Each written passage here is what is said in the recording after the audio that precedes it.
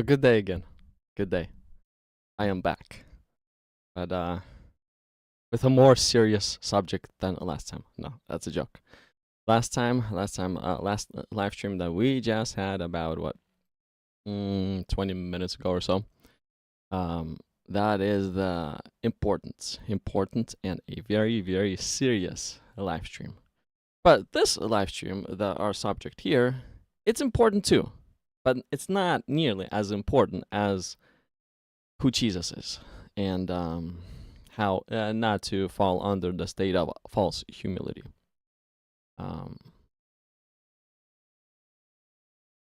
Today's right now subject is very important. If you want to actually have a successful marriage, good family, less issues in life, then I would recommend you do it the God's way. You want to introduce some issues into your life, make things hard for yourself,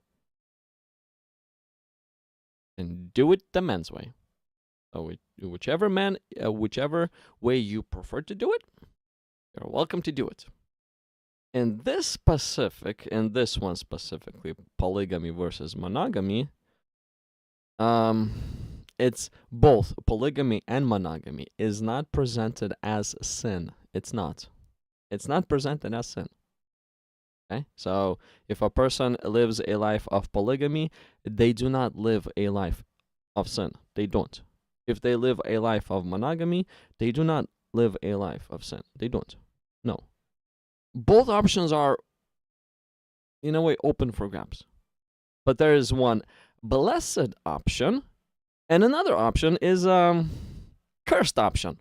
Is a Pandora box open option. Whichever option you prefer, go with that option. That's what I gotta say in the end. But me, I personally think that God's design is monogamy. God's blessed design is monogamy. Man's cursed design is polygamy. But God is so good, he did not even condemn polygamy to start with.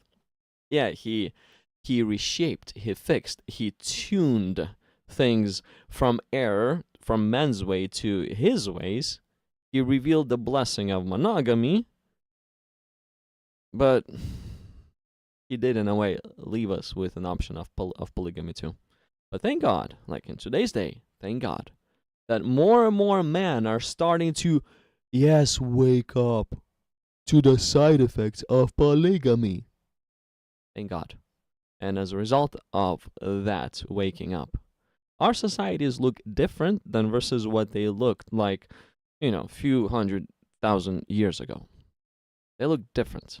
Many of countries, it's actually illegal to have multiple wives. It's illegal in many of the countries. Like, let's say I live in the United States of America. If I was to try to get a second wife, well, guess what? She's not gonna be legal. I can have her in my home. I can, but she's not gonna be legally my wife. She's not gonna be my wife according to the state rules. According to God's rules, well, yes, two becomes one. There's those things, but according to the state rules, she will not be my wife. I can only have one at one time. And yes, that is the blessed way. That is a good way. I'll throw divorce in this one, just as a side note. Having divorce in society is not a blessed way. And Jesus was explicitly as it gets, against divorce. He even aligned divorce to huge possibility of sin. So divorce is not the same as polygamy. Polygamy is weighted down a little less than divorce. Divorce is a hardcore sin. So if you're in a state of divorce, I would highly recommend you open the teachings of Jesus Christ and see what he says in regards to divorce. But today, we'll see if we can get a topic of polygamy. So my friend, I spoke to him, it was about in the beginning, I spoke to him on Friday, but on Friday we had a different topic, and we had agreed on the live stream that he's going to join me today, and we'll have the topic of polygamy versus monogamy. But he is not in yet, so until then, I guess I'll go through the comments. I want to see what people said from the live stream, and also I'll show you a few things what we find in regards to polygamy and monogamy from the scriptures, and which way is truly God's way. But always, let's start this with a prayer, because I need help. I literally just want to say what God want me to say. That's it. I need help in that. Do I know what He wants me to say in every topic, every subject? I'll listen. I can somewhat understand. But if I don't even focus on Him, then no. But I want to listen. I want my focus to be zoned on Him. And yes, I actually want to understand what y'all will be telling me too. I want to understand. If I understand what y'all are telling me, then maybe I'll have a more proper response. But if I don't understand, then I won't be able to, respond to you in such a matter where all of us will learn something new. So, prayer is crucial. It's important. It's essential. Because we pray, we simply show that we are dependent on God. When we leave prayer out of our lives, we do demonstrate to ourselves and to everybody else around that we got this. But we've seen in the last live stream, when we went over John chapter 13, just about 20 minutes ago, half an hour ago, how Peter thought he's got it. How he thought he is the rock, the unfailing one. And how Jesus had to humble him. We've seen it. So let's start with the prayer always. Almighty God, thank you so much. Thank you so much for yet another live stream. Thank you so much, Lord, for every single thing that is happening on these live streams too, for all the conversations that happen, for all the engagements that happen. Just thank you for all the viewers and the people that, yes, we can hang out online. We can literally hang out online. I guess in the end, online is one of the hangout places too. But as long as we talk, as long as we discuss, as long as we seek what the truth is through dialogue, through seeking knowledge, through logic, through common sense, through understanding your scriptures too, Lord, that's where we find you. And whether we have this dialogue online or we have it in person, as long as we have it. So please, I pray, help us to have this conversation, focusing on who you are and on your ways. Please, Almighty God, I pray this in the almighty name of Jesus Christ. I do want to say, I do want to understand, Lord, every single thing a person will be telling me. I do want to understand. And I do want to understand how to respond back. What is on your heart? Allow that to be in my mind and in my heart and on my mouth. In the almighty name of Jesus Christ, I pray. Lord, you direct it all. And whatever happens to you, allow the truth to be learned. And all glory be brought to you. In the almighty name of Jesus. Amen. Okay, so until he jumps on board, let me share with you. You're ready for this. What today's topic is. Now, if you object, and until my friend comes, if you want to jump in, you're welcome to. If you object, so before I'll show it to you, just hit that like button. Your like can bring somebody to the live stream, and I'm going to say thank you, thank you, thank you. And that person who's going to come to the live stream may even say thank you too after hearing some information and learning what is the truth. Okay, so hit the like button, subscribe to the channel so we could hang out in the future again, because it's fun. It's fun to talk to y'all. It's fun, man. There's people from all over the place. From New Zealand, there's people from Algeria, from Tunisia, from Pakistan, from Qatar. spoke to an Iranian, but I don't know if he was from Iran or not. I'm not sure. I think he was. I think he was. But it's actually quite awesome to speak to people from all over the place. From United States, from California. It's good. It's good. It's good. It's good. It's good. It's good. Okay. So hit that like button, subscribe to the channel, and then you got a question or claim, you can put it in the comments. I'll be watching over the comments. I'll respond. I'll respond verbally. I don't really type my response. If I would, then I mean this live stream would be boring. You would just see me going with no sound, no nothing. Yeah, I'm pretty sure you'll be bored. That's why I don't type. I just verbally respond. I literally, if you got a question, I'll try to show you what the scripture says. That's where I pray, because I need that wisdom to understand your question and how to align scripture to your question and answer your question with the scripture. So if you have a question or claim, put it in the comments. If you actually want to have a conversation, yes, a live conversation. Camera is not required, but microphone is. On top on the bottom of the comment section, wherever pinned comments are at, you'll find a comment that looks something like this, that I just displayed. Something like this. Let's talk, and the link. You click on the link, it'll take you to the website where we have our studio room, and then whenever you're ready, because sometimes people enter the studio room and I guess they just want to hear, because whatever you hear here, that's what they hear there too. So sometimes they just enter and they just want to listen only. But if you're ready to speak, there's a hand icon on the bottom. On the bottom, just hit that thing, and I'll bring you up on stage. Oh, hey, my friend is here. So let me bring him up on stage. Sword of the Lord. Let me just add you real quick. Okay. Sword of the Lord, how are you doing? I'm good. How are you? You can hear me? Okay, nice. Yeah, I'm pretty good. I'm pretty good too. I can hear you quite well as well.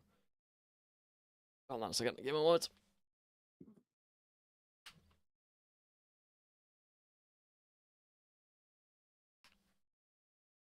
Thank you for joining.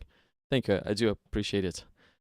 So today's topic, let me show you a little AI video clip that I guess AI has put together for me. I want to be your only one! What is God's design? Yeah, what is God's design? Today's topic. What do you think? Is God's design polygamy, monogamy?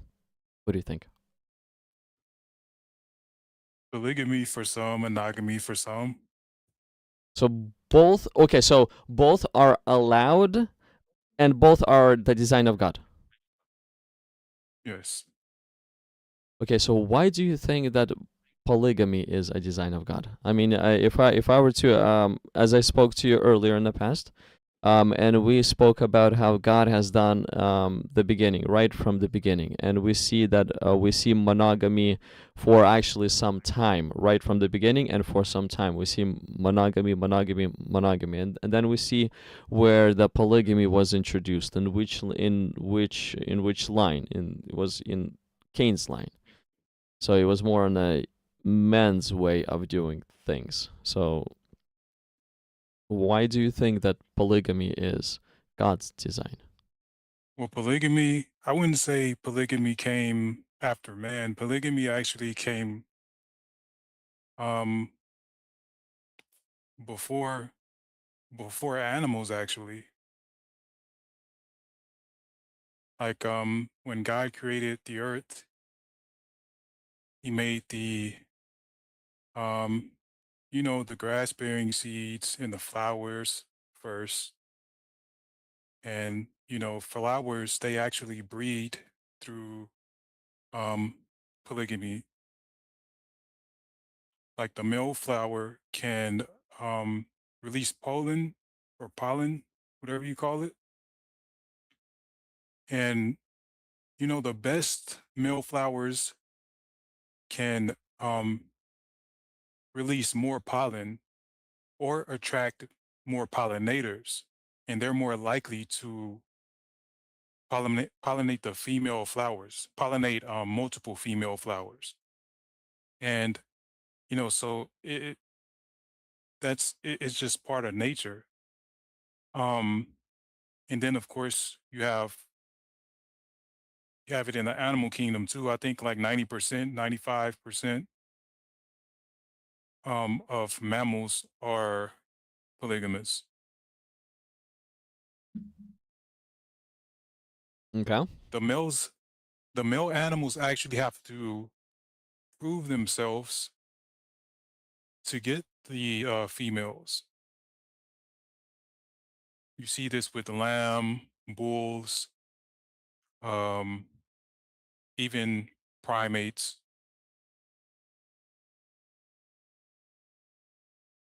Wolves. This guarantees that they get better offspring.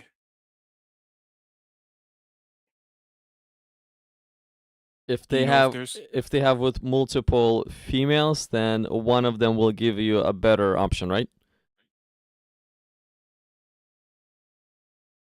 say it again. If they would have sexual intercourse with few of the females, then one of those females will give him one of those like best options. He probably doesn't know which one, but it's one of them. And the more you have, the more chances you're gonna get this extremely nice offspring.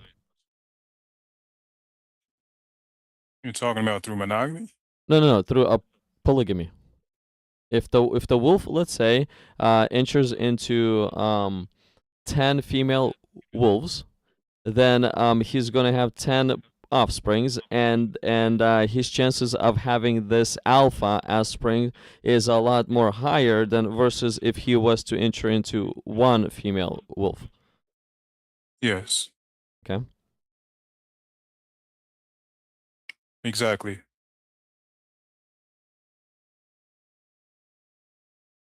Okay, and how do you think it applies to humans? I mean, sure, I agree with you. I agree with you that the plants, it applies to plants, but again, I cannot really agree with the thing that I would call it a polygamy, because there's no really marriage, like understanding of marriage, with the plants.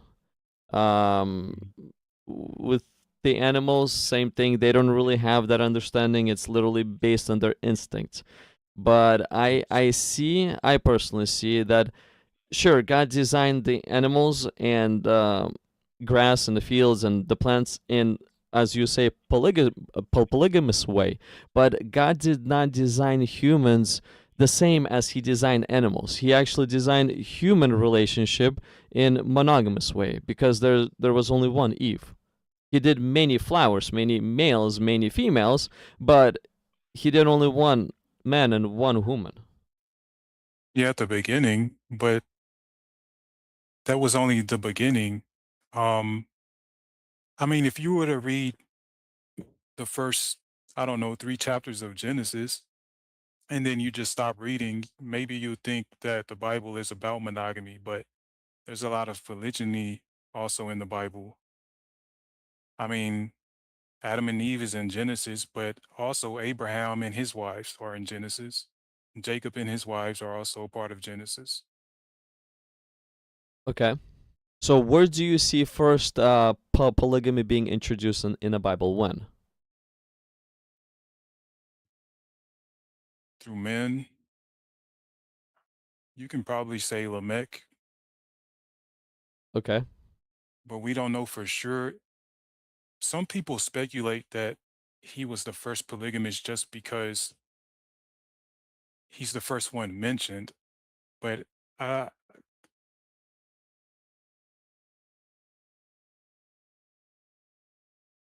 Well, like based on the more factual data that we have, what's written. Yeah, he's the first one. And when I even look into Noah, which was what, maybe 1,000 years, maybe a few hundred years after Lamech. Noah had only one wife, and Yeah. he continued to have one wife as well after the flood. Yeah, that's fine. There was they were living in a very bad time during Noah's days. And I'd expect him to have a hard time finding multiple women during that time. That's probably the worst time in human existence. That's why God had to flood the earth. I hear you on that one, but it shows him as a husband of only one wife, without even trying to find for more wives. He was a preacher of righteousness that was building a boat, so he was more on a mission than versus try to reprocreate himself. So he had only one wife. Yeah, but if you think about it logically, why weren't there any other women on the boat? Well, The other women had to be destroyed, right? He didn't have any other women to marry. yeah.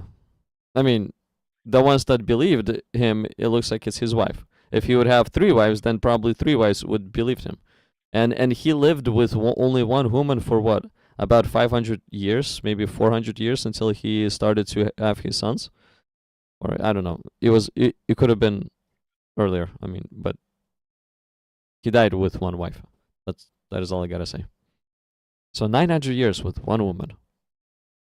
Yeah, that's fine, but we have to be careful about saying that, using that as an example of why we should be monogamous, because it's only explaining how many he had. It doesn't say that we can't have any because Noah didn't have any. Like, I mean, if Noah doesn't wear, for example, if Noah, he didn't wear a hat, that doesn't mean that we can't wear hats just because Noah didn't. We can't say that Adam, because he didn't wear shoes, we can't say that it's a sin to wear shoes. We have to go to the law that shows it explicitly telling us that we can't do something. Now, the law, God's law explicitly tell us that we can have multiple wives. So we can't say that Noah or Adam didn't have multiple wives, so it's a sin. And at the same time, the law of God, like in Deuteronomy 20, and in Deuteronomy and Exodus, even in Genesis, we have so many different, I think there's at least 250 different scriptures talking about polygamy in a righteous way.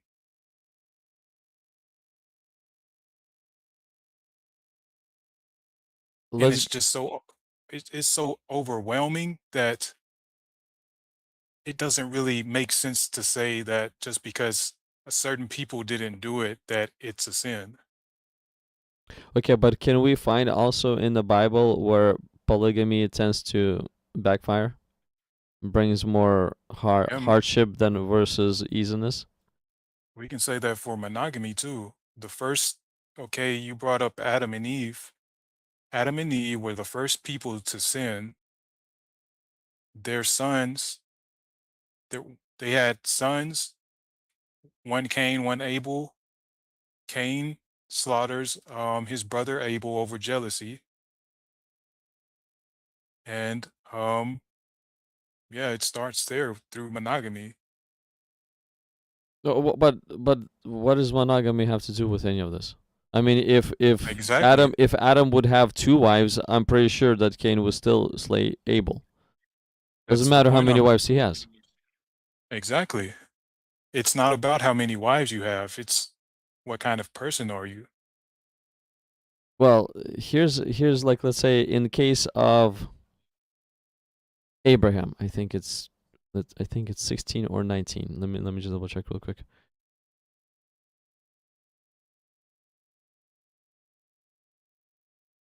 Okay, so yeah, right here, 16. Let's just go through this.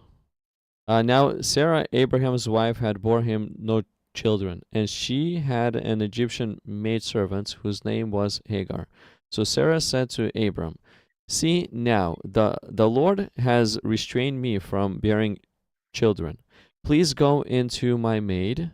Perhaps I shall obtain children by her. And Abram heeded the voice of Sarai. Then Sarai, Abram's wife, took Hagar, her maid, the Egyptian, and gave her to her husband, Abram, to be his wife.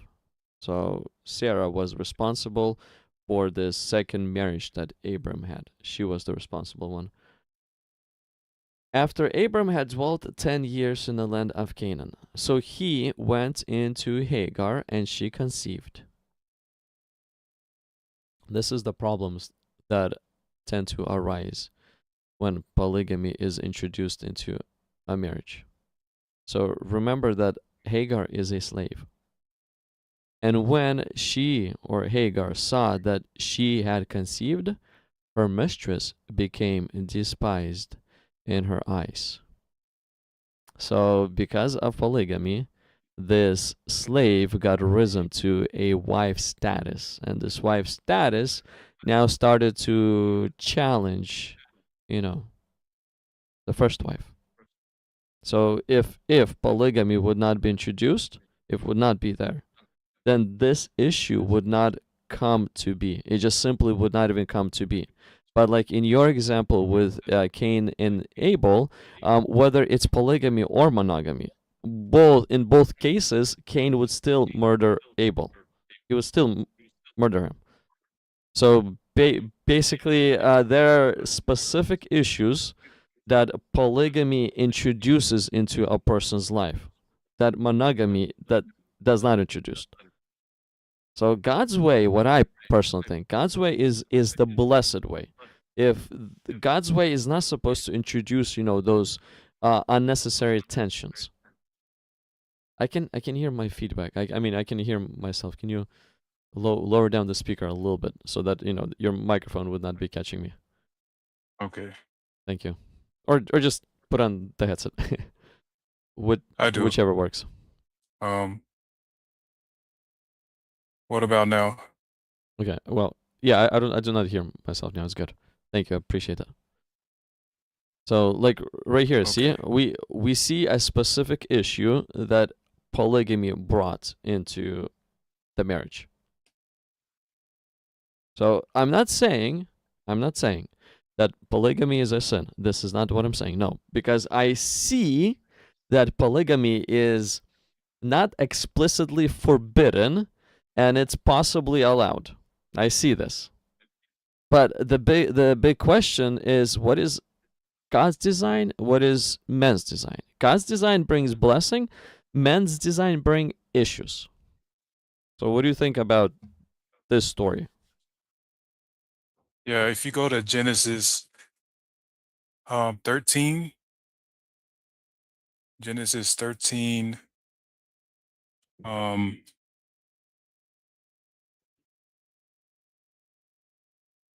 verse 16, God tells Abraham, "And I will make thy seed the dust of the earth, so that if a man number the dust of the earth, and shall thy seed also be numbered." Mm-hmm. So God is telling Abraham he's going to multiply his seed. Now, if you go back to Genesis 16,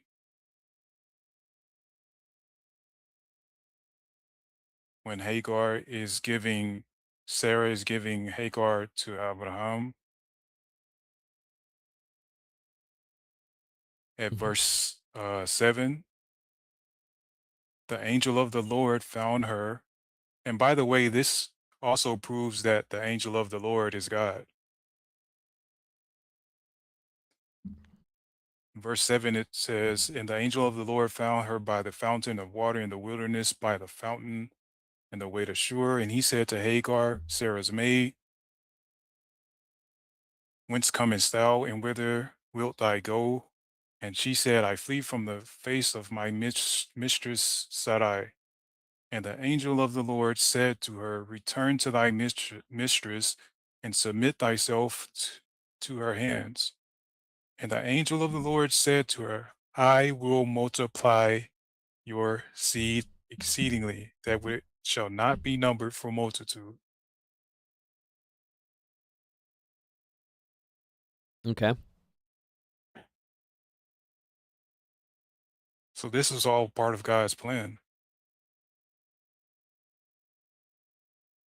Mm, not really. It turned out to be in the end because that's how God works, but not the beginning aspect. Not the beginning aspect, because see now, the Lord has restrained me. This is what Sarah is saying, from bearing children. Please go in into my maid. Perhaps I shall obtain children by her. So it was Sarah's initiative for this to happen. And when Sarah was initiating this to happen, she actually did not understand how it will backfire against her. She thinks right here in the beginning, she thought that she figured out a way how to actually, in a way trick God and obtain children. Well, I shall It doesn't say obtain she's trying children to. by her. Look, I I shall wouldn't say Sarah's trying to trick God. the promise is that that Abraham will have a child, an offspring through Sarah. That's the promise. Now Sarah is trying to figure out how to get this done. I shall obtain children by her. That, to me, it seems like she's trying to, in a way, do the tricking aspect in order to get the children and say, look, God has fulfilled the promise. But she did not know how it will backfire on her. So in essence, is it the plan of God initially, like initial plan of God? No. It's an initial plan here is a plan of a human being, a man. I mean not a man, but a woman in this case, but a human being. That's their plan. But God, yes, he's good. He takes our mistakes, our stupidity, and turns them still for the benefit and the good of those who love him. But Abraham, he loved them. God's not saying that they did something wrong. He's not showing any disdain towards them. And it's kind of a reach to say that because the text isn't showing that at all. The angel of the Lord is speaking to him and he's saying, I'm going to bless your seed. He's not saying that I don't agree with what you did. I'm pretty sure the angel of the Lord can speak for himself. Because keep in mind, the angel, we're talking about God here. God is not afraid to speak his mind. When God has something on his mind, he's going to tell you, and he's very serious about it. Like when people had to be unalived in the Bible, God warned them, and when they didn't listen, God showed them that he wasn't joking around. God is a very stern man. He's not shy. He's not shy or anything. If he's he's the master, the king, the almighty. If he had a problem with what they're doing, he would tell them. Mm-hmm. So I mean, what I'm showing here is not that he had a problem in essence, because he did not confirm or deny, and the one, if he was to confirm to, the one he would confirm or deny to is not to Hagar. He would confirm or deny to Abram. So he would not say anything. He would not even mention the polygamy or monogamy to Hagar to start with, because it doesn't align to her. It doesn't go to her. She's not responsible for this event in any way. But it's Sarah and Abraham who's responsible for this event. So yes, the angel of the Lord didn't say anything because, I mean, it's not even addressing her, the polygamy aspect. But yes, he still did bless Hagar. Why? All because God turns even, the mess that we do for the benefit and for the good of those who love him. Abraham loved him, so they got into a mess, but God still blessed them in the end. Where are you getting in scripture that it was a mess? You can't show me that in scripture. I did. I mean, we just read, and I can show you more in the future. Look, Look, let's continue. Let's see here. Okay, so then Sarah, right here from 3. So Genesis 16:3. Then Sarah, Abram's wife, took Hagar, her maid, the Egyptian, and gave her to her husband Abram to be his wife after Abram had dwelt 10 years in the land of Canaan. So Abram went into Hagar, and she conceived, and she saw that, and when she saw, so when Hagar saw that she had conceived, Sarah became despised in her eyes. So all of a sudden, a slave of Sarah is no longer a slave. And let's continue. Then Sarah said to Abram, look how happy and excited Sarah is for polygamy. Look, my wrong be upon you. I have no clue why she's blaming him, because it was her plan to start with. Look, she says, I gave you my maid into your embrace. When she saw that she had conceived, I became despised in her eyes. There's literally, in a way, a human battling each other. The Well, Lord no, judge no. be between you and me. You read that wrong. Okay. Hagar's being disrespectful to Sarah. Mm-hmm. Why? In the book of, I don't know if you've read the book of Jasher yet, but it gives you more detail on what happens. Hagar, when she realized that she had a child, she said that maybe she's better than Sarah because she had a child first. She's And she supposed to be a started, slave. yes, and she disrespected Sarah, Mm-hmm. which that's where the problem was really coming from Hagar being disrespectful. And if she would not have been Abram's wife, would she be triggered to do the same thing to Sarah? Yeah, you can say that, but the problem is she's being disrespectful. Yeah, but Not that she's saying that. what triggered it? What triggered this disrespect? What triggered it? Mm-hmm. Or Hagar's attitude. What triggered that type of attitude? There's an actual event that actually enabled Hagar to act in that way. What is that event that happened in Hagar's life? If you're gonna use that logic, you might as well just say that every polygamous marriage is gonna have that problem, and it doesn't. Well, we're looking over Abraham and Sarah's. I mean, Abraham's relationship first. He's the father of faith. Right. The problem is she's being disrespectful. Yeah, Now, but what triggered it? but look, it doesn't. It's explicitly But says here what triggered that disrespect. right. Yes, that's the point. She shouldn't have been disrespecting Sarah. Now, if she wasn't disrespecting Sarah, there would be no problem, right? Yes, I agree with The you. problem isn't that she has to share a husband. The problem is she shouldn't be disrespectful. But that's the thing. When husband sharing happens, even a slave is equal to a wife. That's what happens. That's just a natural side effect of it all. Well, not really. Not really. What we just read. She still, well, no, because the angel just called her mistress. He told her to submit to Sarah Mm-hmm. He did. Because that because was she's the her valid slave. thing to do. Exactly. Yes, he's basically correcting Hagar, like, hey, stop being rude to your master. I agree with you. I agree with you on the correcting aspect. But see the all because Abram entered into Hagar, that event triggered a different behavior within Hagar, where slave was risen to the level of a wife. And now there's two equal women inside of the house. Yes, I agree that Hagar is not in the right here whatsoever, and she needs to be corrected. But because Abram entered into her, that specific event enabled Hagar to behave the way she Yeah. behaved. You can't blame that on Abraham.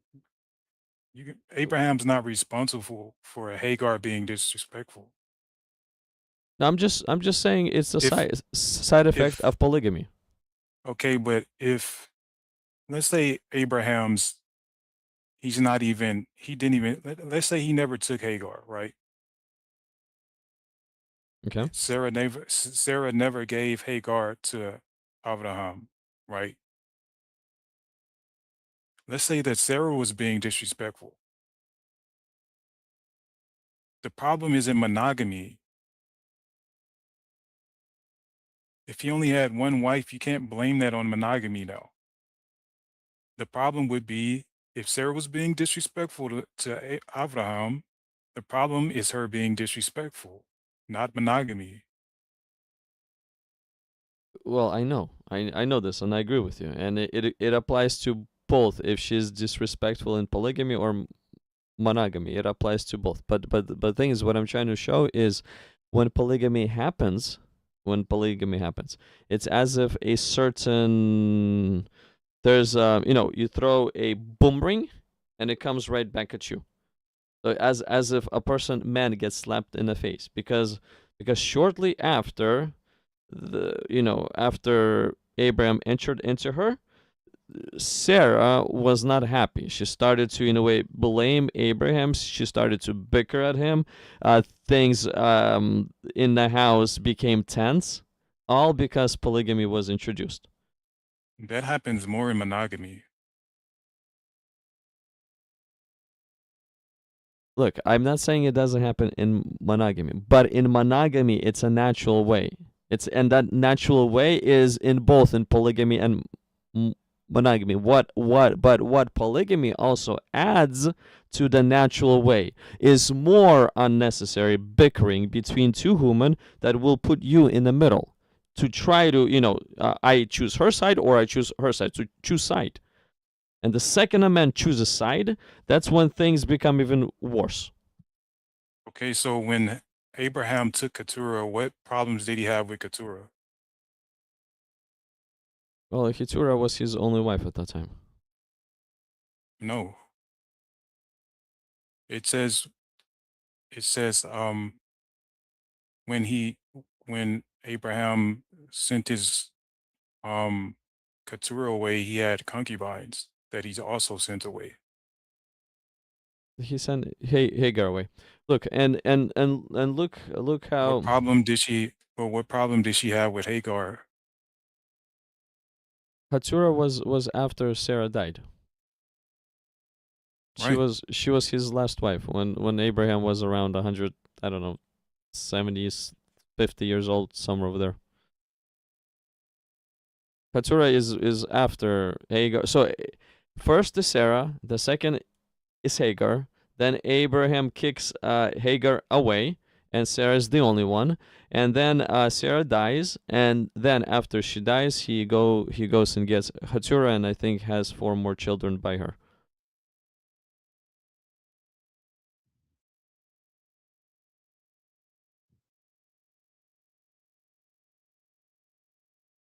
And look how God fixes this man-made error or human-made error in Abraham's marriage. So even though God allowed, even though he allowed, but he in the end fixed it anyways. I think it's in Genesis. I think it's 22 or 21 or 22, somewhere over there.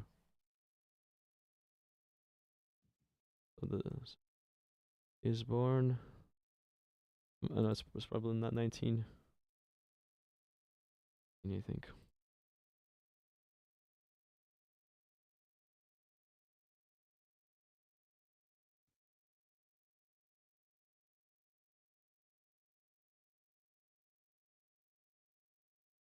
Do you think people should stop getting married since the divorce rate's so high? No, I think they should love their wives, or the husbands should love their wives the same as the Lord loves the church. Be willing to die for her if that goes on, and I think the wife should respect her husband, if both parties obey what the Lord has taught them to obey, there would be no reason to divorce. Like literally, there's been no reason to divorce. So the teachings of the Lord But what do brings you think no reason about to divorce. what do you think about the high divorce rates for monogamy? Do you think that's a reason to stop getting married? No, it's the ways of the world. We should not follow the ways of the world. We should continue to marry, but we should not build our marriage on what the world is teaching us. We should build our marriage on what the Lord is teaching us. Yes, and the Lord teaches that polygamy is perfectly fine. Well, I have to contest on that one, especially on New Testament. In the Old Testament, I see your point, but I do also see a lot of side effects. But in the New Testament, it's as if the teachings is somewhat changing, changing by being returned to God's original intent. It was God's intent. It was God's intent when he told King David that he gave him his wives and would have given him more if he would have asked. I know. Let's get there next. But look what Genesis, where is it? I think so. Just find this real quick. Sign of the covenant. So this is Ishmael. It is 19. Give me a moment. I'm sorry. For this, let's finish up on Sarah. So the son of the promise. No favor. Eat. Good night.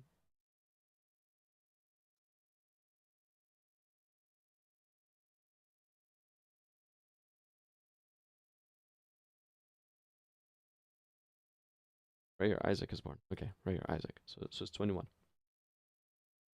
Let's read through this real quick. Well, the Isaac. So the Lord has visited Sarah. Isaac is born, and Sarah is excited. Let's start with verse 8. So the child grew and was weaned, and Abraham made a great feast on the same day that Isaac was weaned.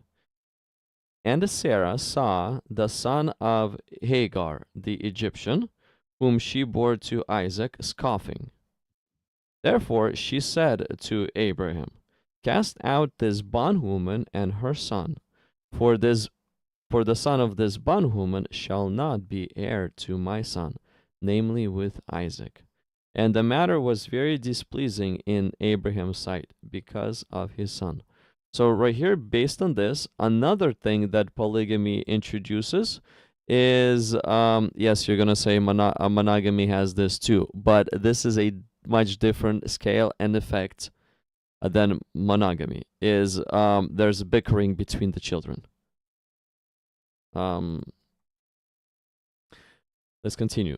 But God said to Abraham, Do not let it be displeasing in your sight because of the lad or because of your bondwoman, whatever Sarah has said to you. See? God is returning Abraham's marriage back to monogamy. Sarah got it into polygamy, but God is returning it back to monogamy. Listen to her voice. Because For in Isaac your seed shall be called, in order to stop the side effect of polygamy, bickering between children. To stop that, God is casting Hagar out. Yes, he's still gonna bless her. Okay, good. Hagar was being disrespectful. That's why Sarah is saying this. It's not saying this because because he's trying to promote monogamy. That's not what's happening. Actually, Hagar, according to here, so this is 21:7. So according to Genesis 16, after Hagar has a conversation with the angel of the Lord, look what it says. Then she called the name of the Lord who spoke to her. You are the God who sees. Or she said, Have I also here seen him who sees me? Therefore the well was called Belroi, So Hagar bore a son. Where's it at? It says somewhere that she went back and she actually submitted to her mistress. I thought it was here. Let me see. Let me see if I can do a quick search. Where Hagar, it says Hagar submitted to her mistress, Sarai.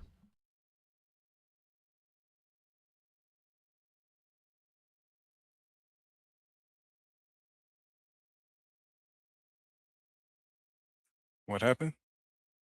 Where it says in the Bible, where Hagar actually submitted to Sarah. She submitted to her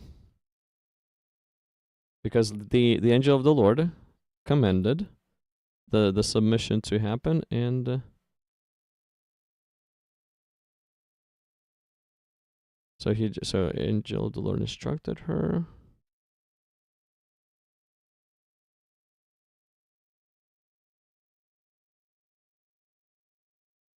Well, At Genesis 16, that's Genesis 16:9. yes, that she was instructed. But I think, see, the thing is, now the next question is, did Hagar actually obeyed the instruction of the Lord and submitted to Sarah or not? I personally think that she has, because she stopped doing what she used to do. Otherwise, she would be cast out again. But you just read in the other chapter that she was being disrespectful again. It wasn't her. It wasn't Hagar that was disrespectful. It was her son. Well, her son, yeah. Mm-hmm. So see, the second side effect from polygamy is bickering amongst the children. No, there's bickering. You're telling me that you don't believe kids can bicker in a monogamous marriage? I do, but polygamous actually introduces a whole different level. Well, it doesn't.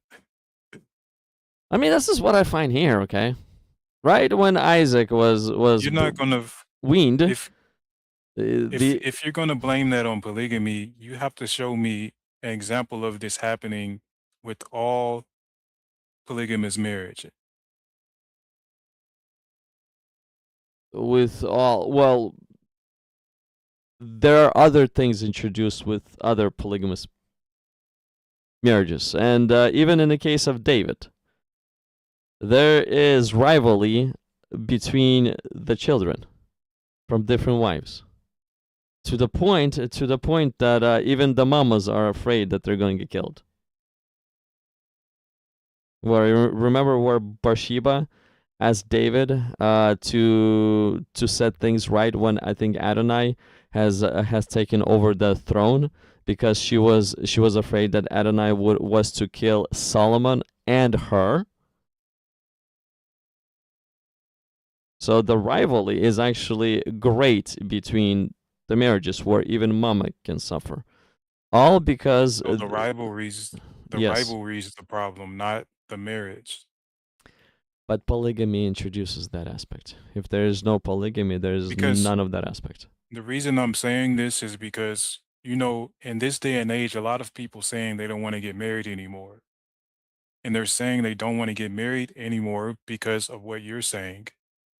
Because there's going to be problems with their kids. There's going to be disagreements. Whatever excuse they can come up with to not get married anymore. Those aren't legitimate reasons to not be married. Look, I agree with you. It's not legitimate. But what I'm trying to say is not that the issues will not come if you're married. What I'm saying is polygamy introduces a whole set of different issues that we simply do not have in monogamy. But those were the same issues that Adam and Eve had to deal with their kids. Um, I agree with you, but there's a Pandora box that gets opened up. There's a if polygamy happens, the chances of wives rivaling between each other is quite high, extremely high. And when that happens, it's not pleasant for a husband. It's not, because he in a way has to choose sides. They're making him to choose sides. It's not pleasant. The second he chooses sides, it's as if he shows favoritism, and that favoritism does not go well for him down the road too. But in a state of monogamy, the husband doesn't have to choose sides. I do not have, I'm not choosing one wife or the over the other, and I'm not hurting one more than the other, or by choosing them. I have only one. That's it. So like I don't have the same issues in life as a man that introduced polygamy in his marriage. That's what I'm saying. But you live in you said you live in the United States, right? Yes, sir. In California. Okay, y'all have your society in the United States is not exactly ideal. I'd say there's a lot of problems in the United States, Mhm. and we're talking about one of the wealthiest nations in the world. And can you blame that on the fact that they only allow monogamous marriage legally? The majority of Americans practice monogamy only marriage. Do you blame all the problems on that? No, not even close. I mean, but you have to be consistent. Like America has a lot of problems. Mhm. Their laws are really or basically antichrist laws. I agree with you. Yes, I agree with you. Does it make sense to you that they have laws saying that two men can get married, but a man can't marry two women? Yes, marriage between a man and two women, in my mind, is much better than marriage between two men. I agree with you on that one too. And there's also a lot of sexual immorality. Mhm. Like you have prostitution, you have, sex movies, escort services, strip clubs. You have all these things. That's coming from monogamy only marriage. That's not coming from polygamy. If you if you had more people practicing polygamy, especially the good men, those women would be less likely to be prostitutes, sex workers, and all that. Because the reason a lot of women marry lesser men is because those better men aren't available because they're already married, right? They s- they want everybody to be monogamous. Okay, so these women, they can't marry the best men if they're already married. So they have to settle for less. So they're more likely to marry some of the worst men that you can think, the worst possible men that you can think of. You have to think like, how is it that some of the worst, like think of the worst people in America could possibly be, like the worst criminals, the worst whoever. How can these men have multiple, and those men are sleeping with multiple women? And the only reason they can is because everybody thinks, most people think that having only one wife is the norm.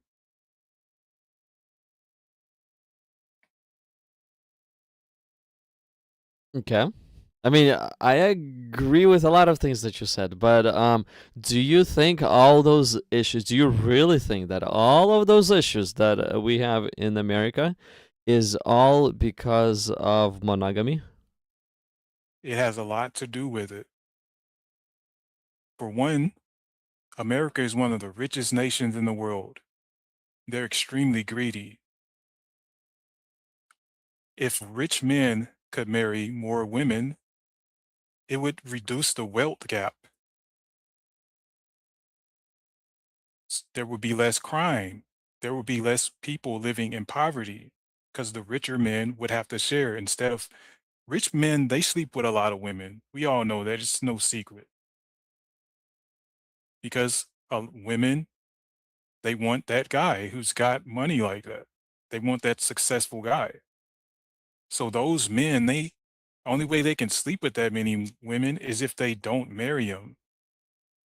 Now, if they could marry them, they could take that responsibility of feeding them, clothing them, taking care of their children because they can afford it. And then you have men who are attractive in whatever kind of way, whether it's physically attractive because they got muscles, because they're famous, whatever it may be, whatever women are attracted to.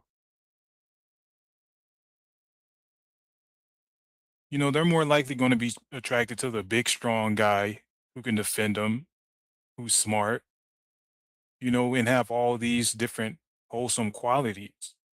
Now, if you're limiting that man to one woman, again, like I said, she's going to have to settle for less. So that woman, because she has to settle for less, um, she's more likely to have that man who's not going to raise his family correctly. She's more likely to she's more likely to raise a child that's going to be a criminal. Like a lot of the problems in America, all around the world really could be solved if more people practice polygamy. This way, our best men can produce better, more families. We can't limit good men to just one woman because we're giving, imagine this. I give you another example. Let's say with guns, you tell the good men that they can only have one gun. Who do you think's going to get all the guns? The criminals, right? The criminals are going to have all the guns, so that's going to be a problem. You don't want to give access. You want to give the best men more tools, even money. You want to allow the best men to have more money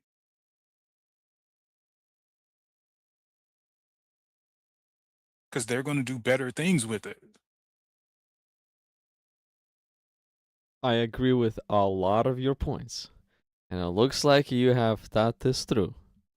But do you really, really think that polygamy will actually solve all this sexual related marriages and perversion that, let's say, a country has and divorce issues that the country has? Do you really think the answer is polygamy? Absolutely. You really think so? Absolutely, because you said divorce. Why are these women getting divorced? Because they're not pleased with the men who they're married to. Now that's because they're having to settle for less. That man who they wanted first, who she couldn't marry because he was already married, she's left out because of that monogamy only doctrine.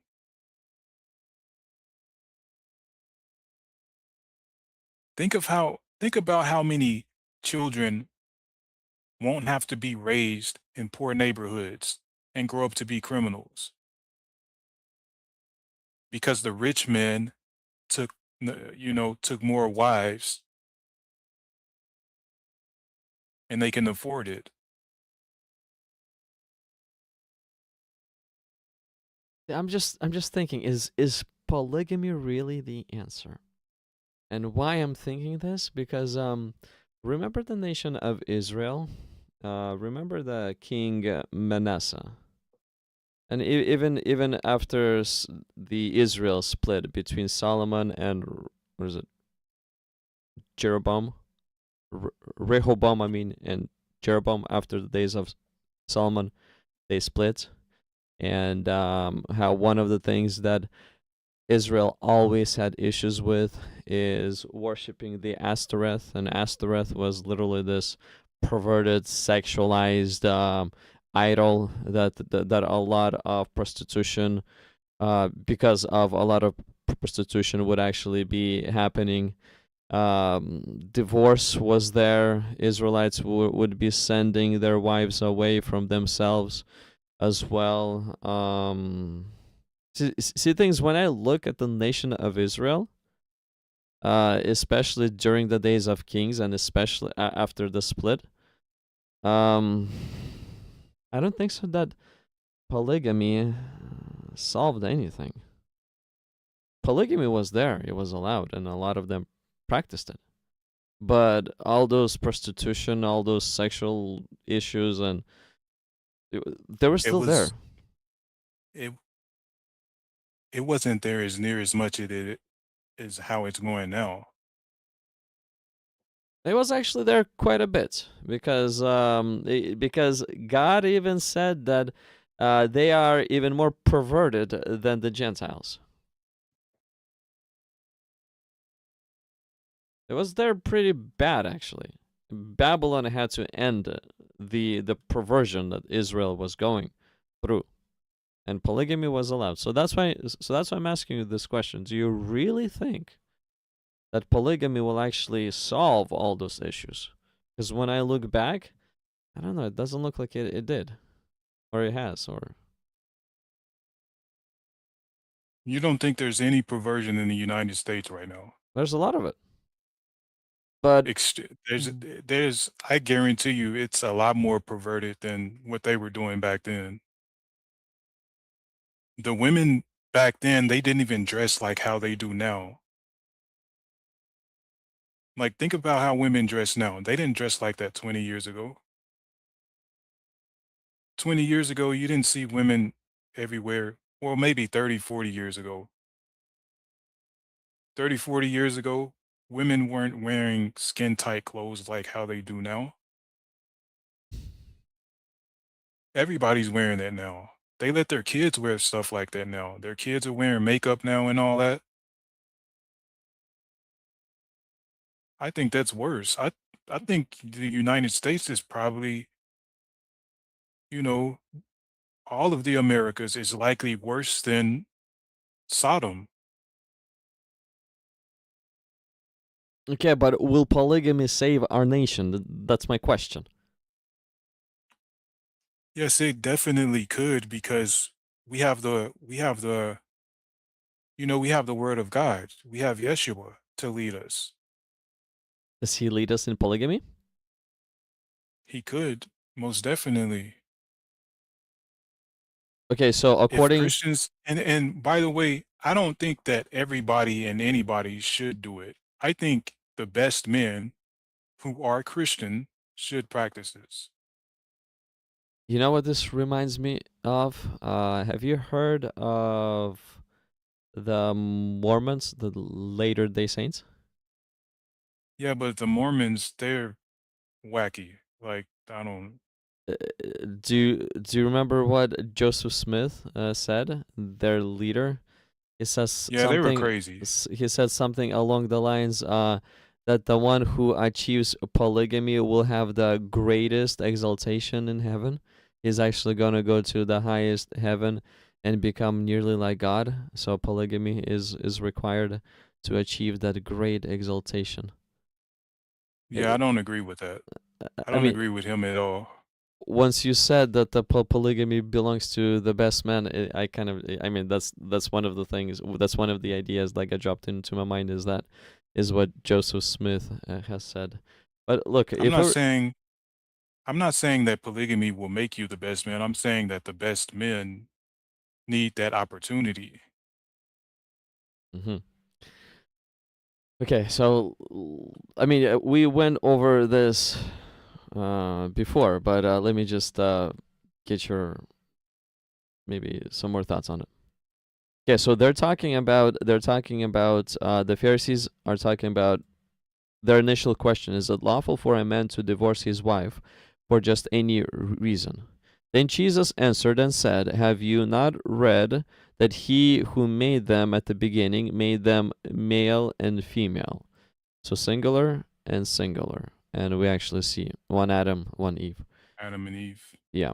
And said, for this reason, a man shall leave his father and mother and be joined to his, well, one wife, singular again. And the two shall become one flesh. So two again, shall become one flesh. So they were no longer two, but one flesh. Therefore, what God has joined together, let not men separate. Okay, so he now returned back to divorce aspect, and he answered them regarding the divorce. Then, once Pharisees heard the answer of Jesus, look, they said to him, why then did Moses command to give a certificate of divorce and to put her away?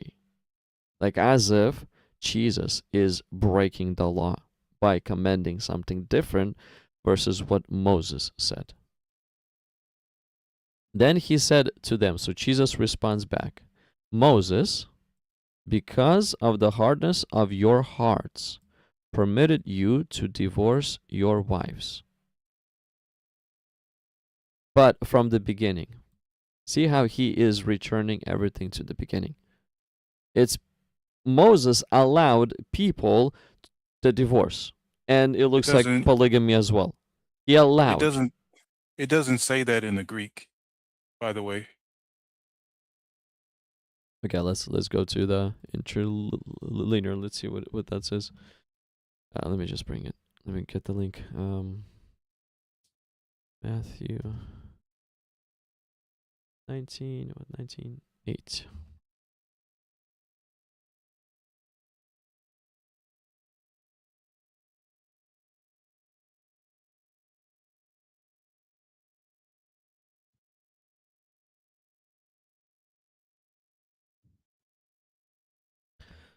Okay, give me a moment. Let me just bring up this page to the screen.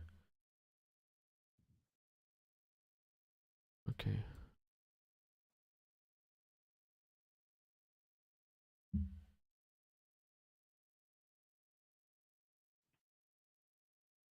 Come on. Come on. Okay, so this is the Matthew 19:8, and this is literally interlinear.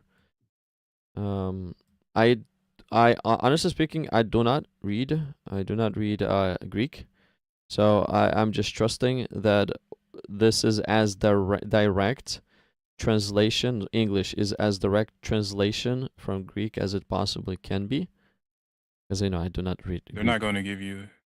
They're not going to give you the right translation. Well, as direct, because this is interlinear, so they have to translate the passage pretty much as directly as they can, with as direct meaning to it. It may not even make perfect sense, but it's as direct meaning as it gets. Okay, so he says to them, Moses, in view of hardness of heart of you, so of your hardness of heart, allowed you to divorce the wives of you. So divorce your wives from the beginning. However, it was not this way. So from the beginning, it was not this way. So it is. He allowed. Where's the allowed? Right here. See, allowed. He allowed. So he allowed to the Israelites something that it was not according to God's design.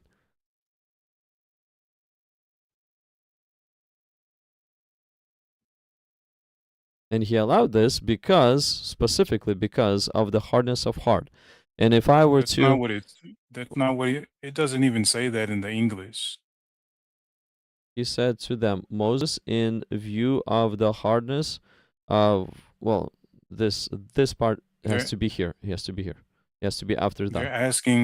They're asking him about divorce, right? They're not asking him. First of all, they're not even asking him about polygamy. They're asking him about divorce, because the house of Hillel and Shammai in the first century, they had a debate about how you can divorce your wives, whether if you can divorce your wives for anything or for something serious, or actually put away. It says put away in the Greek, actually, not even divorce. But yeah, the debate was between Hillel and Shammai about putting if you could put away your wife for any cause. It had nothing to do with polygamy.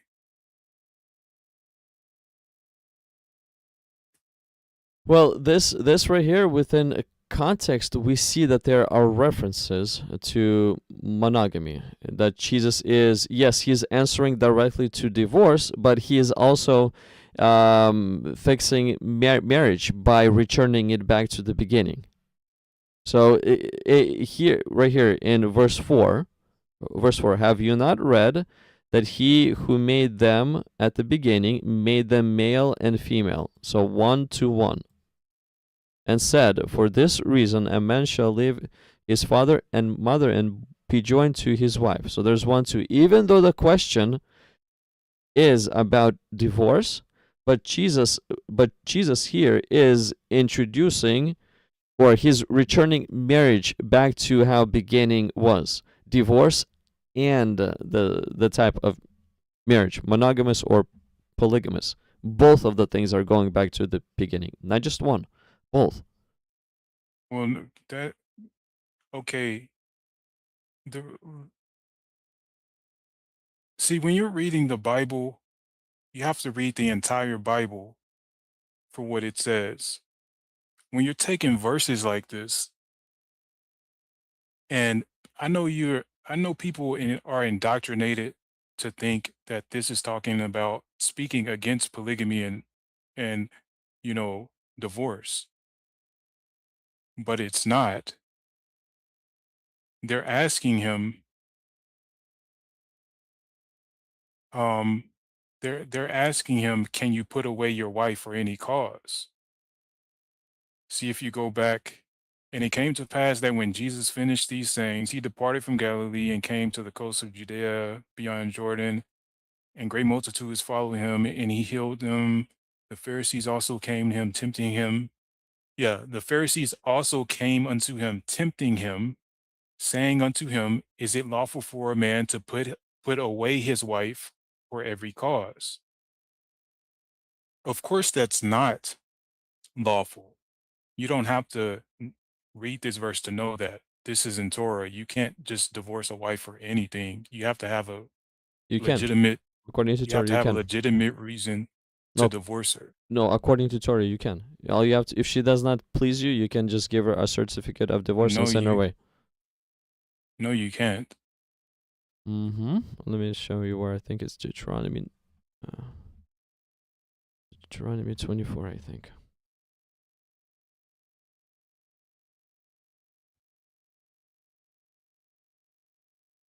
Right in the beginning. Okay, so right here. So when a man takes, so Deuteronomy 24, starting verse 1. When a man takes a wife and marries her, and it happens that she finds no favor in his eyes, because he has found some uncleanness. Uncleanliness in her. What is, whatever that even means? Uncleanliness. And Not here, for anything. yeah. Yes. And This here, is Deuteronomy 24. It's basically saying if she's unclean, he takes his woman and marry her. He finds out that she's not a virgin. She lied about being a virgin. That's what it's basically saying. When you read down further, it says that if he brings out, I don't think so. It implies that. This is all you have to do is Messinian's laws. And this is just random laws at this point. Random.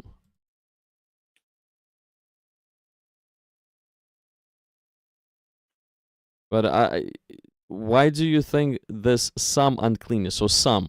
So there could be multiple uncleanness. oh, this is another verse. I thought this was something else. Never mind. But it does say in another verse somewhere that the uncleanliness is her lying about her virginity.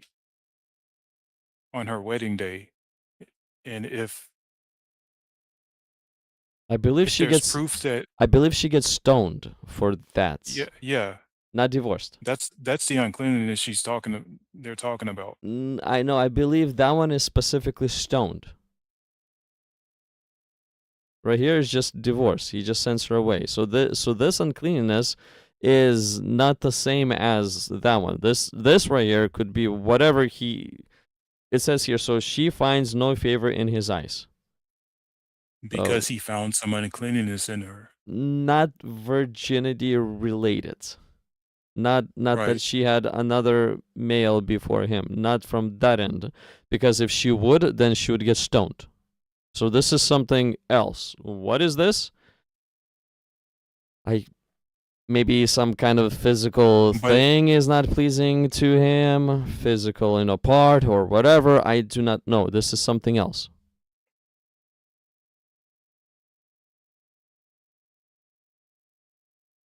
At what? It says at what in the Hebrew. That actually means indecency. And that usually at what in the Hebrew it's usually talking about something like sexual immoral.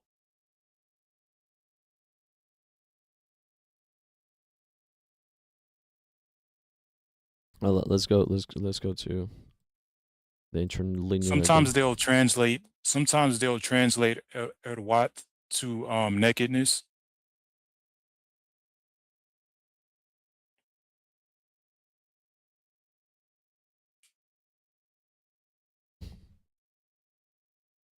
Okay, let's go to interlinear again. Let's see what it says here.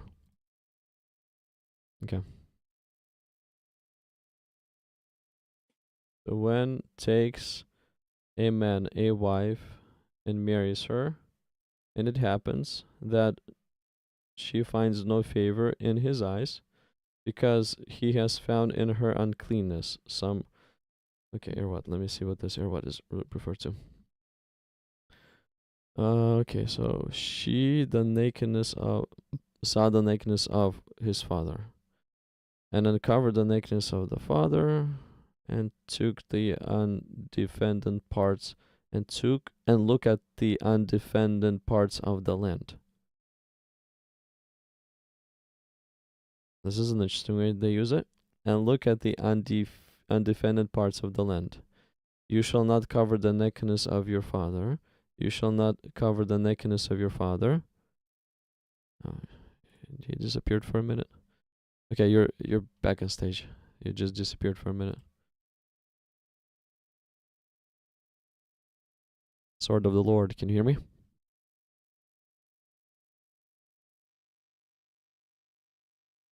Something happened.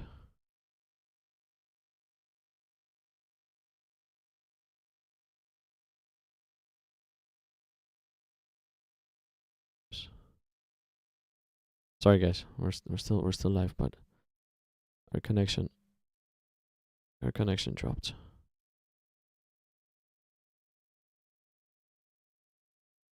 You're still here? Oh, you're muted? Oh, let me see. Unmute. Okay. Thanks for letting me know. I guess you got somehow muted. Okay, so I'm just looking how irwat is used in another parts. So the nakedness of the sister, nakedness of the father, basically the undefended parts of the land, the nakedness of your son and daughter, the nakedness of your father's wife. You shall not uncover the nakedness of your father. So nakedness of the mother. So basically it's referred to, it looks like, the undefended, the nakedness aspect. It's referred to that. From few of the passages. So it's more of a undefended or naked. So from that end. Now, if I were to apply this to uncleanness, then let's see how that will sound. So when a man takes a wife and marries her, and it happens that she finds no favor in his eyes, because he has found some uncleanness in her. So something related to probably her undefended parts, nakedness. He did not like something in the nakedness aspect. No, it means, what means like, it means indecent nakedness. It just means, yeah, I mean, it also implies as undefended parts of the land. Undefended parts of the land. So it's more like just exposed areas. Something that's supposed to be covered, but it's exposed. No, that's metaphorically. Yeah, but that's We're what talking that about a word is. literal. That's what the word is talking- also used for. You can't apply that to a literal woman. It's talking about her being indecent sexually. Okay, look. So this says it what is used in Genesis 9:22 as saw the nakedness of his father. 9:23 it's used as and uncovered the nakedness of the father. Right here it's used as look at the undefended parts of the land. This one is used in the same way. This one is uncovered. Shall not uncover the nakedness of your father. So this is nakedness of your father. There's nakedness of your sister, nakedness of your son's daughter. So it's mostly yes. You This realize it's all indecent. bad. It's yes. What It's do they- more. It's more nakedness, some- but it it's could be something on the bad bad. side. So how can you apply it to that uncleanness? So because a wife Okay, saw a but, nakedness of mean- her father, sister, daughter, mama, how can Even- I apply it? Even if whether you're going with the Hebrew or the English translation uncleanliness, they're both bad. They're both something bad. It's not saying that you can just divorce her for anything. It's saying he can divorce her for something that's bad. Unclean, indecent, whatever you want to call it. Anything indecent among you. So yeah, the word erwad is also used for indecent too. That he sees no Yes. unclean thing. So, but what type of uncleanness? It's not that she is defiled by another man, because if she was to be stoned. So what maybe so. what type of uncleanness is this right here? What could is be it? many different. Give me some. I mean, It could so be far, like so if a woman good. if a woman tries to force her husband to sleep with her while she's on her cycle, that could be something unclean. If she's forcing you to, if she's trying to um do something like, sometimes when you're unclean, you have to ceremonially quarantine. If she's forcing you to, if she's trying to force you to come to her while she's ceremonially unclean, that could be a problem. Because now she's threatening your life. So of course you can, because like if you have, they had a virus not too long ago spreading, and you had to be 6 feet apart because you don't want to get other people sick. Same thing this is the same thing. Okay, if she's bleeding or sick and she's forcing you to have sex with her, you get rid of her. Yeah, you can divorce her because that's disgusting. You can actually get HIV like that. But she has HIV, you can never have sex with her. Hmm? If she has HIV, you can never have sex with her. No, you can spread HIV like that. Okay, HIV is uncleanness. Okay.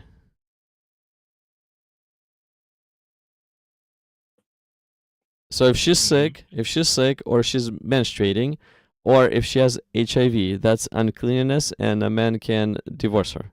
Any other ideas you may have? Whatever it may be, she may,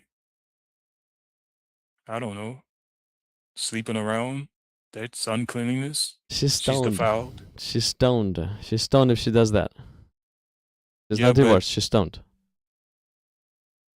yeah, but um, if there's no witnesses, she can't be stoned. There has to be two witnesses. Well, even look. But let's Mhm. let's just say that that doesn't even count. We can leave that out for the sake of time. Okay. But it's not saying, do you agree it's not saying that you can divorce her for anything? It's saying for something unclean, which is a bad thing. Oh, You agree that uncleanness is bad, right? yeah, I mean, I hear you. Yes, I agree with you on that one. But see things, I don't really see it in that way. I think it more refers to nakedness. So if she does not please him in her nakedness state, that's what I think it could refer to. Because the word is used more of undefended, exposed, something that's supposed to be covered, nakedness, like in a shameful way as well. But it's used more that it's something that's supposed to be covered and not seen now is exposed. So that's what I'm trying to understand. For which reasons can a man divorce her? Now for Okay. the for the Let me parts where ask she's sick or she is menstruating. let me ask you this. Do you think a man is going to divorce a woman for anything when he has to pay a 50 shekel bride price to buy her? Do you realize how much 50 shekels is in the modern day money? You live in the United States, right? You have the US dollar. 50 shekels is about $100,000, more or less. It could maybe down to, depending how much, it's about 7 years worth of unskilled labor. That's a lot of money. You're not gonna, you're not gonna pay a 50 shekel bride price for a woman and then just divorce her for anything. That's insane. We're talking about 7 years worth of unskilled labor. I mean, I hear you. I hear what you're saying, but the reasons are, well, according to Deuteronomy, I personally think it's something has to do with her body. According to the Pharisees in Matthew 19, they're saying any reason. So whatever this uncleanness is, it could refer to nearly anything, I guess then, Yeah, that's the according to their problem. interpretation. That's the problem with the Pharisees. They were asking something that's not in the law. You can't divorce your woman just for anything. They were asking, as a matter of fact, in the debate between Hillel and Shammai, they were asking if you could divorce a woman for burning food or putting too much salt on the food or something like that. That's insane. That's silly to even have a debate about. I hear you and I agree The- with you, but No, like let's say from the side of Pharisees, they presented this uncleanness for any reason. That's how they saw it. So that's why I'm trying to figure out what is this uncleanness really is. What are the reasons?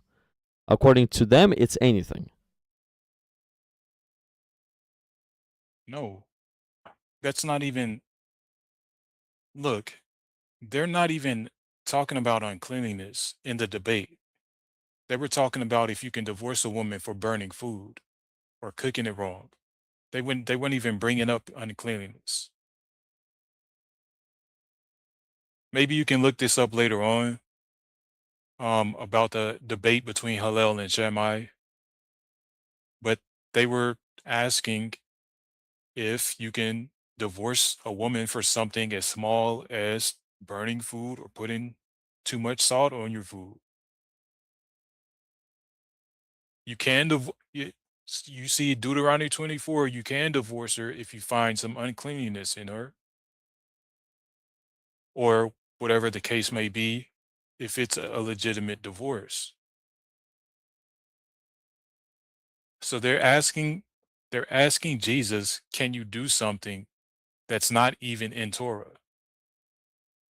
They're trying to make up their own laws. That's the problem with the Pharisees in those days. They were always trying to make up new laws.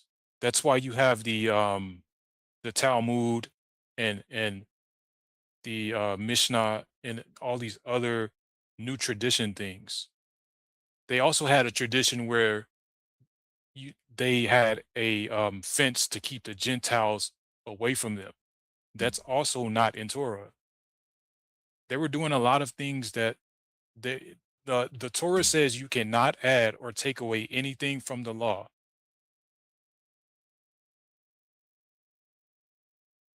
That's what Jesus was telling them. From the beginning, that wasn't so. In the law of Moses, you can't divorce a woman for any cause. But in the beginning, you could not divorce a woman at all, except for sexual immorality. Right? Hmm. So It could be for other things. It could be for other things too. Like, of course, if you're a woman's Abraham, when he went to go see in the book of Jasher, when he went to go see Ishmael, he went to go and check on him, right? Because he haven't seen him in a long time. His wife, Ishmael's wife, was abusing his son or his children. So Abraham left Ishmael a message. He said, remove this nail from the tent. And Ishmael knew what that meant, and he got rid of his wife and got a new wife. So there's certain circumstances. It doesn't have to be just for sexual immorality. It could be for other things, obviously. well, Jesus correct. So Jesus returned everything back to the beginning. Beginning, there was just one thing: is the sexual immorality. And why the sexual immorality? Because the concept of God's marriage is when a man enters into a woman, they unite into one flesh. They become married. So that's why the only aspect that causes a divorce is if another man was to enter into a wife, then that would break the first union because the second one is made. So that's why only that one applies. The second one, obviously, according to Paul, the second reason that applies is death of a spouse, but that's understandable too because it breaks the law of marriage as well. Right. But look, even right here, I just decided to see what the footnote of uncleanness would say. So it indicates indecency, nakedness of a thing. So it points to me So again. he's not. It points Do to you a agree? body part. Do you agree that Jesus is not saying that divorce is done away with completely? He's saying you can divorce for a good reason. For one reason, sexual immorality. Yes. That's it. Not Right. good reason, just He's one. he's not doing away with divorce. He's going back to how God has designed. The only thing that can cause a divorce, or two things that can cause a divorce according to God's design, is sexual immorality and the death of a spouse. Those are the two natural things that cause God's union to fall apart. Right. Anything else is not allowed. Because it doesn't cause God's union to fall apart. People can kiss up, make up, and continue on with their marriage. But a sexual immorality, it actually causes a marriage to dissolve. Right. So according to Jesus, I think there's only one reason. According to Paul, he introduced another one, but that one is understandable too. But that's it. It's Right. not that even if she has a corona virus, as we had in 2020, if she has a corona and she needs to keep you 6 feet away from herself so that you would not get harmed by this virus. But if she jumps on the husband and starts to kiss him and lick him all over his face, he can, according to Jesus, he still cannot divorce her, even if she's that crazy. He didn't mean it. You think he literally meant you can't divorce her for anything except for sexual immorality? What if this woman hurts what if this woman unalives her child? She should be killed. Eye for an eye, Yeah, tooth for a tooth. She should be killed.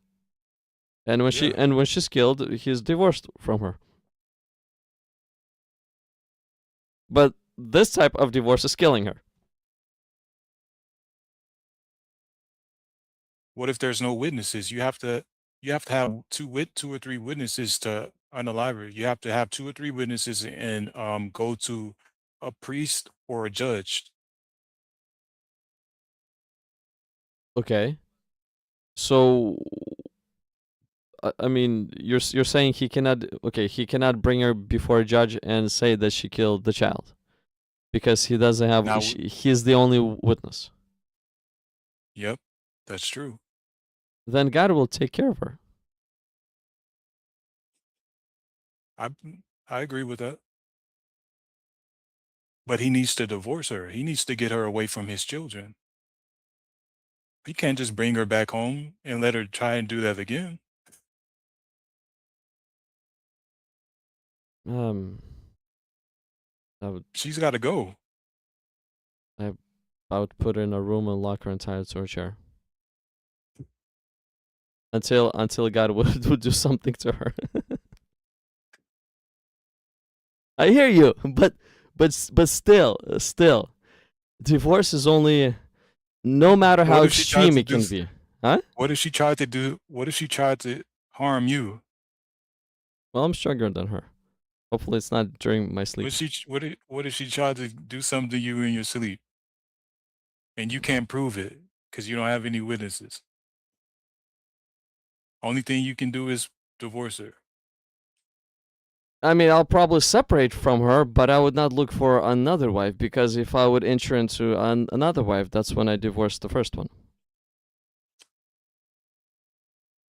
I'll just Right. pray to God for God to take care of her, and until I'm separated from her, I said, God, take care of her, unalive her, so that I could move on in life. And by the way, in Jeremiah 3 verse 8, God says that he divorces Israel and yeah, he gave her a bill of divorce Why? What's the reason? because of their harlotry. Because of sexual immorality. Right. Illegal? And see, God is a divorcee Because and he says Israel and Judah are his two wives. You can go to Jeremiah 3 right now. He says it. I hear you, and I do agree with you on that one. I do, but look, you're saying God is a divorcee, but what's the reason? What is the what brought God to the edge? What's the reason? Is it because of, I don't know, coronavirus? Is it because of bad food? Is it because of the way she, or yeah, she looked naked, I guess? What's the reason that brought God to the end of marriage? Because of her, like the word I told, the Hebrew word edwat. God used that to actually he used that to describe his wives because he said that he has two wives on multiple occasions. Also in the book of Ezekiel, I think the word edwat is used. Okay, do you remember the passage, or should I look it up? I think it's Ezekiel 23.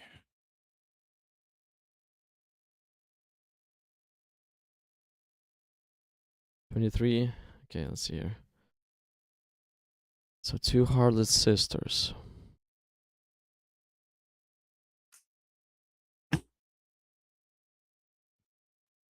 Okay, so where's he using the?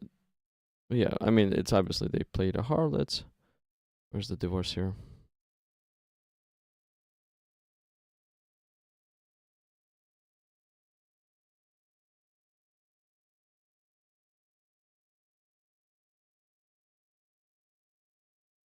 See right here. This is the unclean. This is what I think is one of the uncleanness right here. So she Yeah. revealed her harlotry and uncovered her nakedness. Yes, if a man is walking by, this is what I think according to Deuteronomy would fit the bill as well. If another man is walking by and a husband is flashing him, then No, that's not what he's she's talking about. He's describing them as sleeping with other men. oh yeah. I mean, at first they were flashing before they started to sleep.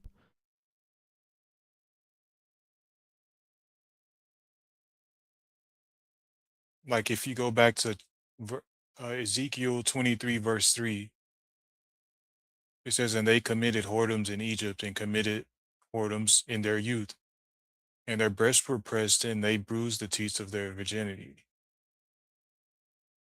Mm-hmm. Yeah, but I want to see where's the divorce language? In which verse is the divorce language? It doesn't, I don't think it says divorce here.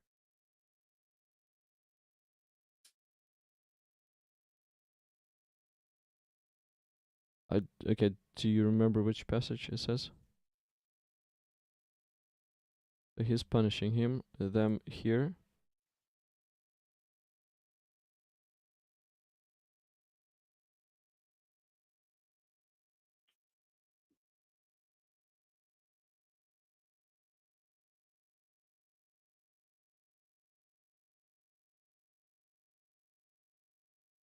Let me see where to find that passage.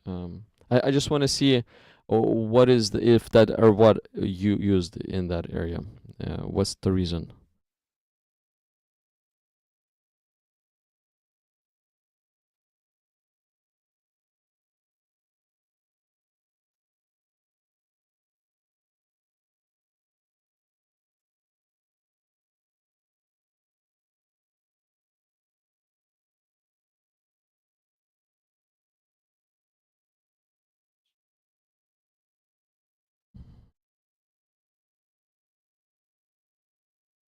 Okay, so Jeremiah 3:6 has that language.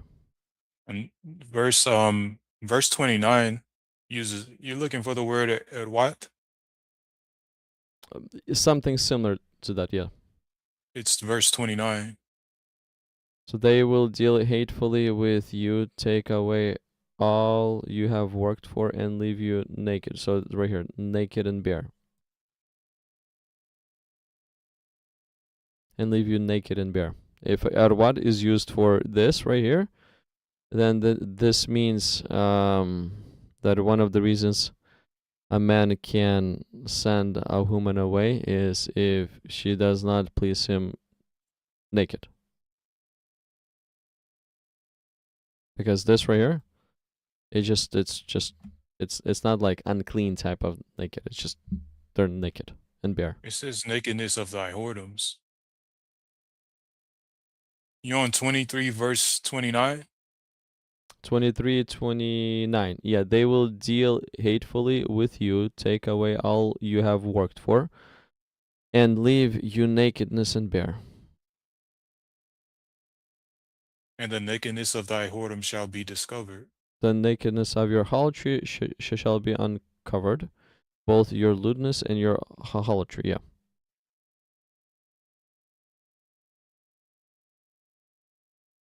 So it is from a uncleanness, but it's I think it's referred to just nakedness in general because I I just don't see how that word can be used in another way. Like if she is a harlot, then she gets stoned to death. That's just explicit law. There's no such thing as divorce if she's a harlot.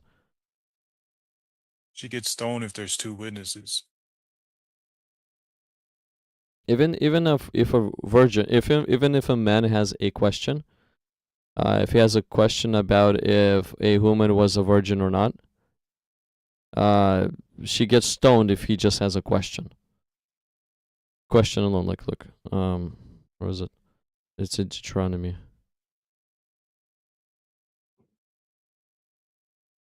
Deuteronomy 22, verse 21.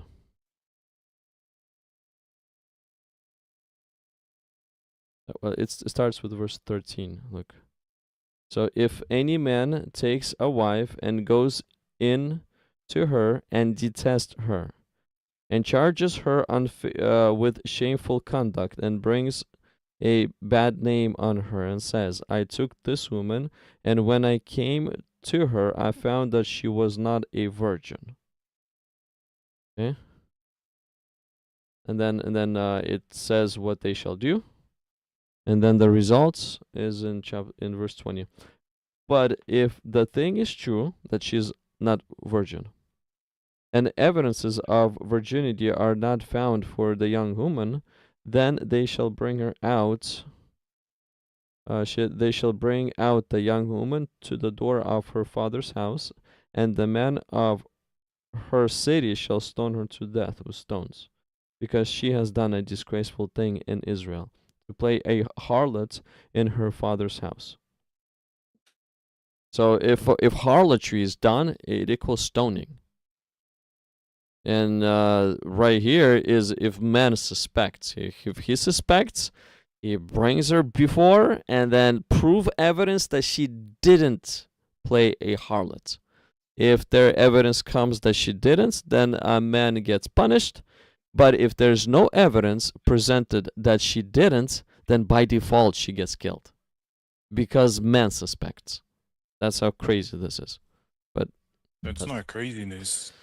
If she's lying, it's saying that if she lied about being a virgin, I mean, it's not she craziness. could possibly get stoned. Yeah, but the thing is, man doesn't have to prove anything. All he has to Yes, do he- is pronounce her guilty, and then if she cannot No. defend her case, she's dead. No, he has to show her the proof. He has to show her the towel to show that she doesn't have any blood on the towel, the virginity blood. No, if a man takes a wife and goes into her and detests her and charges her with shameful conduct, he just charges her.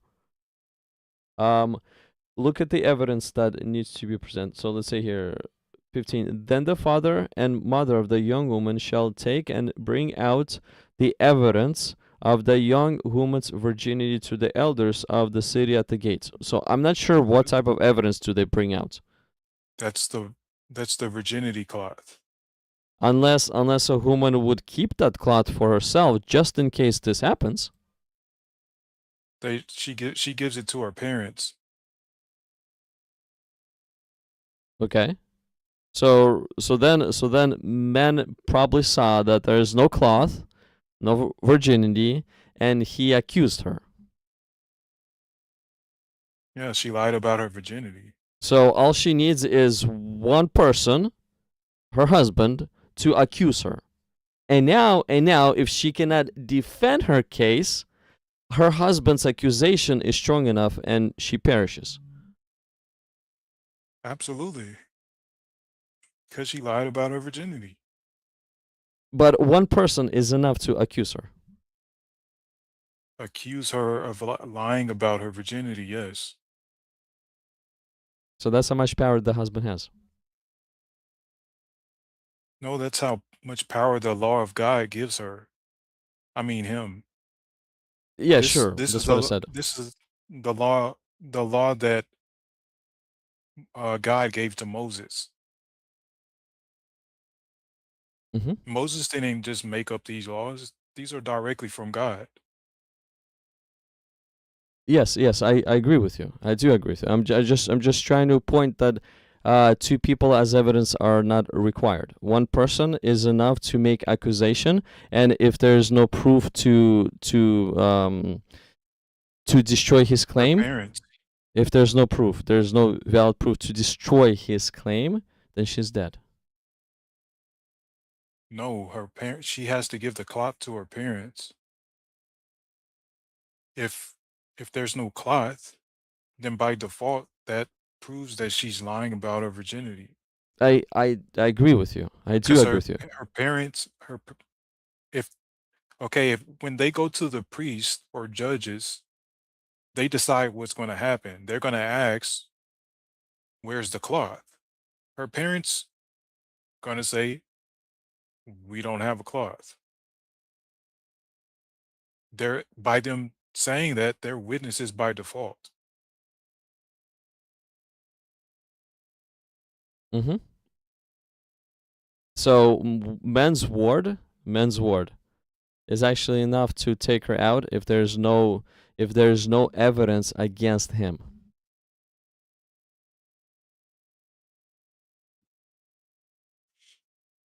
Because if no evidence is presented that he's wrong, his accusation is false, an accusation of one witness is false, then she can get stoned. So he actually drags his wife to the courtroom. And the courtroom looks at this case and does not say, where are the two witnesses of this event? They don't. They literally accept one witness of accusation. And now the woman has to defend her end. Because normally the court would go like, where are the two witnesses? If there's no two witnesses, the court just throws the case away. But in this case, the court doesn't throw the case away. It actually accepts the case. And now, woman, defend yourself. No defense, you're done.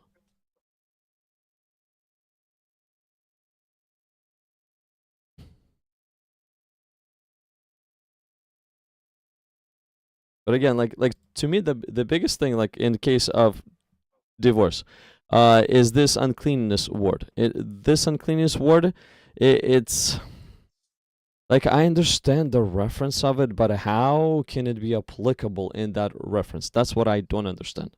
Because it cannot be applicable that she's a harlot. It cannot be applicable in that way because she gets killed. So what type of uncleanness is this? According to Pharisees, they asked Jesus for any reason. So it looks like they didn't even understand this uncleanness and they just applied any reason. Do you see what I'm saying? Yes, they were trying to, like I said, they were trying to add something that's not in Torah. But what is this then? What is this uncleanness? It's not harlotry. The only thing that I can so far come up with is if she starts to flash her naked body to just strangers around. That's so far the one. This is the only thing that fits the bill in my mind so far.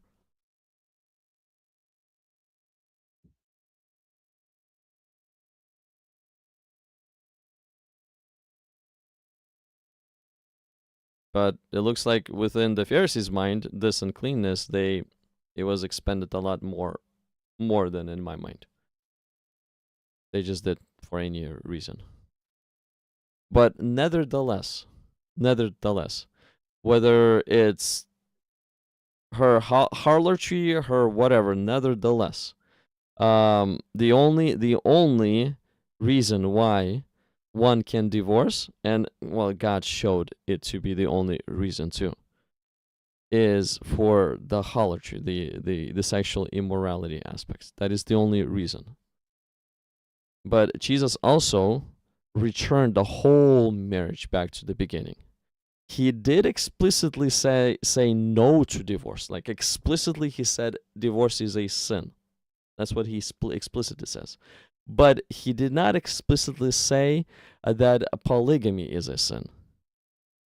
But if we continue to read the New Testament, we see how, like, Paul, we spoke about this last time, how Paul, he understands the teachings of Jesus, and he forbids polygamy amongst the leadership of the church. But Paul doesn't have the authority to do that. But why did he then? It looks, Moses didn't even have authority to change the law. What makes you think Paul would? well, according to the They law, would have divorce is allowed, but according to Jesus, divorce is not really allowed. It's not allowed, except for sexual immorality or death. So Moses already got some things wrong, and Jesus says Moses got this part. Moses didn't get anything wrong. Moses wrote the law by God's hand. These are the laws of God. Okay, what does this mean? Help me to understand this. The law of Moses is the law of God. Who gave Moses the law? I hear you. I do understand what you're saying, but look, It's only cause how about this right here? What does this mean? Moses, because of the hardness of your hearts, Moses wrote it. permitted. So he allowed. Permitted is allowing. If he allowed, then he knew the truth, but he went against the truth. So help me to understand this. No, he didn't. That's not what it says. Okay, verse 8. What does this mean? He said to them, Moses, because of the hardness of your hearts, not Moses' heart, your hearts, Mm-hmm.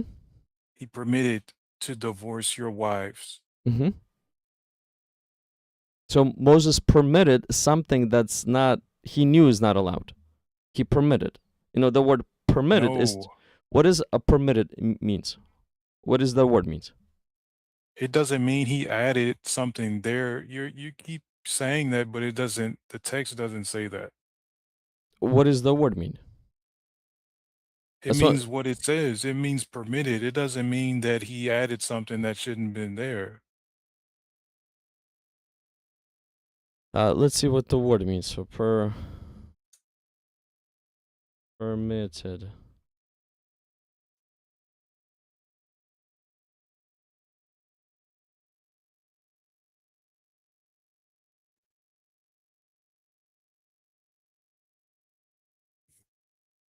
I think you know what?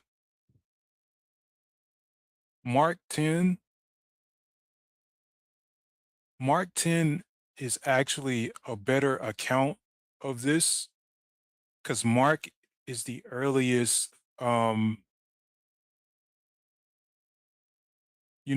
of this. Matthew was a later writing.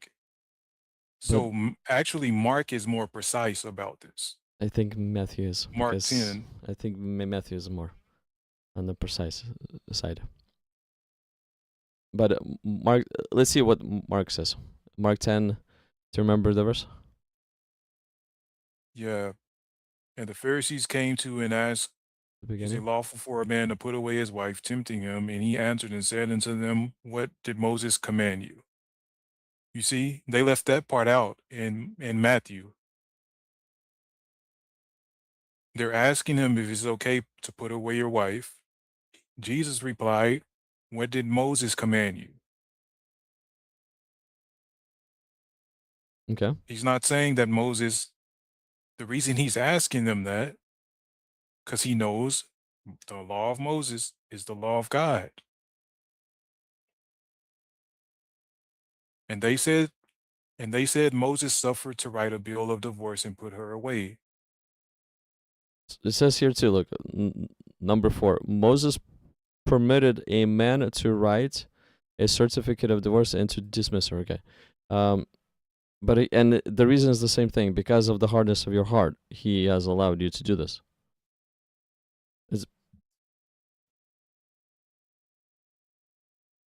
And how can I understand also this reason? So the reason why you're allowed this is because of the hardness of your heart.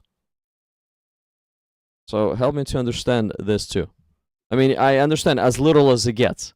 Yes, but the thing is, if I understand it as literal as it gets, it sounds to me like because you guys were not willing to accept God's original design, that's why Moses have allowed you, because you stood up against them.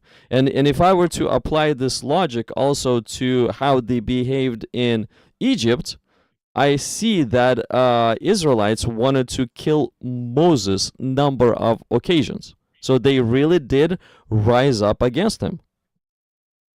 The problem with how they're translating this is the Greek word. It doesn't necessarily mean allow like how you're thinking it.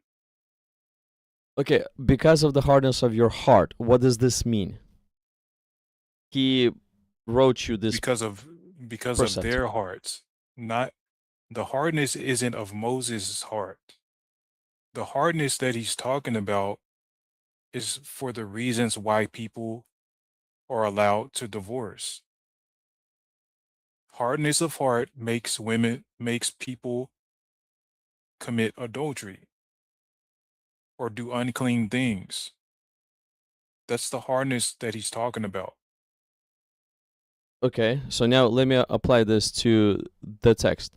So because you guys have an adulterous heart, Moses allowed you to divorce your wives. Yeah. Okay, but Other what does God say? What does God say? Yeah. So Moses allowed them to. Moses gave an okay for people to divorce their wives, as according to you, because of their adulterous heart. But from the beginning of creation, God made them. I'm just continuing to read. But from the beginning of creation, God made them male and female. For this reason, a man shall leave his father and mother and be joined to his wife, and two shall become one flesh. So then they are no longer two, but one flesh. Therefore, what God has joined together, let not man separate. So do you see how Moses has permitted something that yes, God was not okay with, but he allowed this to happen because of the state of Israelites, because of how they literally demanded this to be allowed. The law of Moses says, do not add or take away from the law. Help me to understand this passage. Moses wrote that too. The part where he says, do not add or take away from the law, Moses wrote that too. Help me to understand this passage. Like, why is there let not men separate, but it's allowed? Moses does not have the authority to add or take away from the law. It says that within the law. He wrote that in the law. He knows that he cannot add or take away from the law. He got this directly from God. If God spoke to Moses face to face, you don't think he fears God enough to not add something he shouldn't be adding there? Keep in mind that God was going to unalive Moses. Well, yeah, he was going to unalive Moses, or he sent an angel that was going to unalive Moses because one of his sons wasn't circumcised. God is not joking around with Moses. He unalived Moses because he disobeyed him on accident, right?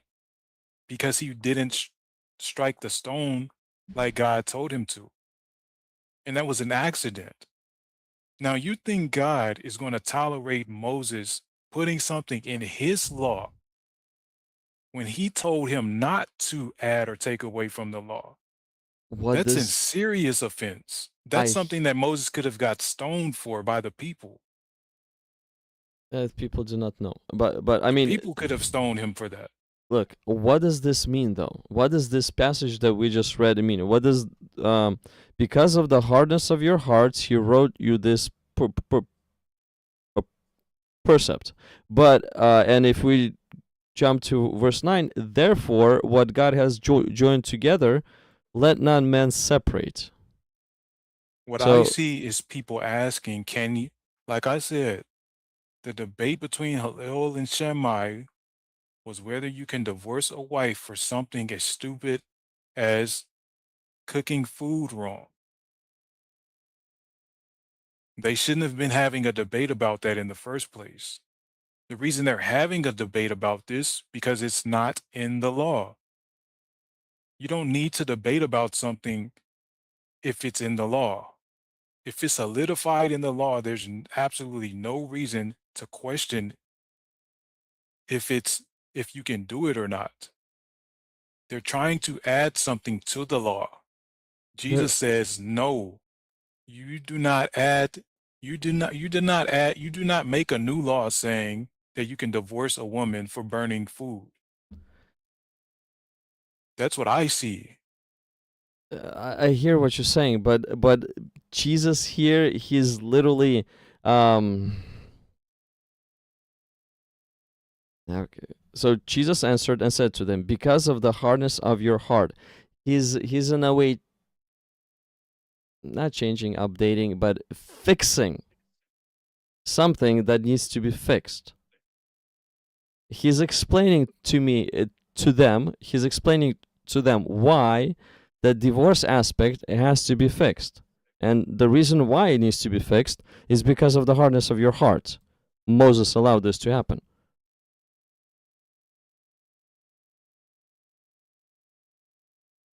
See, I just do not like, I don't understand if I don't understand this right here.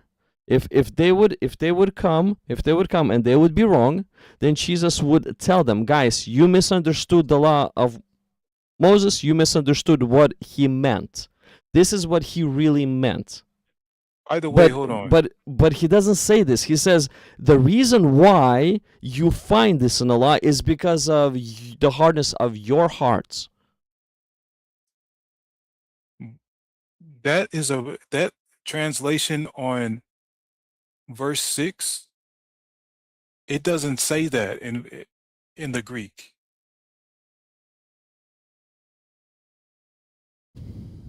That's a bad translation, by the way. We just looked. They added the word but there. If you go to the Greek, the word for but is Allah. It doesn't say Allah there. It says apo there, which means also moreover. It doesn't say but. Okay. Jesus, so if you read it in Greek, Jesus is actually agreeing with what Moses said. Apode is like saying, moreover, or I also say to you, not but I say to you. That's a really bad translation. No, bro. Okay, this right here, let not men separate, is not I agree with you. What? This right here, the ending of verse 9, let not men separate, is not I agree with you that divorce is okay. He explicitly says, let not men separate. So no to divorce. And if we go back to Matthew, look how Matthew is presenting this. So after let not men separate, they said to him, why then did Moses command to give a certificate of divorce and to put so sexual immorality. So basically, even under a pressure of Jesus is breaking the law of Moses, Jesus still doubles down and continues on his path, explaining that divorce is nulled out. No. Moses, and I say to you, whoever divorces his wife, except for sexual immorality, and marries another, commits adultery. Except for, but it said except for. So there's a reason to divorce. Yes, and this is according to the beginning. And like I just gave you other examples, like if if your woman tries to harm you or your children, that would be a legitimate reason to divorce her. You can't keep her in the house. That's according to what you think. But But if this woman is trying to unalive you and your children, you're gonna let her stay. You're trying to tell me you can't divorce her? divorce is not going to solve anything.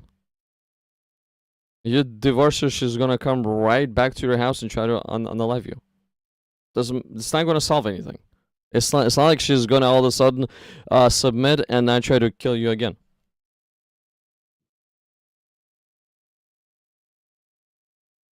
The only thing that will solve her is somehow lock her up or tie her down somewhere.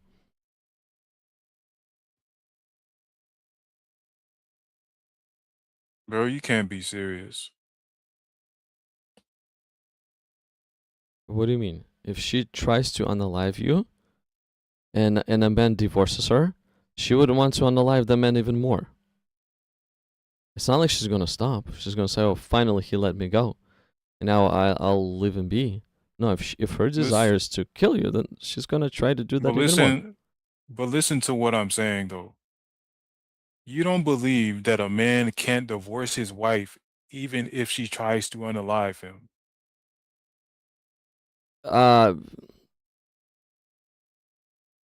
He should put her to jail, yes, and allow God to deal with that if there's no witnesses, and God is gonna unalive her, and then he can legally move on at that point. But can he divorce her? No, there was no sexual immorality. Okay, I'm leaving. I'm done. It was nice to talk to you. I appreciate you, dude.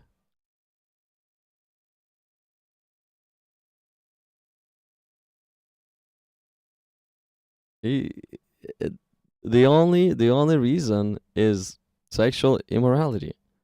I mean, yes, I can come up with many other possible reasons. I can. It's possible. But they're not valid according to God's design. That's the thing. They're not valid though. Polygamy versus monogamy. Why did we get into divorce? Because to me right here, this part. Moses, because of the hardness of your heart, permitted you to divorce your wives, but from the beginning it was not so. In other words, Moses has permitted for Israelites something that was not so in the beginning. And right here, yes, it explicitly says about divorce. But the thing is, if you read carefully about this text, you can see that Jesus is returning the whole entire marriage.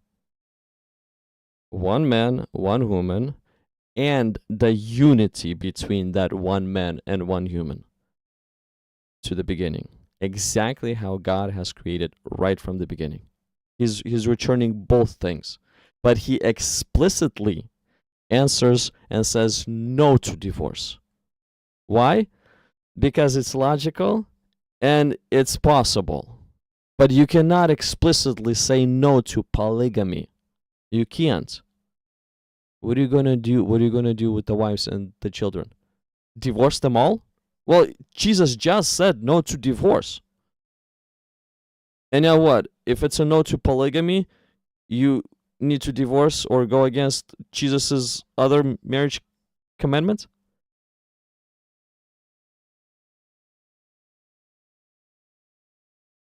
So that's why Jesus introduced, when he returned marriage back to the beginning, Jesus has introduced something that allowed polygamy to also fade away.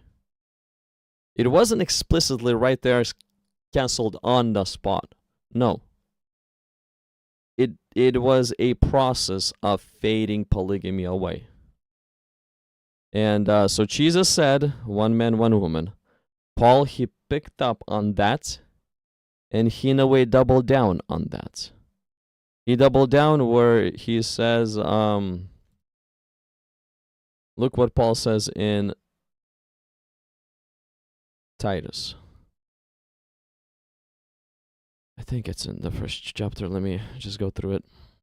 Yeah, it's qualified for elders. Right here, look. For this reason, I left you in Crete, that you should set in order the things that are lacking, and appoint elders in every city as I commanded you. If a man is blameless, I'm sorry, hold on. Sorry. Okay, so if a man is blameless, the husband of one wife. The husband of one wife. So the husband of one wife is one of the requirements to qualify as an elder. And not just that. Let me see if there's a qualification for the deacons too. Let me see if it's in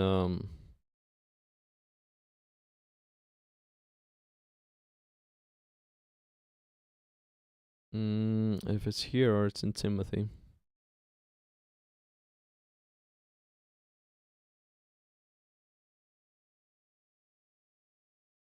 It's in Timothy. Timothy, I think it's First Timothy. I think it's in chapter 3. I don't remember top of my head, but I think it's in chapter 3 somewhere. Yeah, okay. Okay, so we're here. This is what Paul is saying to Timothy as well. This is a faithful saying. If a man desires the position of a bishop, he desires a good work. A bishop then must be blameless, the husband of one wife. So bishop is an elder, and this is the qualifications for the deacons. So elders are the guys in a way that I'll put them as run the show. They're the main guys, main leaders within the church. And the deacons are the ones that help the elders. So they're the helpers of the within the congregation. They're the assistants of the elders. So elders are the ones that are on stage. The deacons are also the leaders, but they're more behind the scenes type of leaders. But there are two types of leaders, seen and unseen, on stage and behind the scenes. On stage type of leaders, they must be a husband of one wife. They must be, according to Paul, in order to qualify to be an elder. And a qualification for the deacons, likewise, the deacons must be reverent, not double-tongued, not given to much wine, not greedy for money, holding the mystery of the faith with pure conscience. But let these also be tested. Then let them serve as deacons, being found blameless. Likewise, their wives must be reverent. Where is it at?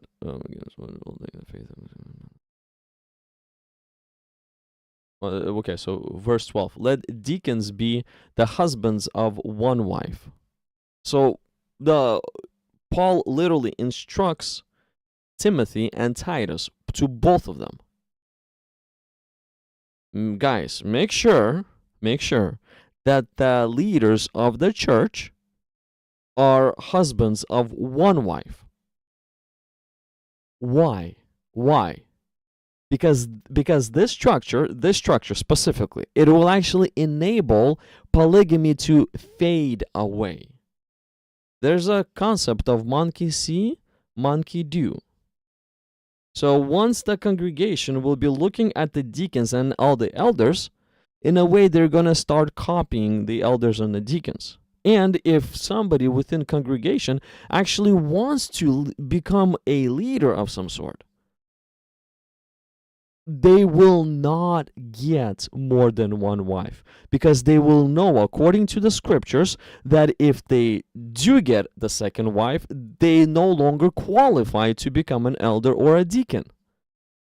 So there will be a natural pressure within a church, this invisible natural pressure within a church against polygamy and promoting monogamy. Jesus returns marriage back to the beginning. In the beginning, there's monogamy, only monogamy. And in God's line, throughout 1600 years, we spot only monogamy. In man's evil line, that's where polygamy was first introduced. So we can clearly see that God's original design is, yes, hardcore monogamy. Man introduced polygamy. God did not outrightly, explicitly canceled it, but he infused steps to fade polygamy away. And since those steps were introduced, they were introduced by Paul, you can say. 2,000 years later, there's a lot of countries on our planet that have laws allowing monogamy only, no polygamy. That's how this polygamy fade away action has happened. But some of the religions, they truly hold on to this polygamy, like Islam, let's say. Islam truly holds on to polygamy. The Christians, they do not hold on to polygamy because according to the structure of a church, it's faded away. But Islam, on the other hand, they do hold on to polygamy as hard as they possibly can.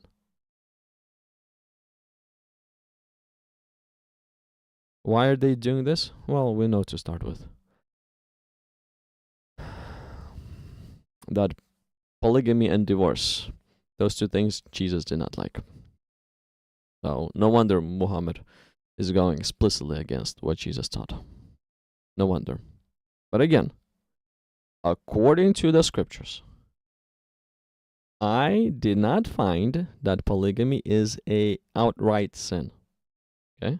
I could not spot that.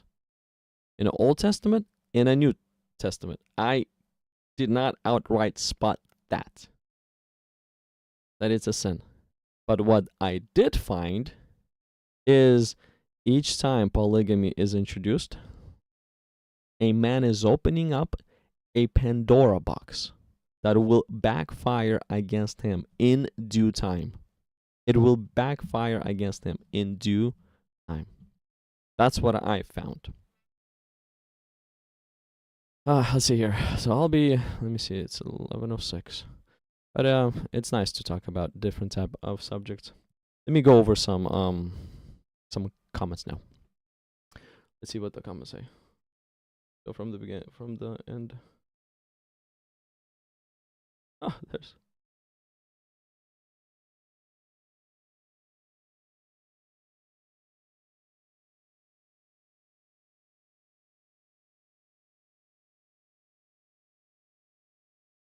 Okay, so this makes a lot of sense. So any scripture that advocates for polygamy would be false, right?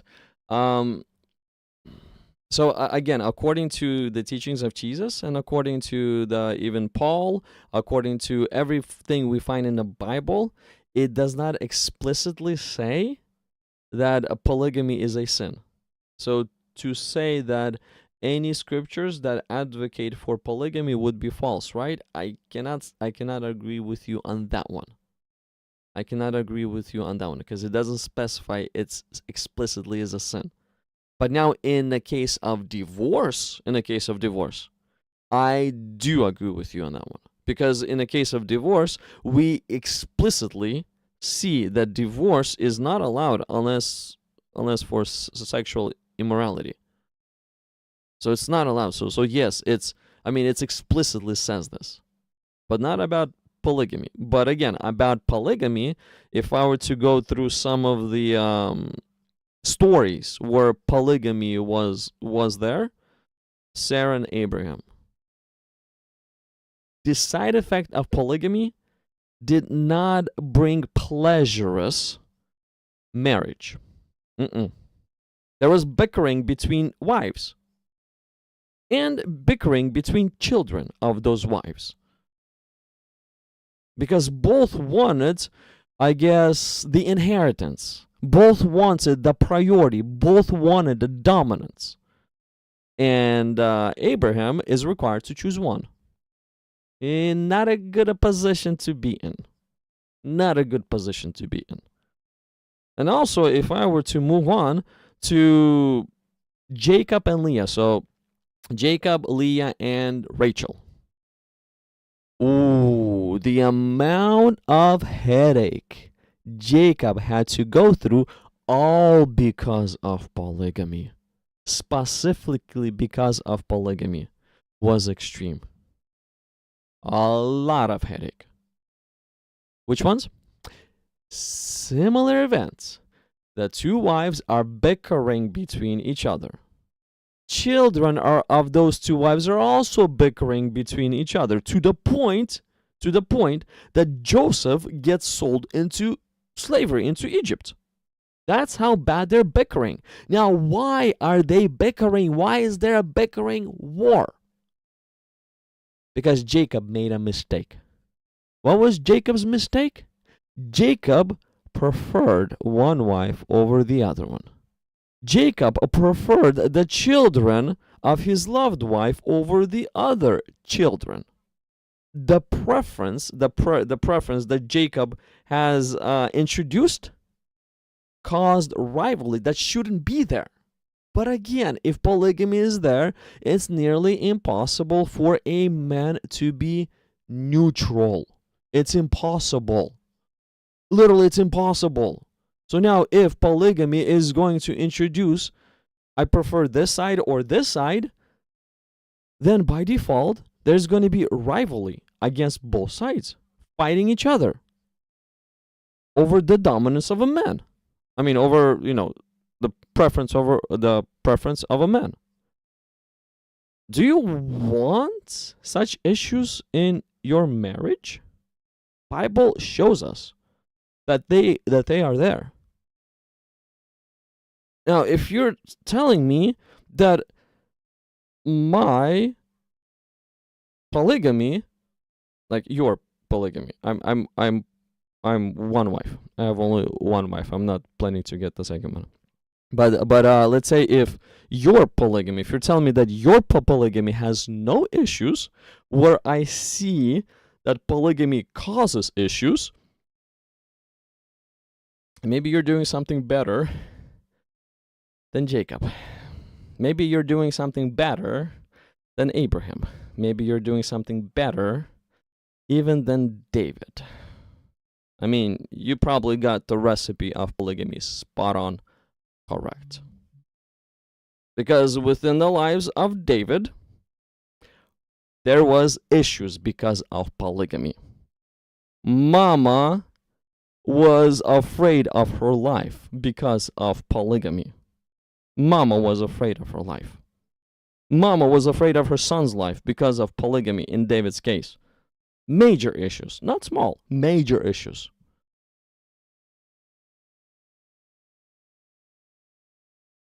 David, I mean Abraham, it's not like he had a smooth ride as well. It started to be smooth when Hagar got kicked out. So when God ended polygamy, that's when things started to be smooth again. But until God ended the polygamy, there was issues. There's literally issues. In the case of Jacob, similar events. But in the case of Jacob, it never got solved. But similar events, but never got solved. So now, if you, men, telling me that you got a perfect recipe for polygamy where Pandora box does not get opened up, I wanna hear your recipe and actually compare it to the Bible and see if your recipe is nice imagination or it's valid. Because so far, I'm sorry, dudes. I'm sorry, guys. I just simply did not find a valid recipe for polygamy to exist successfully. I just couldn't find a valid recipe yet. In fact, I keep on finding recipes where you do the polygamy, you're gonna have issues. That's the type of recipes I keep on finding in the scriptures. Just to let you know this, okay?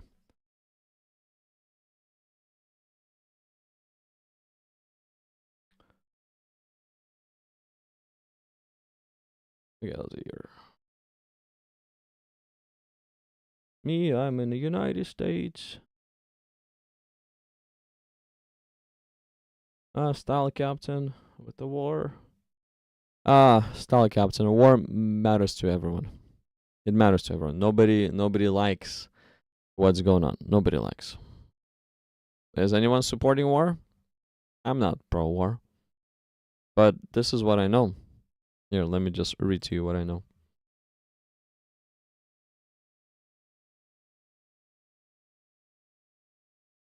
Let me just share with you what I know. And this, what I know, keeps me at peace.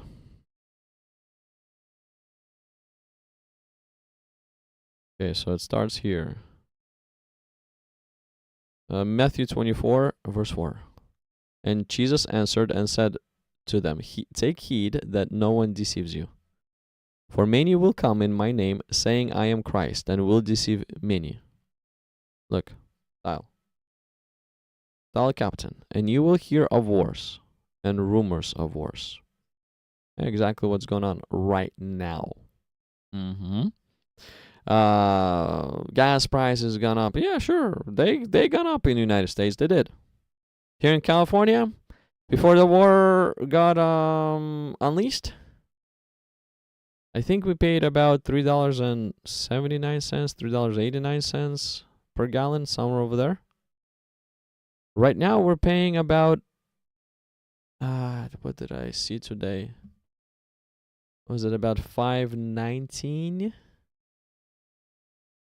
$5.15, $5.19, somewhere over there. That's what I think I saw today. So yeah, it's a pretty big jump because of the war. Yes. What jump? What? $1.40, and $1.40. If I calculate it from $3.80, that's about 40% increase. So yes, the war brought about 40% increase in the price of fuel here in the United States. Nobody likes it. Nobody likes to overpay because of what's going on elsewhere. Nobody likes to do this. Nobody likes to see where the lives are getting destroyed. Nobody likes it. No, nobody likes it. But bro, let me just tell you this. This is what Jesus is saying. And you will hear of wars and rumors of war. But look how he continues on with. See that you are not troubled. Not troubled. But bro, you can talk about war all you want. You can be troubled about war all you want. Honestly speaking. You literally can be troubled about war all you want. Talk about war all you want. It's not going to do anything. It literally will not do anything. All it's going to do is it's going to irritate you. You will not be able to sleep peacefully at night. Before you fall asleep, you'll be thinking about this irritating, angering thoughts. You'll be waking up with this angering, irritating thoughts. I mean, if you really like that type of lifestyle, you're welcome to have it. I know what I'm talking about because I'm Russian. I'm Russian, okay? You are, I'm not sure where you're from. You're maybe from Palestine. You're maybe from other Arab country. Maybe if you're from Iran. I do not know where you're from. I don't remember, honestly speaking, if you said where you're from. Maybe you're from the United States too. But originally, I'm Russian, okay? I was born in Soviet Union. So I'm Soviet, I guess. Originally. When the war between Russia and Ukraine sparked up, it consumed me in the beginning. Because one side was my people, and I don't want the bloodshed to happen. But what can I do about this war? I got super mad. I lost in a way my sleep. I'd wake. I mean, what I told you is what I was experiencing. I would wake up. I would go to sleep with angering thoughts. Oh, I hate this party or this party. I hate this president or this one. That's literally would be my thoughts.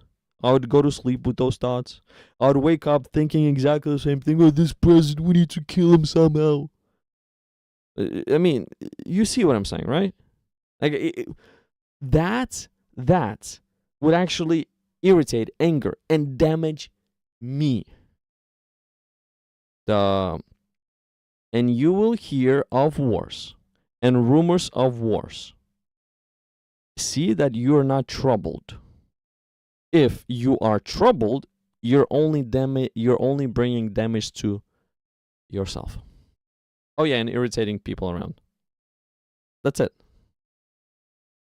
So, do I not care that people die? Blah blah blah. That's not what I'm saying. I'm saying that what Jesus said, wars will be there. I cannot take the wars away. I cannot do anything about the wars. So if I cannot do anything about the wars, why anger myself and anger people around me? Why?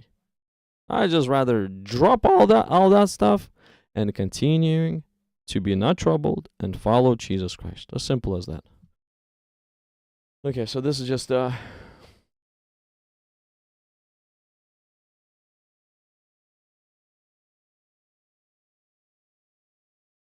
me go.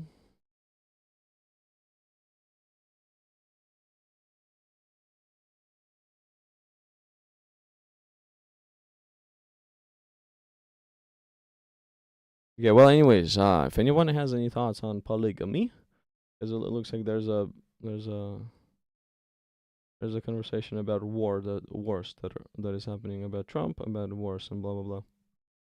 But if somebody has anything on polygamy, not war related, I don't really want to talk about the war. There's no point. There's no point getting irritated and getting yourself mad. I mean, it's 11:20 right now. Why would I want to get myself mad right before going to sleep? I mean, I'm not going to go to sleep, but you know what I mean. Why would I or you want to irritate yourself right before going to sleep? And falling asleep with, yes, such thoughts as, I hate, this angering, irritating thoughts. I do like peace in heart. But in order to have peace in heart, I must follow what Jesus said. And in the case of war, this is what Jesus said. And you will hear of wars and rumors of wars. See that you are not troubled. Peace. Bzz.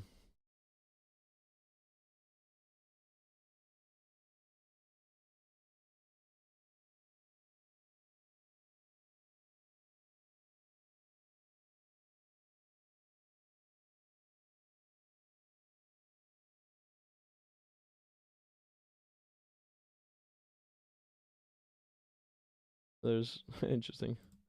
Style Captain, haha, ask ChatGPT. He says, do you rely on ChatGPT, bro? Can you? Not like I do use AI. I use AI. Okay. Which one? My body, my choice. You can use whatever you want to use. But I don't pull my perspectives from the AI. I don't pull that information. Because perspectives on the AI is a human programmed in a way. So I don't pull the perspectives from the AI. I don't pull the way I should think from the AI. No. What I use AI for is do research. Research how? Hey AI, I remember that there is a verse in the Bible that's Abraham kicks Hagar away. Where's this passage found at? And then AI gives me, okay, it's found in Genesis chapter 16. I go, okay, thank you. And then I take that passage, open up the Bible, and actually read the passage for myself. See what it says. Now, why do I use AI to find that passage? Because, dear people, I cannot hold all passages in my mind. I mean, just imagine there's 66 books in the Bible. The longest book is broken up into 150 chapters. The longest chapter is, I don't remember, but it's extremely long. Let me show you what the longest chapter is. Psalms 119. Look how long it is. Where's it at? Look how many verses it has. 175 verses. I cannot keep all this in my head. Since I cannot keep this all in my head, I use different search engines. In a way, I can ask Google search, hey, where's this passage located at? Or I can ask AI, where's this passage located at? But I don't use AI to build and form my perspective. I don't do that. I use scripture to build and form my perspective. Two different things, okay?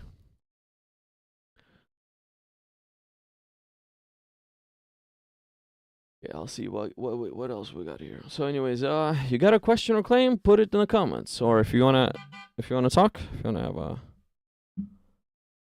wanna have a talk, a conversation, click on the link. The link in the pinned comment looks like this. Right here, I just displayed on the screen. It looks like this, and it will take you to the website where we have the studio, and then I'll be able to bring you up on stage, and we can have a conversation. We can talk about polygamy versus monogamy if you have some ideas. If you don't, let's talk about who Jesus is. I'm okay with that too. I'm literally okay with that too. If you want to compare, let's say, our religions too, I'm okay with that too. It's just today's topic, polygamy versus monogamy, because I actually scheduled it with the sword of the Lord, and we had I think we had a great conversation. Yes, we may not come to terms on it, but we presented our side and asked questions, and all the viewers are left with, well, decision to make. What is the truth? So that's why I pray, I will continue to pray to God that, with all this information that we are going through, that we're unpacking, even in a subject of polygamy versus monogamy, God, help us to understand what the truth is. Help us to understand what is the blessed way. Blessed way. And the blessed way is always God's originally intended way. Because the way that God, look, let me show you why I'm hitting on this extremely a lot. I think it's found right here, I think. Look.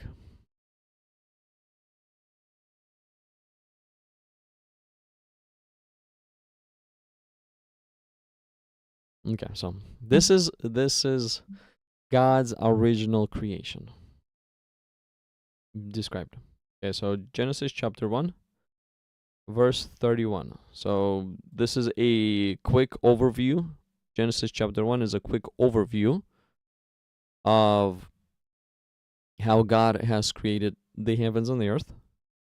And then the very last verse of this quick overview says this.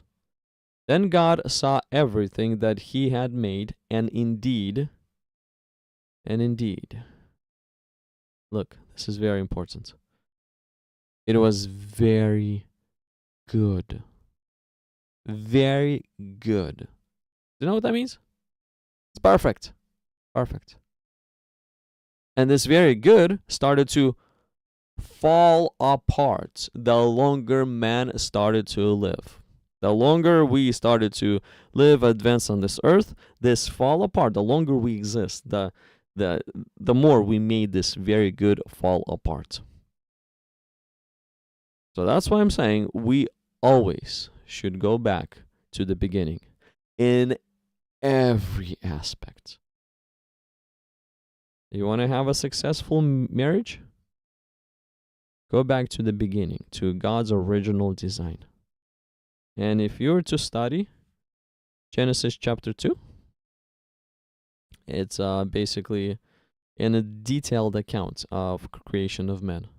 and what man has done, what man was doing, and how God has brought to that man, to Adam, one female, one woman, one. He didn't bring 5 or 6 or 10. No, he brought only one.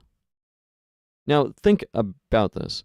If one of the benefits of polygamy is faster reproduction, one of the benefits, and I agree that's probably the only benefit that there is faster reproduction. You just have more children. That's it. There's no other benefit of polygamy whatsoever. It's more harm and side effect.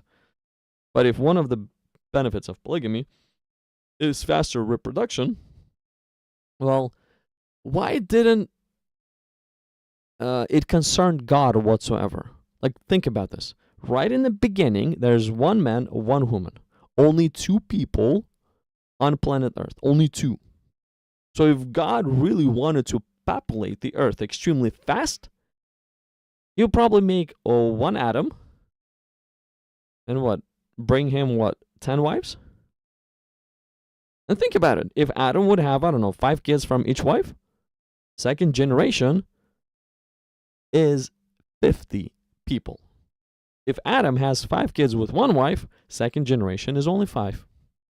But for some reason, God was not concerned with multiplying the population of the earth as fast as he possibly can. He wasn't concerned with that at all. What he was concerned with more is, what is the blessed way of marriage?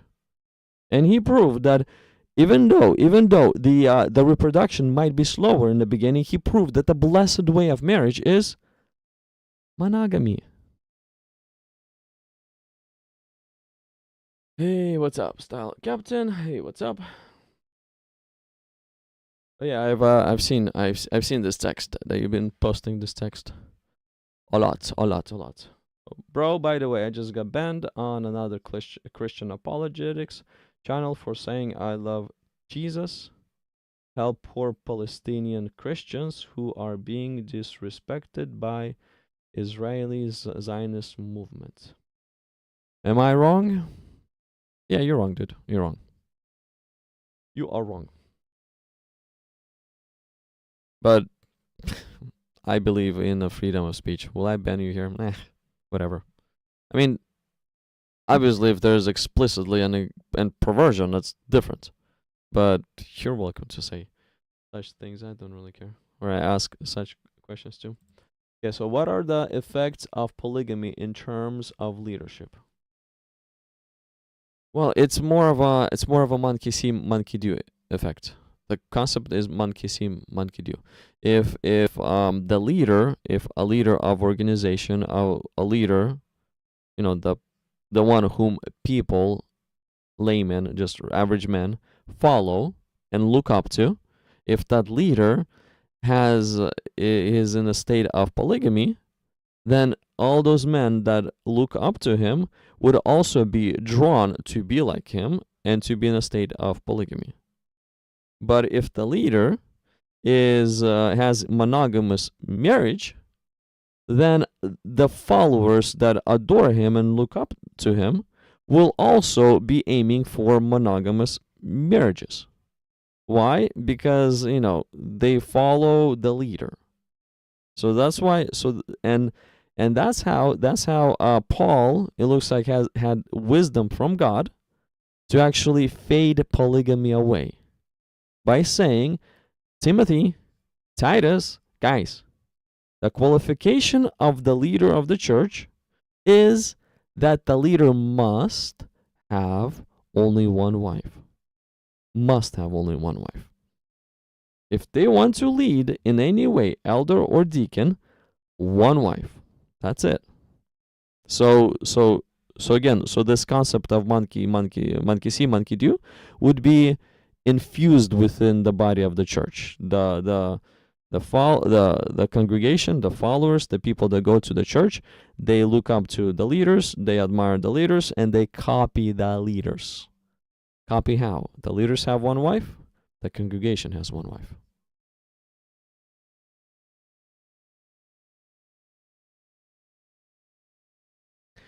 Why are you wrong? Because of partiality.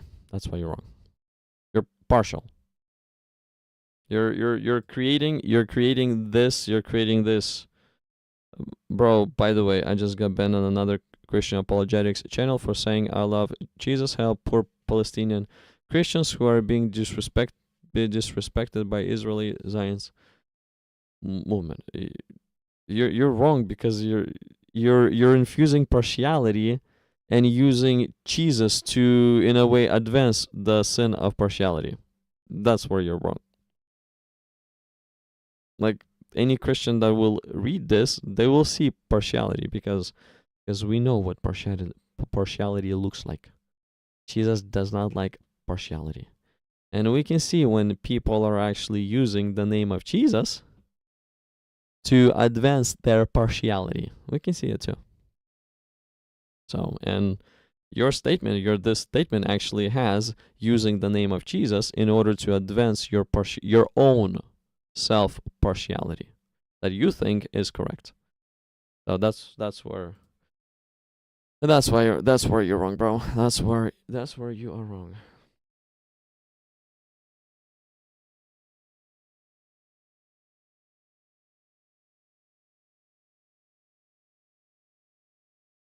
You're referring to church leadership. Yes, I was referring to church leadership.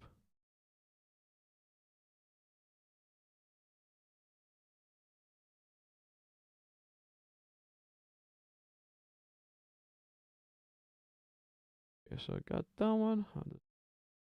What else do we have here? There's a bunch of war stuff. I don't want to go over war stuff. I really don't want to go over war stuff. So I'm not gonna do it. I'm probably gonna end the live stream on this note. Let's see. I've been live for 3 hours. I've been live for 3 hours and the previous live stream, so about 4 hours in total. Yeah, I think we'll end it unless there is any other questions or any raised hands for a conversation. I think I'm gonna end it on this note. Yeah. But the topic was this. Here, let me just show you the topic again. I want to be your only one! What is God's design?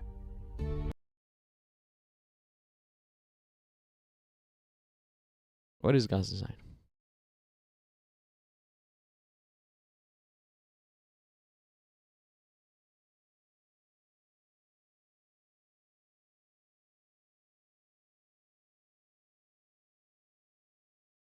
Style captain again. We see partiality. Why don't you say such things as guys, we need to help the Christians of Gaza. Why? Because Hamas is killing them. According to Quran chapter 9 verse 5, it gives Hamas a full right to annihilate the Christians of Gaza. We need to set the Christians of Gaza free from that evil Hamas that is disrespecting them. Why didn't you say that? Why did you only bash one side when both sides are responsible for the chaos that is happening? Why bash only one side when both sides are responsible? That's why you're wrong. We can see partiality, bro. We can see partiality. So if you truly care about the Christian Palestinians, you're welcome to bash both sides. But if all you want to do is advance your agenda, self-serving agenda, whatever it is, that's when we see that you're bashing one side.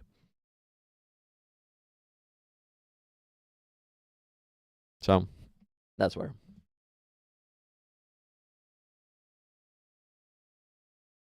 Is there any Hamas in Quran evidence? Yeah, there's Hamas. Yes, of course, bro. Look. There's Hamas. There's Hamas in Quran. I'll show it to you. I'll show you where I found Hamas in Quran. Let me change the screen. Let me change the screen. Is there any Hamas in Quran evidence? Yeah, of course. Look, there, right here. Here's Hamas in Quran. Muhammad was supporter of Hamas, I would say. I would say Muhammad was a prime supporter of Hamas. Look, this is Hamas in Quran. So when the sacred months expire, kill the Christians. Ooh, annihilate them. Poo, poo, poo, poo, poo. Kill the Christians. Oh, by the way, you need to kill the Christians, bro, wherever you find them. Wherever you find. So wherever Hamas is to find Christians, they're supposed to kill them. Wherever they find them. Okay? And Hamas is supposed to catch the Christians and besiege them and sit an ambush for them everywhere. That's what Muhammad has commanded Hamas to do against the Christians. Are you condemning Hamas too? Are you condemning Muhammad as well for disrespecting the Palestinian Christians?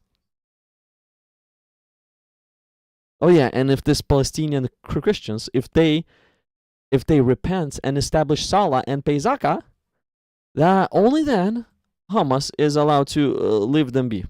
Only then. But if the Christian Palestinians do not repent before Hamas, then it's literally slaughtering time. Are you condemning Hamas and Muhammad for allowing Hamas to do this to the Christian Palestinians? Are you condemning this too? Or are you going to be partial and just take one side? Condemn one side. What are you going to do, bro? What are you going to do? And here's a prime evidence of Hamas in Quran. Right here. Oh, and Muhammad, the Islamic prophet Muhammad, was actually the leader of Hamas. Because he wrote for Hamas to do this, okay? So he was the leader of Hamas. Or such organization like Hamas. Whatever they called that organization back in the day. Oh, it was called Muslims. So...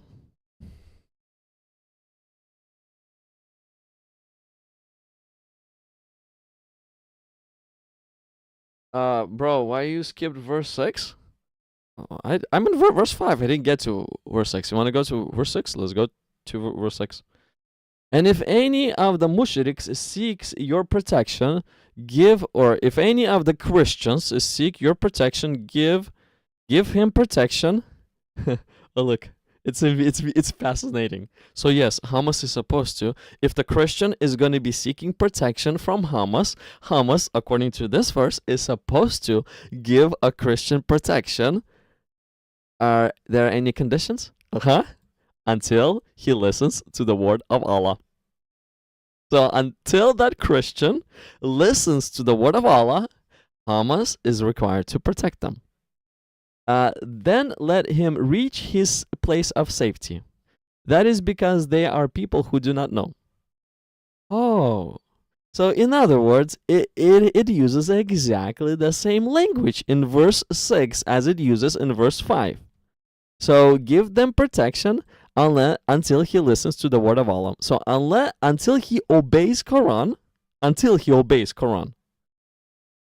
Or in other words, but if they should repent and establish a prayer and give zakah, see?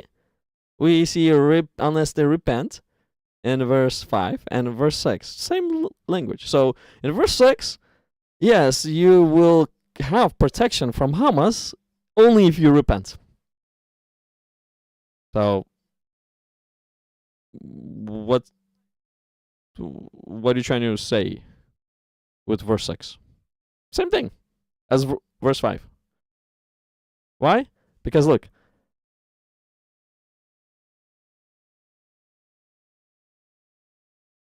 Hamas leader Muhammad goes out on a raid, sees a group of Christians, attacks them, kills 10 of them. Two of them are pleading with Muhammad for protection. They haven't repented yet. They're just pleading with Muhammad for protection. So Muhammad gives them protection. But the condition of that protection is they must listen to the word of Allah. In the word of Allah, it says, deny Jesus as the Son of God. If you don't, you're committing shirk. So goodbye. You're done. So see, unless they repent, there's no protection in the end. See, so verse 6 is not helping you out, bro. Oh yeah, I'm not running. There's nowhere to run. Why are you running from verse 6? Okay.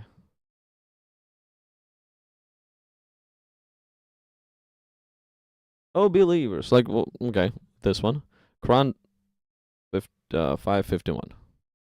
Let's see what Quran 551 says. Probably the same thing as typed, but let's go directly to the source.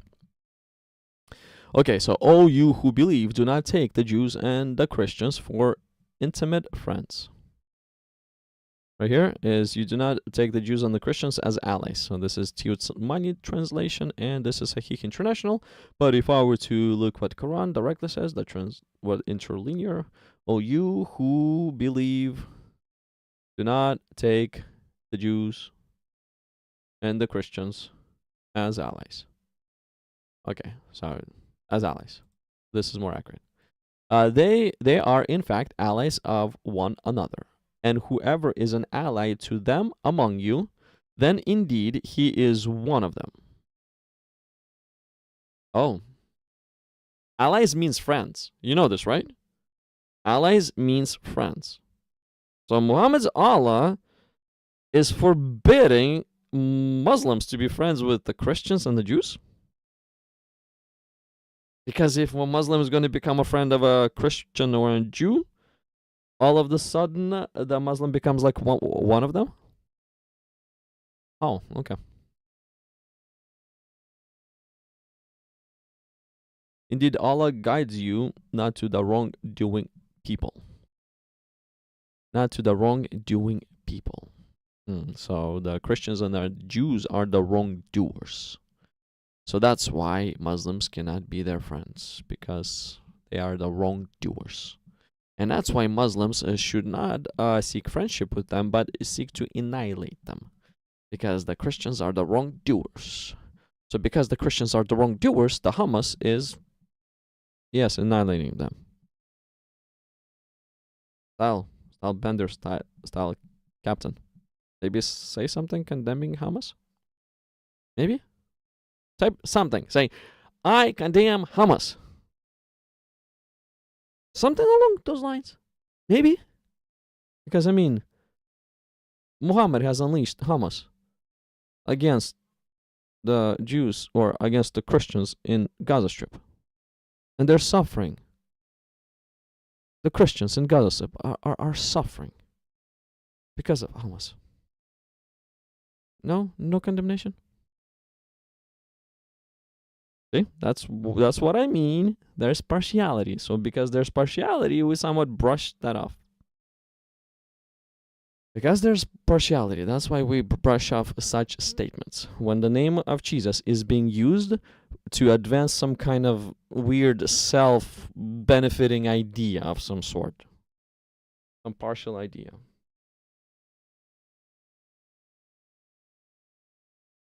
I don't support any killing, any innocent. Oh, bro, let me then ask you this question. Do you support what Hamas did by what is that word? Intruding within Israel in October, when was it? About 2 years ago or so? And I believe Hamas killed about 1,000 Jews in 1 or 2 days. Do you condemn Hamas for doing that? Or because they're Jews, they can be annihilated? According to Quran, it's probably allowed to annihilate them. So do you condemn Hamas for killing innocent Jews? Around 1,000 of them in what? A day, 2 or 3? Or are you okay with that one? I'm just look. I'm not taking sides. Jesus said not to be troubled with war. So I'm not taking sides. The only thing why I'm talking about this, just to show you the partiality, that you don't really care about innocent people. You care about one side. But all the innocent people from the other side can cease to exist. You can care less. That is the only reason why I'm saying this and showing you this. Just partiality. I do not support any innocent killing. I don't. Jesus does not support it. I don't support it. But again, for me to yap is not helpful as well.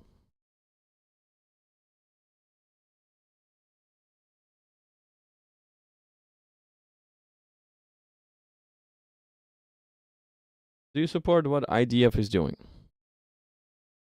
Do I support what IDF is doing? I don't support any killing, okay? I don't support any war. So if IDF likes to do war, no. But so is Hamas and Taliban and all the rest of the ISIS and everybody else that is killing innocent people for the sake of holding on to power. I don't support that too.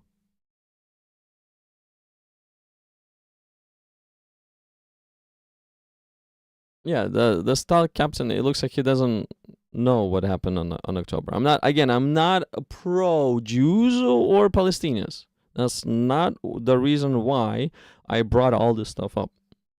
Okay, that's not the reason why. I'm just trying to show you again that if you want to talk about war, don't be partial. Talk about the subject of war, not the subject of, well, let's condemn one side for the evil that they're doing. But, let's kind of ignore or turn the blind eye on the other side, when the other side is the one who's guilty at starting this. Who attacked who first? Hamas Israel or Israel Hamas? Who attacked who first? But no, hold on a second. October 7th never existed. I'm going to close my eyes on that. No, it never existed. Okay, so that's it. It's the Israel attacked Hamas first. Because October 7th doesn't exist. Anyways.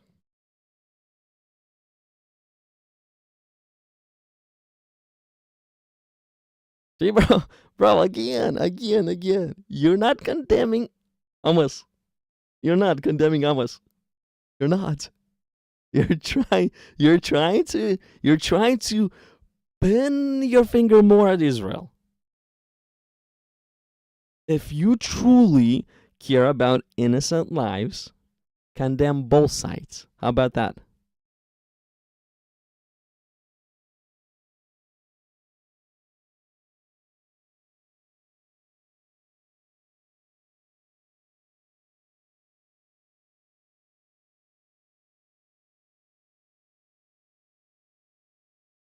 The Israeli has been doing this since 1947. What is your defense, bro? What's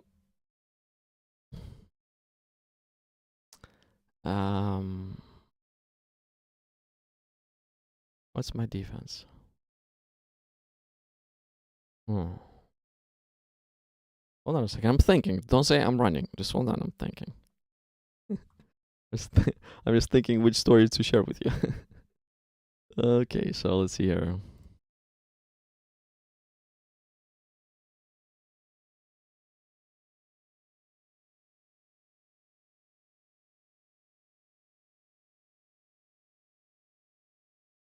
Where's it written?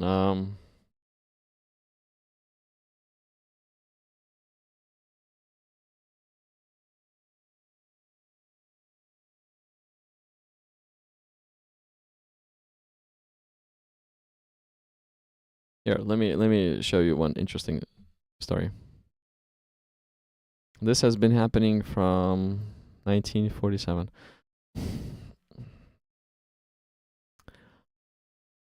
Let me bring a little more accuracy to your claim. Let's read 1 Samuel chapter 7. Right here.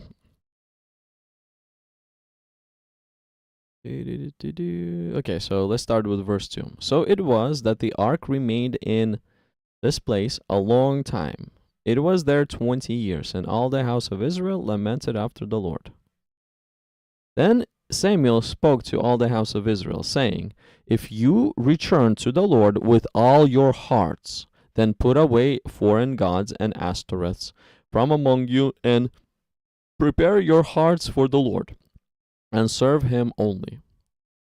And he will deliver you from the hand of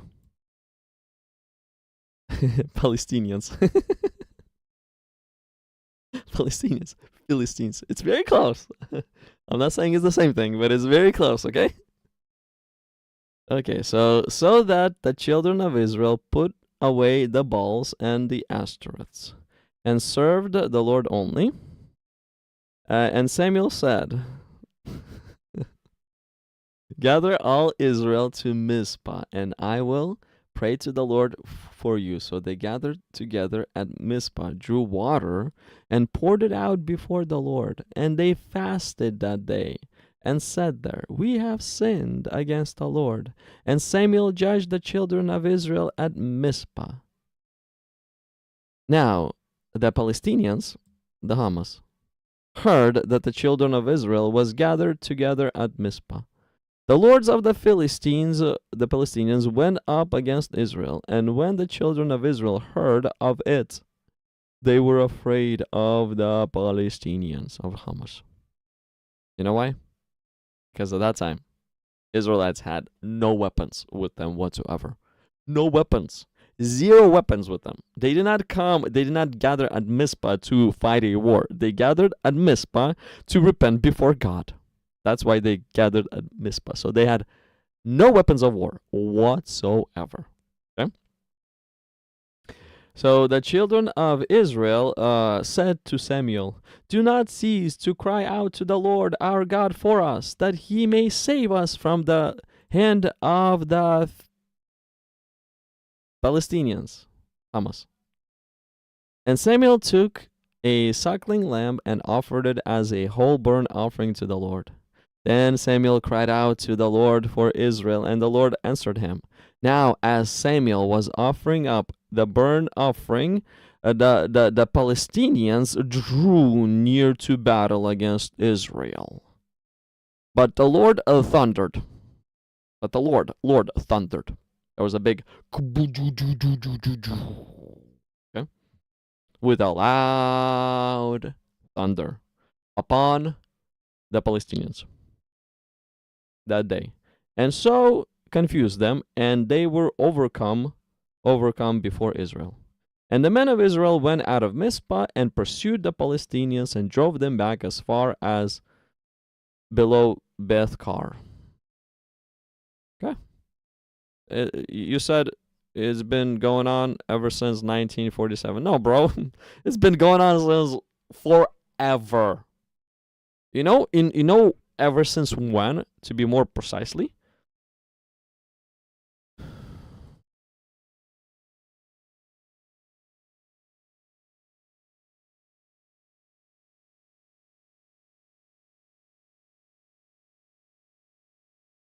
You know, this issue was somewhat caused by Abraham's polygamy. Yep. Somewhat caused by Abraham's polygamy. This issue that Israel and the Arabs, they keep on fighting between each other. It was caused by Abraham's polygamy. Let me show you how. Look what the angel of the Lord, and again, this angel of the Lord that's speaking to Agar here, he's divine. He's divine. Okay, so look. The angel of the Lord said to her, Return to your mistress and submit yourself under her hand. Then the angel of the Lord said to her, I will multiply your descendants exceedingly. Okay, so these are basically the descendants of Ishmael. So angel of the Lord, Yahweh, has promised that he will multiply the descendants of Ishmael, so that they shall not be counted for a multitude. So there's going to be a lot of them. And the angel of the Lord said to her, Behold, you are with a child, And you shall bear a son, you shall call his name Ishmael, because the Lord has heard your affliction. Now, look how the angel of the Lord is prophesying about who Ishmael is going to be, how Ishmael is going to be like, how the descendants of Ishmael are going to be like. Look at the prophecy that the angel of the Lord is pointing at Ishmael. Okay, so Ishmael and his descendants shall be wild men. They shall be wild men. Ishmael's hand and their descendants' hand shall be against every man. Oh, so hold on a second. Are you saying that Ishmael will be starting the wars? According to this, yeah. According to this, what we just read, Ishmael will be starting the wars. Ishmael is going to be at fault most of the times for the issues. Why? Because his hand shall be against every man. He's the one who's starting. And as a result of Ishmael's hand being against every man's hand will be against Ishmael. And Ishmael shall dwell in the presence of all his brethren. Means that Ishmael is not going anywhere. Ishmael will, forever stay on this planet. And forever, Ishmael will be causing issues with other men. And other men will be pushing back against Ishmael and saying, Ishmael, get out of our territory. We don't want to deal with you, Ishmael. Go away. Now, according to the angel of the Lord, you're saying the Israeli has been doing this since 1947. What is your defense, bro? According to the angel of the Lord, Style Captain, you're wrong. It's not really the Israel who's starting it. It's the Ishmaelites who's starting it. According to the angel of the Lord.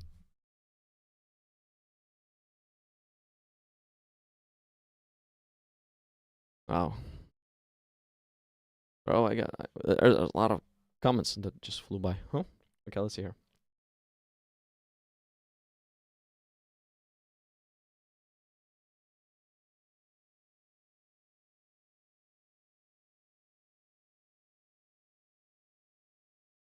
No, he doesn't. Do you condemn what Hamas is doing? He doesn't. He can't. Because if he's gonna condemn what Hamas is doing, he's gonna be condemning what Muhammad taught to do. I mean, Muhammad is literally the leader of Hamas. So he cannot condemn that. They cannot condemn that. They cannot condemn. They cannot condemn what happened. They cannot condemn what happened also on October 7th. Okay, is it okay for a person to be punished for somebody else's crimes? Is it okay for a person to be punished for somebody else's crimes? It depends how you look at it. If it's against their will, like let's say, an example is this: Peter, right? He commits some kind of a crime. He was walking in the street. He saw this fragile elderly woman who had a bunch of jewelry on her fingers, her necklaces, bracelets, you name it, bunch of jewelry, and she has some big diamonds on her jewelry. And then Peter, he goes like, ooh, I mean, the second she turns around the corner, I can just push her and she's gonna break in half, and I'll just take everything off her and walk off. So if Peter wants to do that, he would get caught. He literally would get caught. He would be brought before the judge. But during the time when he got caught and he was brought before the judge, Peter realized, he realized that what he did was extremely wrong. Extremely wrong. And he is extremely repentative of it, and he promises that it's not going to happen again, blah, blah, blah. But the judge tells to Peter, sorry, bro, there's law.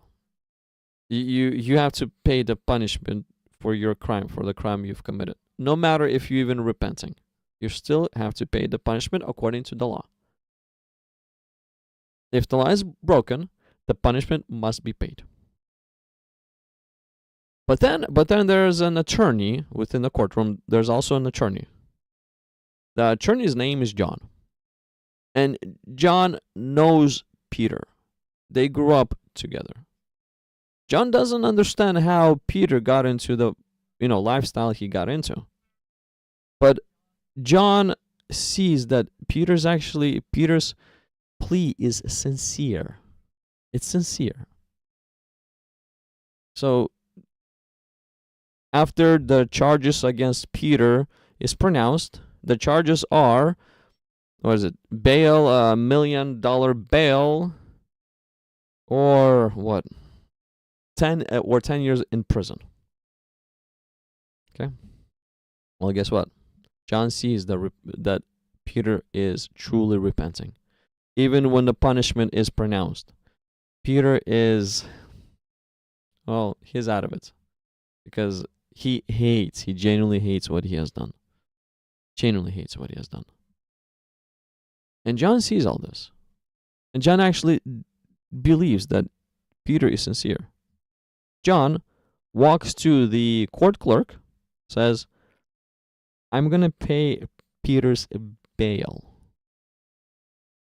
I will pay his bail so that he could be set free.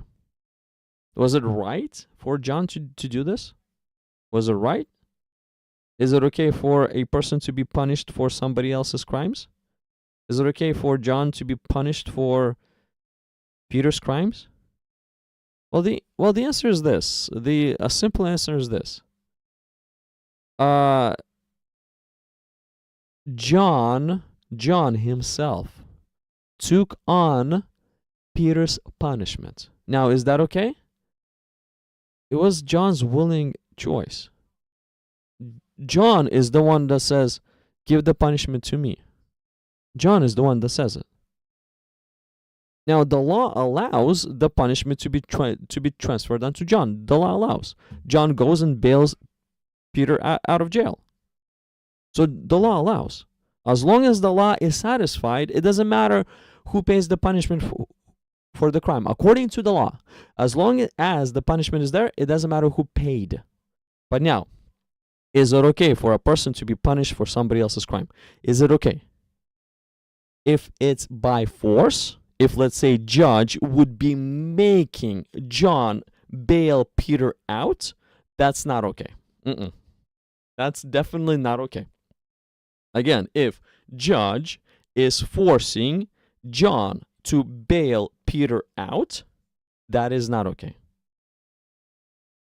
But if John decides for himself to bail Peter out and pay the punishment for Peter's crime, why is that not okay? Please explain to me, why do you think that one is not okay?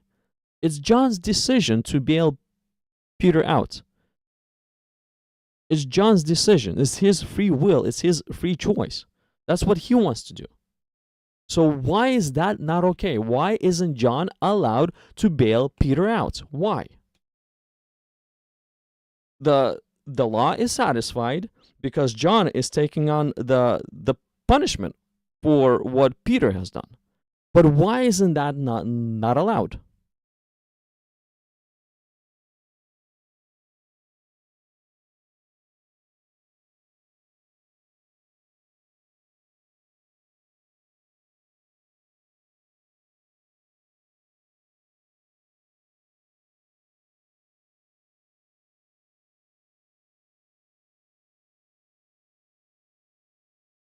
Style captain, you say that your Christian brother being assaulted and spitted by Israel. Style captain. But style captain, let me show you something. Oh, God. Style captain, look. Right here. Right here. My Christian brother, my Christian brother is being dreadfully murdered by an extreme force by a rabies-style Muslims in 95. My Christian brother is ordered to be executed. Style captain, don't you care about my Christian brother? You care only about yours. Don't you care about mine? Mine is getting executed. So when the sacred months expire, kill the Christians. Whomever you find, wherever you find them, and catch them and besiege them and sit in ambush for them everywhere. Talband, there's so many of my Christian brothers got literally hunted down and annihilated by Islam's Prophet Muhammad. Style captain, don't you condemn this Muhammad for unleashing a Muslim on rabies onto my brother Christians? Don't you condemn this Muhammad for doing what he has done? He's even worse than this IDF Israelites. He's even worse. IDF Israelites never gave a command to the regular Israelites. If you see these Palestinians, jump out, ambush them, annihilate them. There was no such a command as that issued by the IDF. But there was an actual command issued by Islam's Prophet Muhammad to kill my Christian brother. What are you going to respond with that? Are you going to condemn this Muhammad, this wild animal, for doing what he has done?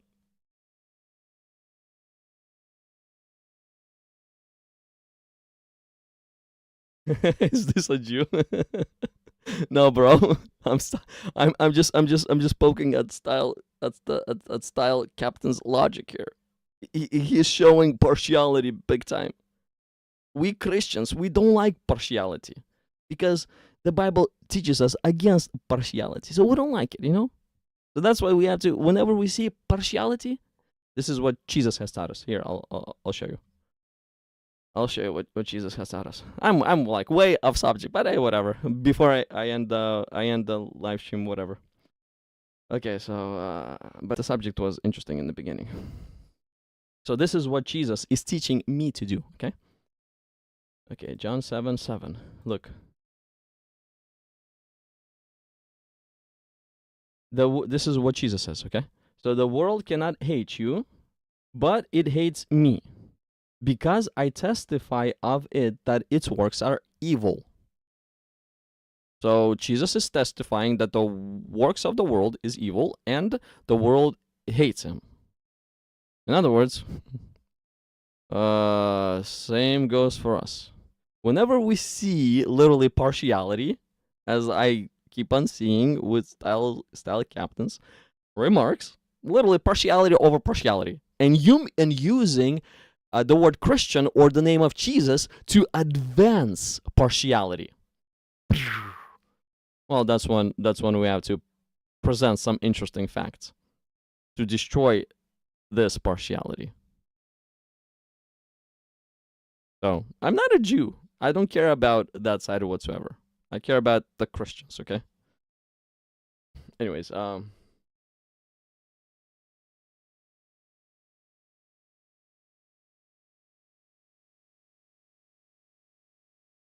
there we go. Aisha. Let's talk about Aisha instead of instead of the war. Aisha's subject is a lot more fun than the war subject, because the war subject, again, we cannot do anything about the war subject. We can just scream at each other. We can only hate each other. That is all we can do about the war subject, not solving anything whatsoever. But Aisha's subject is honestly by far more interesting than the war subject. Just want to throw this out there.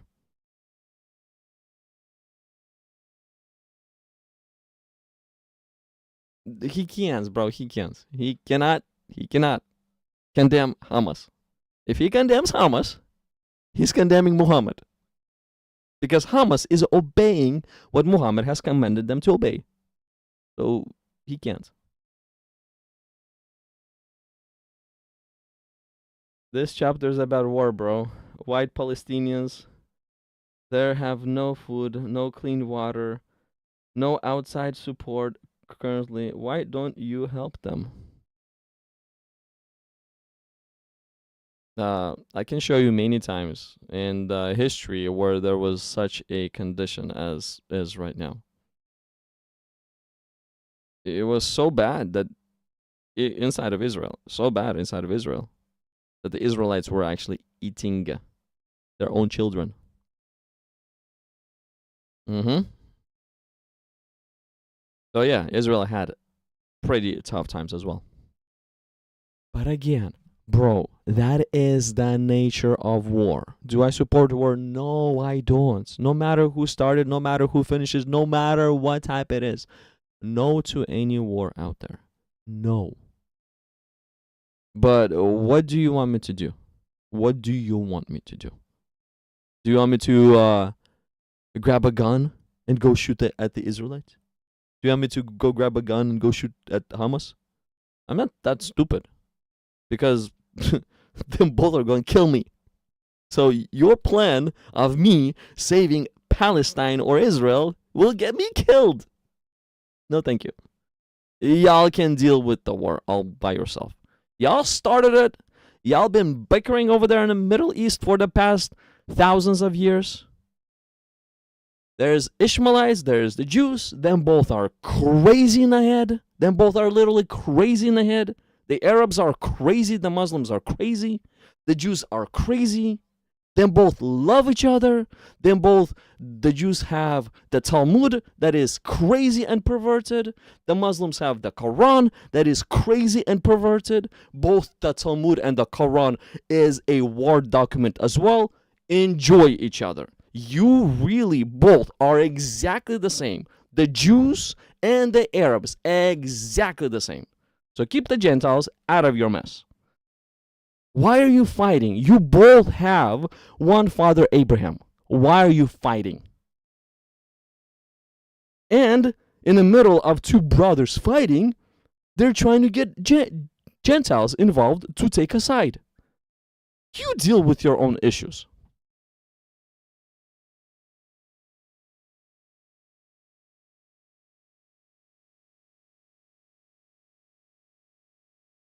Is this referred to me? Is this referred to me? But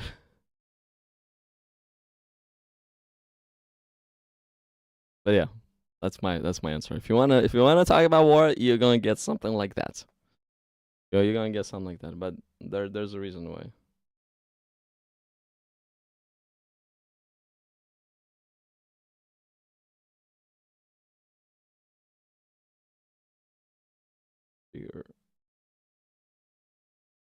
Yeah, Talmud is perverted.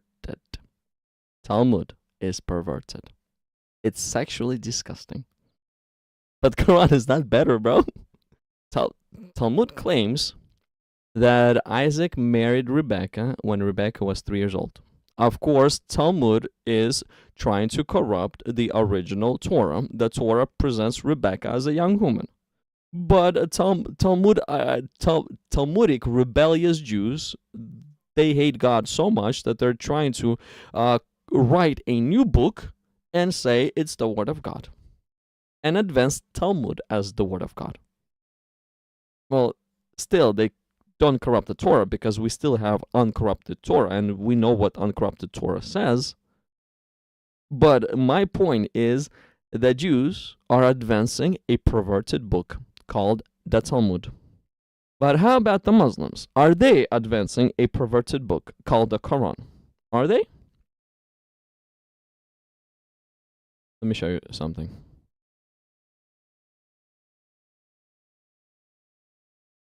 Tell me if this, what I'll read to you, is any better versus what you posted the Jews, the Talmudic Jews are advancing. And the Talmudic Jews are the Jews that actually hate God. And because they hate God, they are advancing the perversions against God. Okay? Now, please let me know once I read this. Please let me know if this sounds like Muhammad also hates God and is advancing same level perversion as the Talmudic Jews advancing. Please let me know. Okay, so Quran 65:4. I guess the subject of Aisha. And those women from among you who have despaired of further menstruation. If you're in doubt, their Ida is 3 months, as well as of those who have not yet menstruated. So the first category of women, according to this, is the ones that went through menopause and can no longer even menstruate. So if a man wants to divorce that woman that is already old, he must wait 3 months. 3 months before she is let go. Ida. And why Ida? Because they had to verify that that woman is not pregnant. Yes, she doesn't have her menstrual cycles anymore, blah, blah, blah, blah, blah. But still, to double, triple, 100, quadruple check, let's wait for 3 months. Within 3 months, we will know if she's pregnant or not. It'll show. It literally will show. Okay? So that's why they have Ida. But not just them. Not just those that are in menopause have Ida. But there's a second category of female that also have Ida. And that second category of female are the ones who have not yet menstruated. Have not yet menstruated. Oh, hold on. They're prepubescent. They haven't started puberty yet. So a man can have sexual intercourse with a girl that has not started her period yet because of her young age, and then divorce her. Is Quran any better than Talmud? Both documents advance pedophilia. Both documents. Talmud is pro-pedophilia. God loves the children. He protects the children. And he says if anyone offends the children, you're going to have some very hard times. It's better for you that, somebody was to tie a millstone around your neck and drop you to the bottom of the seas. Then what's coming if somebody hurts the children? But Talmudic Jews, they hate God so much that they are willing to, yes, have sexual intercourse with children at age such as, according to what you're posting, 3. Because they're saying our father Isaac is a prime example. Yeah, they perverted the Torah, they perverted the truth, and they're claiming falseness right now, so that they could do what they claim Isaac did. But Isaac did not do this. Read the Torah. It explicitly says that Rebecca was a young woman. But it's not just the Talmudic Jews that have done this. The Quranic Muslims done exactly the same thing. Exactly the same thing. They hate God to such degree that they have, God again protects the little girls. But the Talmudic Jews and Quranic Muslims, they both hate the little girls. They both jump on little girls and attack them physically. Those 54-year-old men attack little girls physically. That's disgusting. That's not from God. That's as demonic as it gets.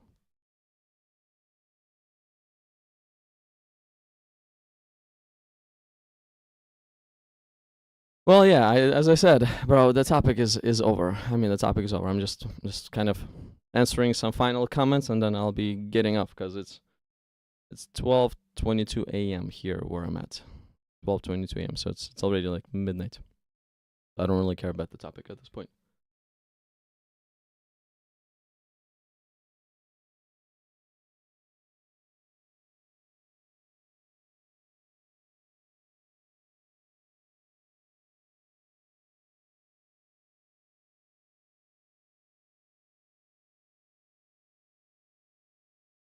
So eat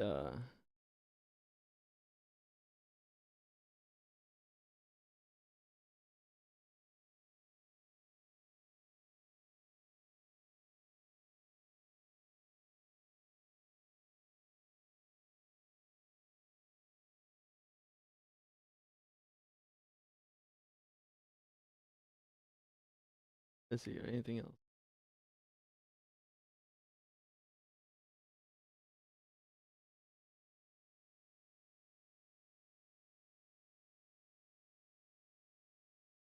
Oh, thank you. I don't know who's this referring to because the chat is all over the place too. Everybody's all over the place. It's middle of the night. We're all going woohoo already. Everybody's all over the place, but hey.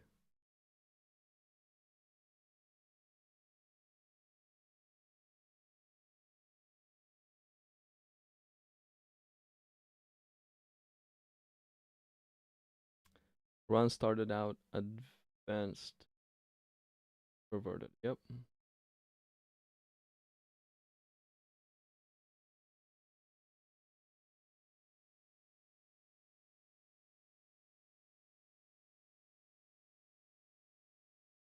So style bender, style captain. Bro, we're not gonna ban you from the channel. We like to have you around, but we'll teach you how not to have partiality.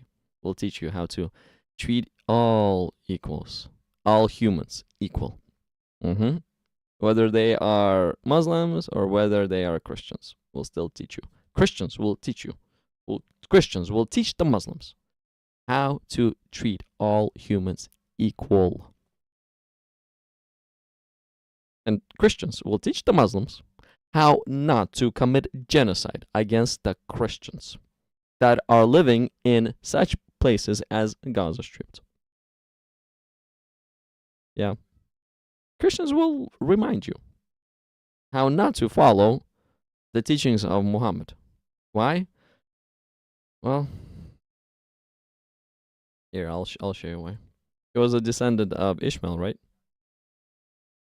So this is why. Muhammad. All right, look, behold, you are with child. This is to Hagar. And you shall bear a son. And you shall call his name Muhammad.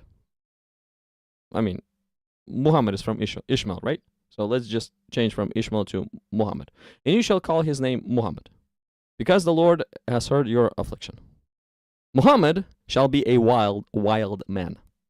He's going to be wild man. Wild man? What wild man means? Well, we have wild man, something like a caveman, and we have civilized people. What's the difference between cavemen and civilized people? So Muhammad's hand shall be against every man. Muhammad's hand shall be against every man. Muhammad is the one who's going to be going out there and starting wars and causing issues around the region that he lives in. Everywhere Muhammad is going to go, he will be a causer of issues of the region. If the war sparks in that region, it's probably because of what Muhammad has done. And every man's hand will be against Muhammad. So Muhammad comes to a city, and people will be trying to drive Muhammad out of the city. Why? Because Muhammad will be causing issues inside of the city. People will be looking at Muhammad and saying, where did you come from? Can you please leave us alone? Wherever you came from, please leave. So they will be working to push him out of their cities. But guess what? Muhammad shall still dwell in the presence of all his brethren. Even though people will try to push Muhammad out of the city, it will not work, because this Muhammad will be a wild man that will keep on causing issues.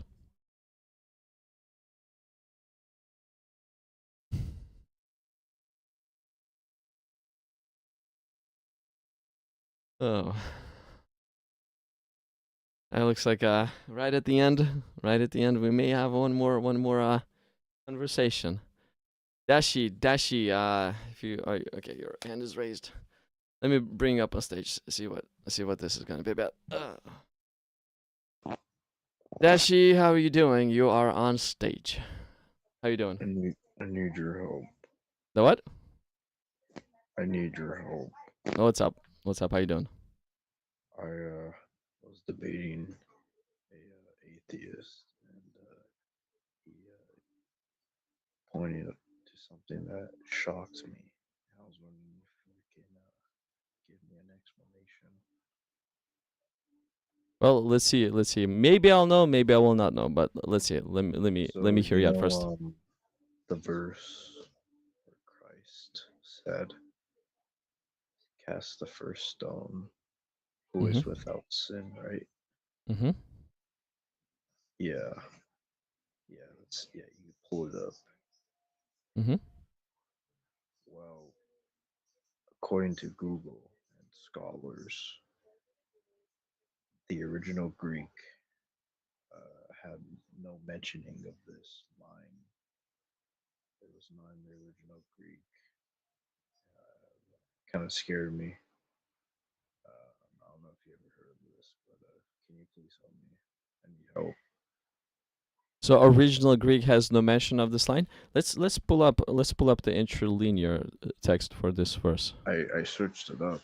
It said, yeah, like the original manuscripts have nothing about this line specifically. Like cast the first stone who is without sin. So this atheist was bringing up a point. Is the Bible reliable? You know what I'm saying?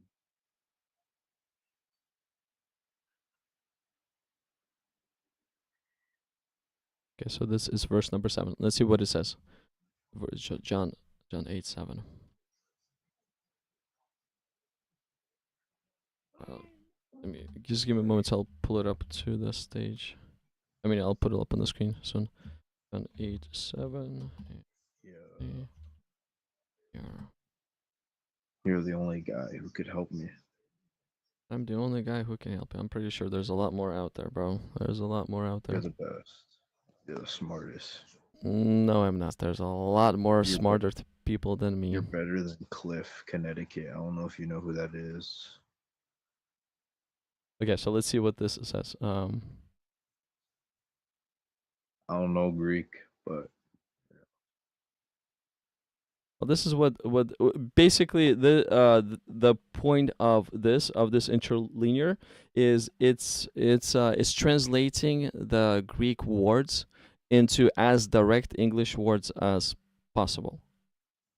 yeah. So and it says this here, and that's why once we're gonna read this, it's not really gonna make sense because it's direct translation. But it will make sense. I mean, you just need to kind of shift some words around. So however, they continued asking him, having lifted himself up, he said to them, the one, so the sinless among you. What is this? Wait. So the sinless among you, the first stone at her, let him cast. So the one sinless amongst you, let him, right here, so let him cast the first stone at her. So this Yeah. is what interlinear says from Greek, This is the directly original. from Greek. Well, this is the interlinear. This is the what manuscripts are saying. So is Google wrong? I hope so. It's not that Google is wrong or right. It's just well, Google can be wrong and can be right because on Google we find information that people wrote. So we just need to double check who's writing that information, what sources are they trying to present as to us as well. But like always, if I have any like questions regarding Greek, I always go to interlinear and I just try to figure out what is the most direct translation says. Yeah. And this right here, if this would be inaccurate, like let's say I do not know Greek, okay? I have no clue Greek at all. So I do trust a translation. But if this would be inaccurate, I'm pretty sure that people before me would actually point it out and say, "Hey guys, this is not how it translates. It translates as this." But since there's no issues with translation, then the translation must be pretty accurate. So we kind of read in it that it has this information. That's what I'm saying, man. One last question. I'm trying to think. this atheist. Maybe you should debate him. I'm not gonna lie, he's a good guy. He asks good questions, but he, and I'm pretty sure you've heard this many times. Um, how about owning people as slaves, and you could pass them down to your kids, and so on and so forth. Mm-hmm. Like, Mm-hmm. what would you say about that in Exodus? Mm-hmm. I debated an atheist regarding slavery topic. When was it? It was recent too. It was Is there an explanation? I hope so. Or is there if there isn't? Or like, yes, there is. Yes, like the slavery aspect, the slavery topic is one of the easiest to debate against an atheist. One of the easiest, the slavery wait, aspect. really? Uh-huh. Maybe I'm just not a hardcore Christian, but like because they always bring up that God commanded, and also God never said slavery was wrong. You know. Yes, because God's slavery is not wrong. Let me show you. Let me show you God's slavery. Okay. You show me, please. Yeah. I need your help. Let me show you God's slavery. Give me a moment to pull up some verses.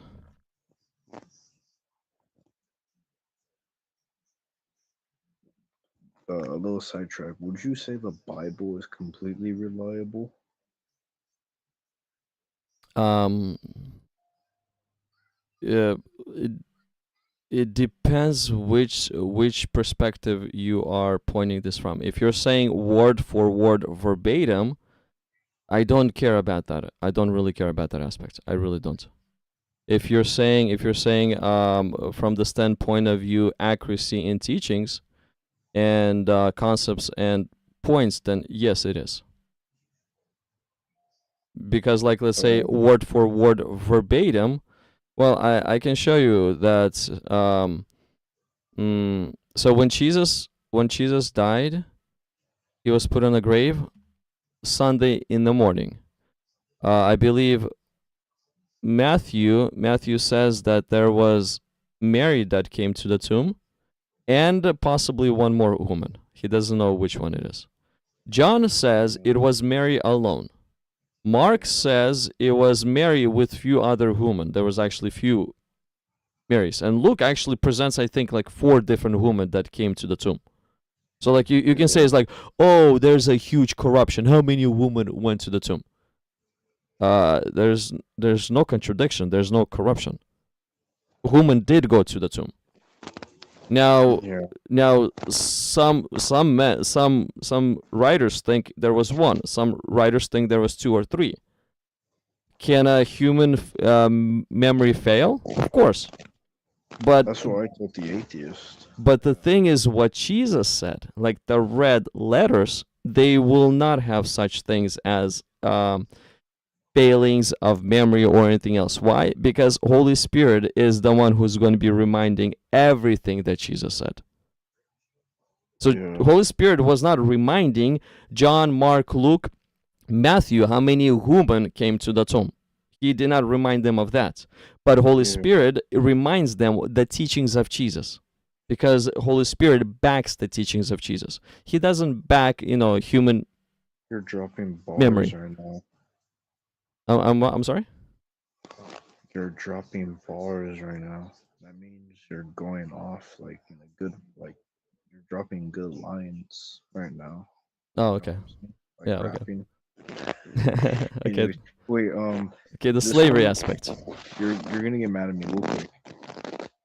Is Noah's Ark symbolic or did it actually happen? I think it actually happened. Honestly But, speaking, I think it's but actually like happened. in a scientific perspective, why haven't we found any kangaroos crossing to Asia? Do you understand what I'm saying? There hasn't been fossils found of kangaroos crossing towards Asia. You get what I'm saying? And how could how could Noah fit so many animals? And like, I'm understanding What did he feed the lions? What did he feed the carnivores? What did he feed them? I'm confused, man. I need help.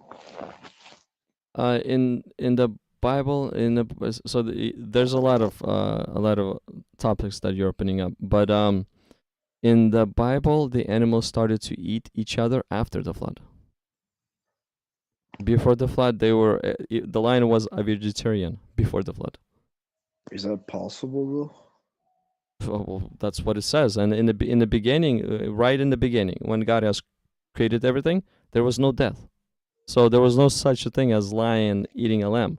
And when everything will be returned, according to Isaiah 2, lion will be laying down with the lamb.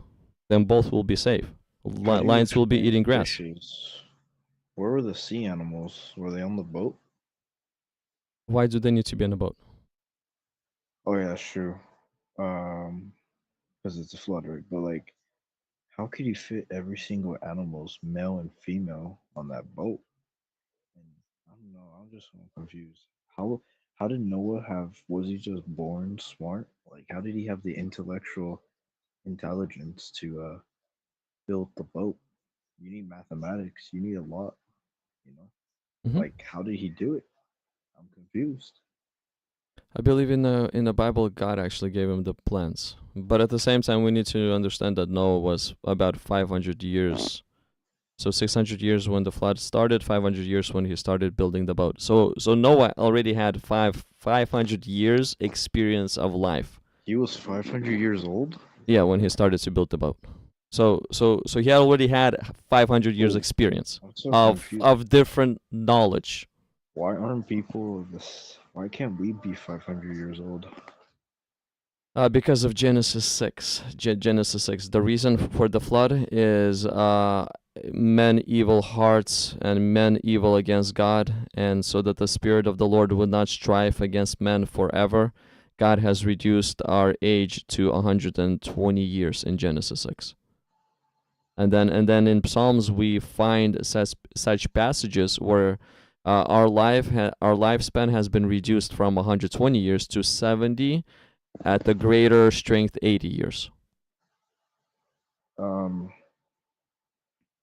And the reason why, so that we would not strive against the Spirit of God. The longer evil man lives, the more evil he becomes. sorry if you could hear my rain in the background, but you don't believe in the Earth. That you don't believe the Earth is 6,000 years old, right? Well, according to the biblical calculations, it's somewhere there. Wait, go again. Sorry, the rain is very loud. The raining coming from me, or No, wait. How old is the Earth? Or so what do you? according to the biblical calculation, like let's say this guy give birth to this guy, and then this guy give birth to this guy. If you will add all this together, it's around 6,000 years. I do not know exactly, but it's around there. Wait, so do you believe the Earth is actually 6,000 years old? Why not? Oh no, Well, I mean, what's the reason it's not? because there's been rocks that scientists have found, and also not just that, there's been civilizations before Judaism. How do you explain that? Like, Well, there's been ancient civilizations before Judaism, and like dinosaurs and all this stuff. You know? Judaism started with Moses. Was there people alive No, before Abraham, Moses right? came? I No, thought it was actually, Abraham. the law came through Moses. So the official Judaism, religion is started with him. Yeah, but like, Did you know? Did so you know that so from the start of the earth till the flood, there was approximately 1,600 years. And then from the flood till the time of scared you.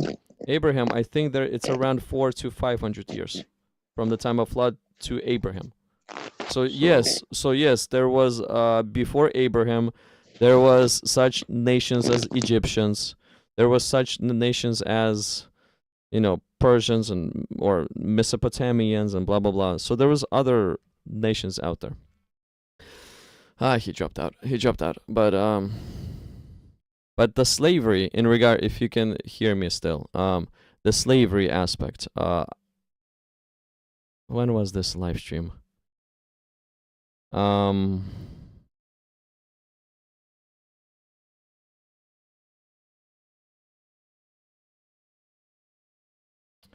me show you. You can see what, because yeah, the atheist and slavery, that's one of their favorite topics. They love the topic of slavery, and they try to use slavery to show how evil God is. But little do they know that once we present the godly slavery to them, they shut their mouth. Why? Because godly slavery is actually extremely good. They have nothing to say against. So let me show you something real quick.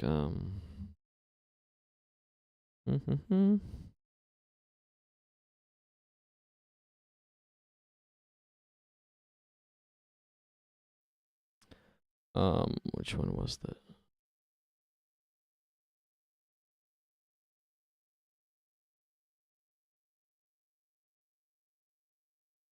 It was this. Okay, so this was, let me show you. So this is the live stream right here. This is the live stream. It happened. I'll pause it, but if you were to scroll, see here, if you were to scroll here, it's there. I read it many times in the past, but I made.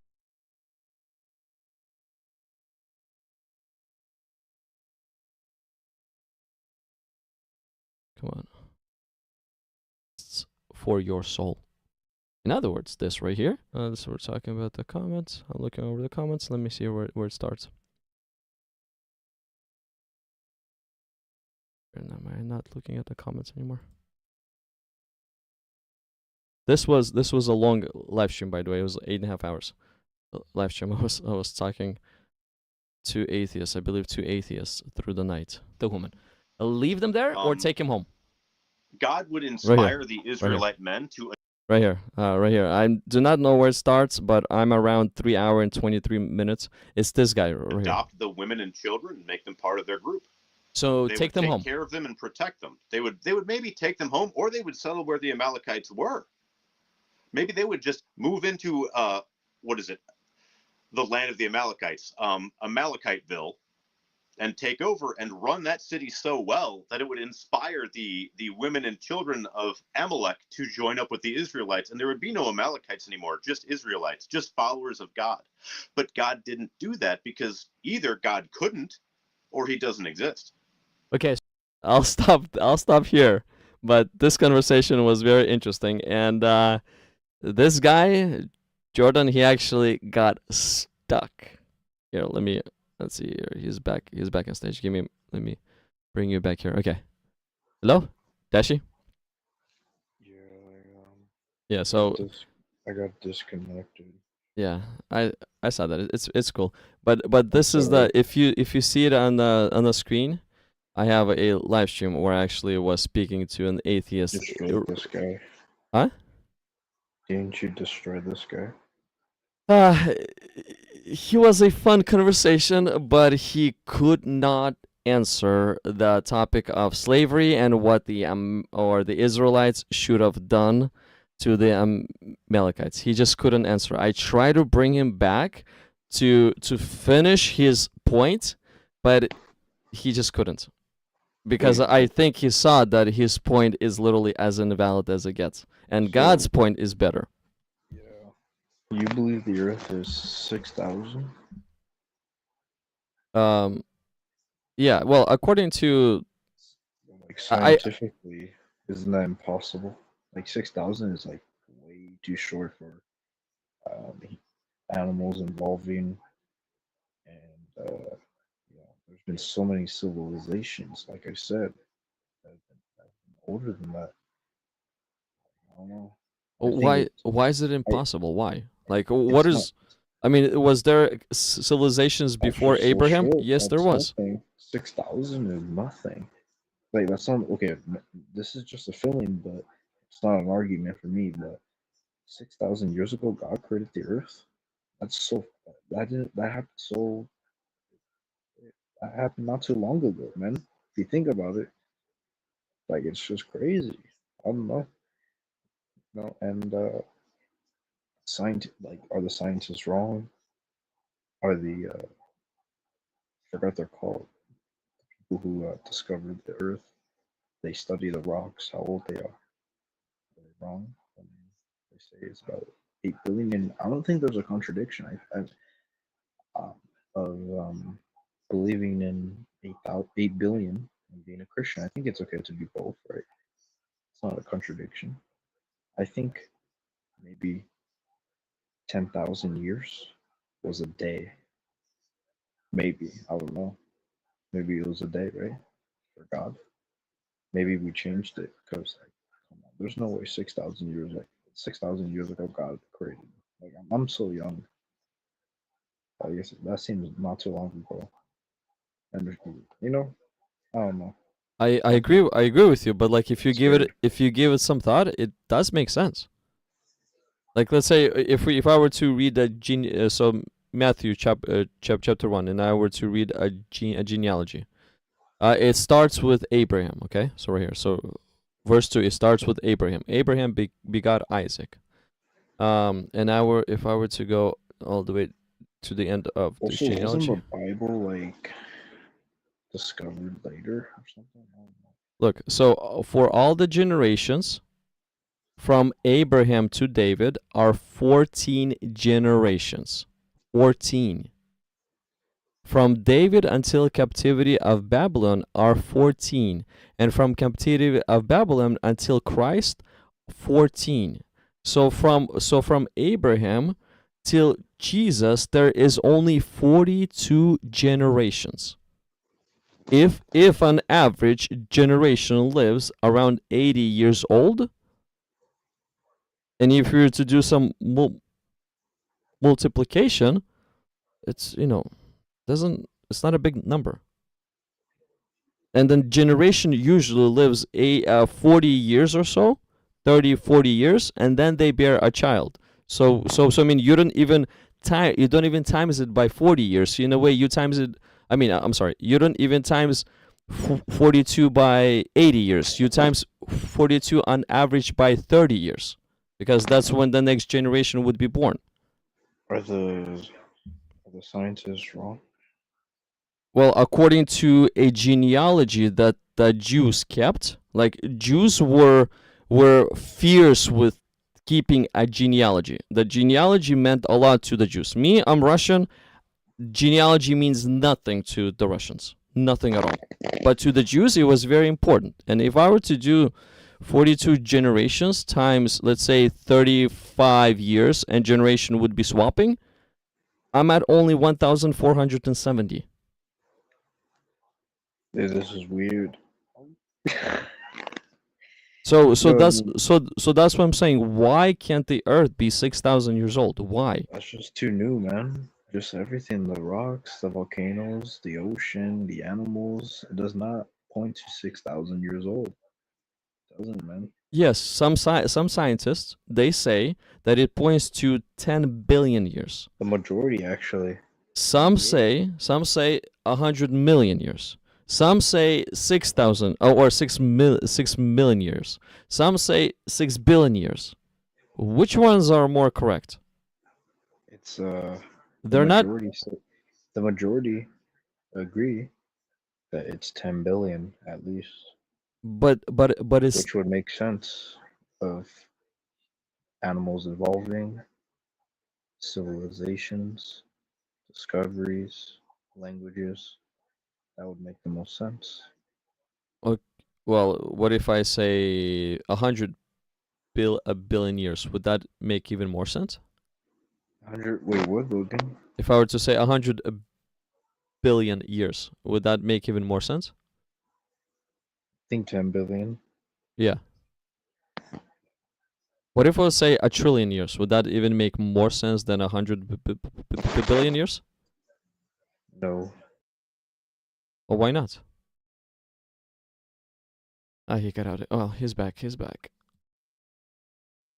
He's back. Let me see here.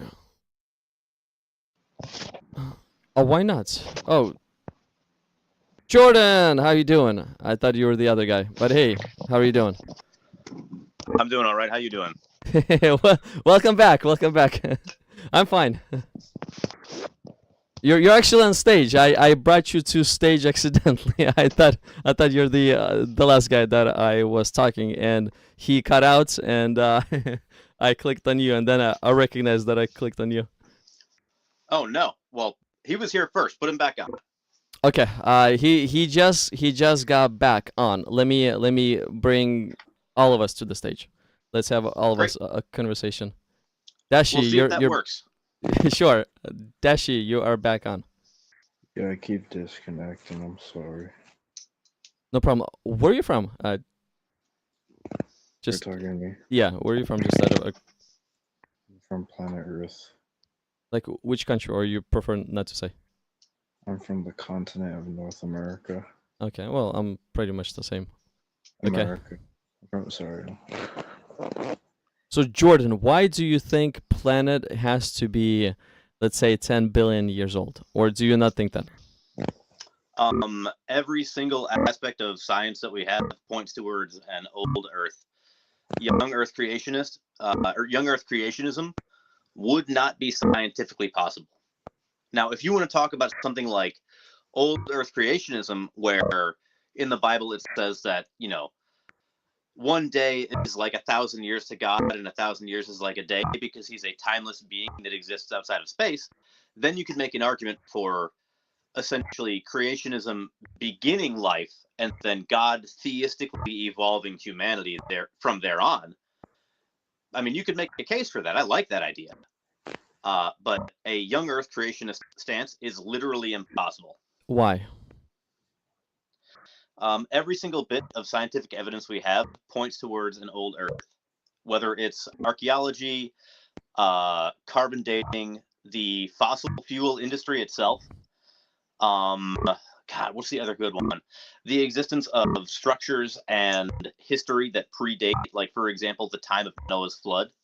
Egyptian records literally go back to and predate the time that Noah's flood should have happened. And they should have all been killed in the flood. So the timeline of the Bible is literally impossible by every metric we have. Okay, and do you think the carbon dating metric that we have, we can actually pinpoint with accuracy? Well, it depends on, I hate to say it, but like, it depends on what you think of accurate means. So like, if I'm aiming at a target with my gun, right? And I'm aiming at the red dot in the center and I hit the target, I'm on the target, right? If I'm aiming at that target and I'm off and I don't hit the target, I'm off, right? Radiocarbon dating can get realistically within like 100 to 150 years of dating something. Everything that we have shows the dating methods that we have are accurate within the certain tolerance of where it should be. What's really interesting is I think it's zirconium dating, not even radiocarbon, but zirconium, which is a more stable way of dating stuff that goes back millions of years. Okay, and why is there not a mutual agreement on different ages? Well, what do you mean? Well, there's different versions how old the Earth is. Because science is an imperfect thing. It'll tell you that the age of the Earth is, 8 billion years old and some change, or they might do a new dating method that'll show you 7.52 billion. But the problem isn't that it's off a billion here or a billion there. It's that it's not literally 6,000 years old, because the biblical timelines say that the Earth is between 6 to 10,000 years old. And there's a huge difference between, let's say, 10,000 years old and a billion. Yes, I agree with that one, but still, why isn't there like a at least a close consensus on the age of the Earth. I mean, the consensus that we have, or the numbers that we have, they're massive difference as well. I disagree with that interpretation. I mean, do you think that if we are shooting for the Earth is over 1 billion years old, it really matters? If it's 1 billion here or 1 billion there? I mean, It's still yeah. saying Yes, a- it does. Because like if I say I know how to count, and the first time I count, I end up 1 billion, and then I say no, guys, I actually do know how to count. My second count will end up 10 billion, and the third at 500 million. My question is, do I really know how to count, or I'm just throwing numbers in the air? I mean, it turns out that you only have to be like being very, very accurate only really matters with machining and hand grenades. I don't really care. Like, I'm not a big science guy. I look at the age of the Earth and I see it's incredibly, incredibly old. The scale of that doesn't really matter to me because it's just really, really unfathomably old. It's definitely not 10,000 years old.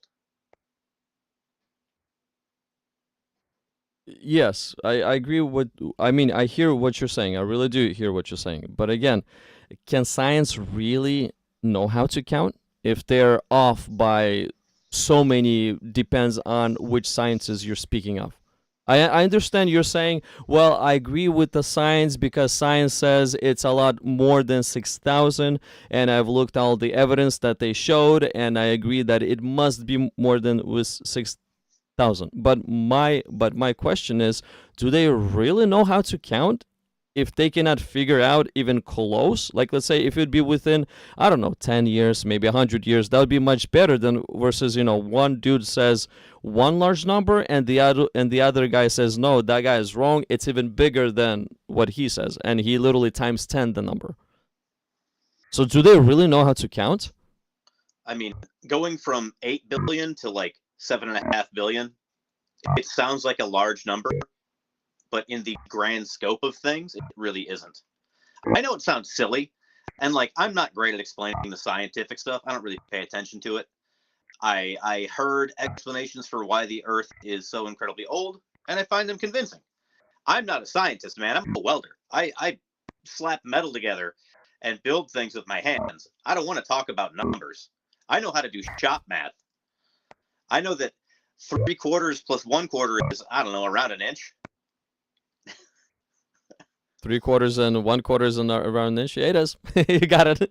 Yeah, I work with measurements too.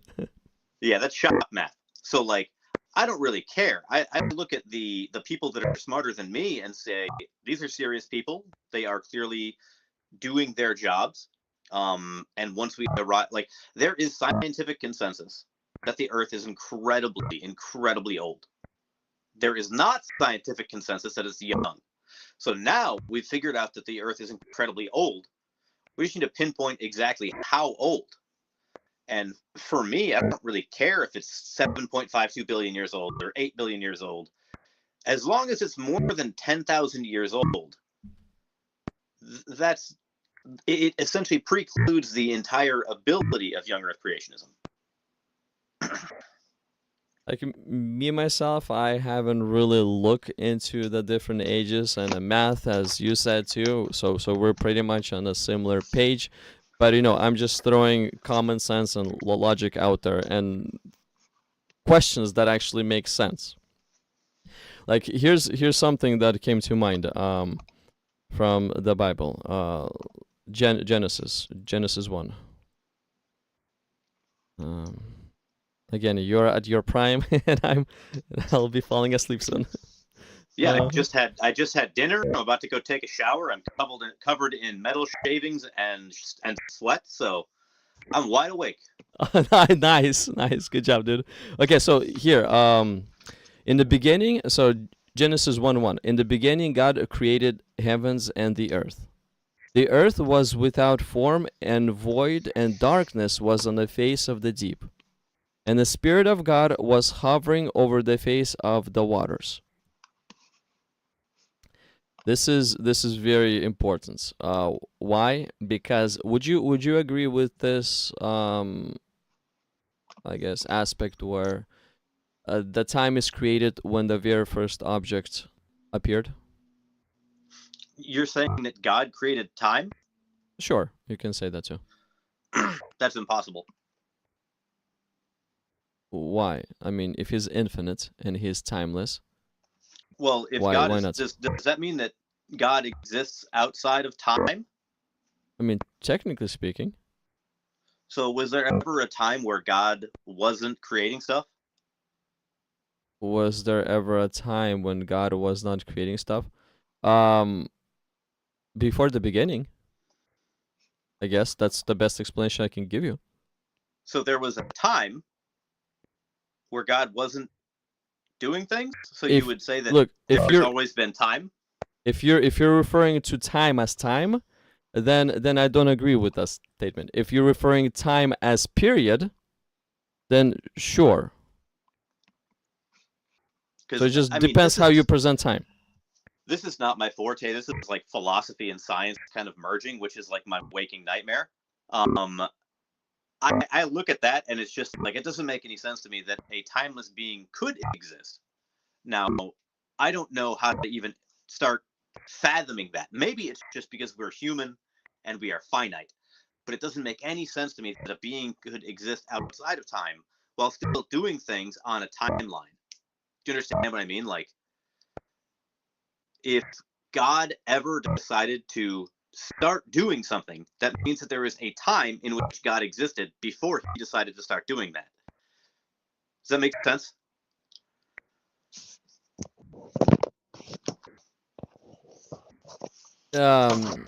It does make sense, but see, I don't think that the word like you are applying time in a correct way, but the time that you're applying the meaning is not applicable. It means a little different. It means more. It could mean more like a period, or it could be more, but it's not referred to an actual time in itself. But here, let's say if God is within time, we outside of time. Let me show you the next part. So this part right here, Genesis verse 1 and 2, all it says is in the beginning God has created the heavens and the earth, okay? So there was the heavens and the earth. Then in verse 3, so we have then. So after God has created the heavens and the earth, then God said, let there be light. And there was light, and God saw the light, it was good. And God divided the light from darkness. God called the light day, and darkness he called night. So the evening and the morning were the first day. So according to verse number 3, 4, and 5, God introduces a tool, a metric, in order to count time. To measure one revolution time. of the planet. Yeah. To measure my time. My question is like, so there was a philosopher writer in the 6th century who basically said, if God is all powerful, why did he choose to create the world in a succession of 6 days? And his rationale became, essentially, the creation story in Genesis is a parable. It's not what really happened.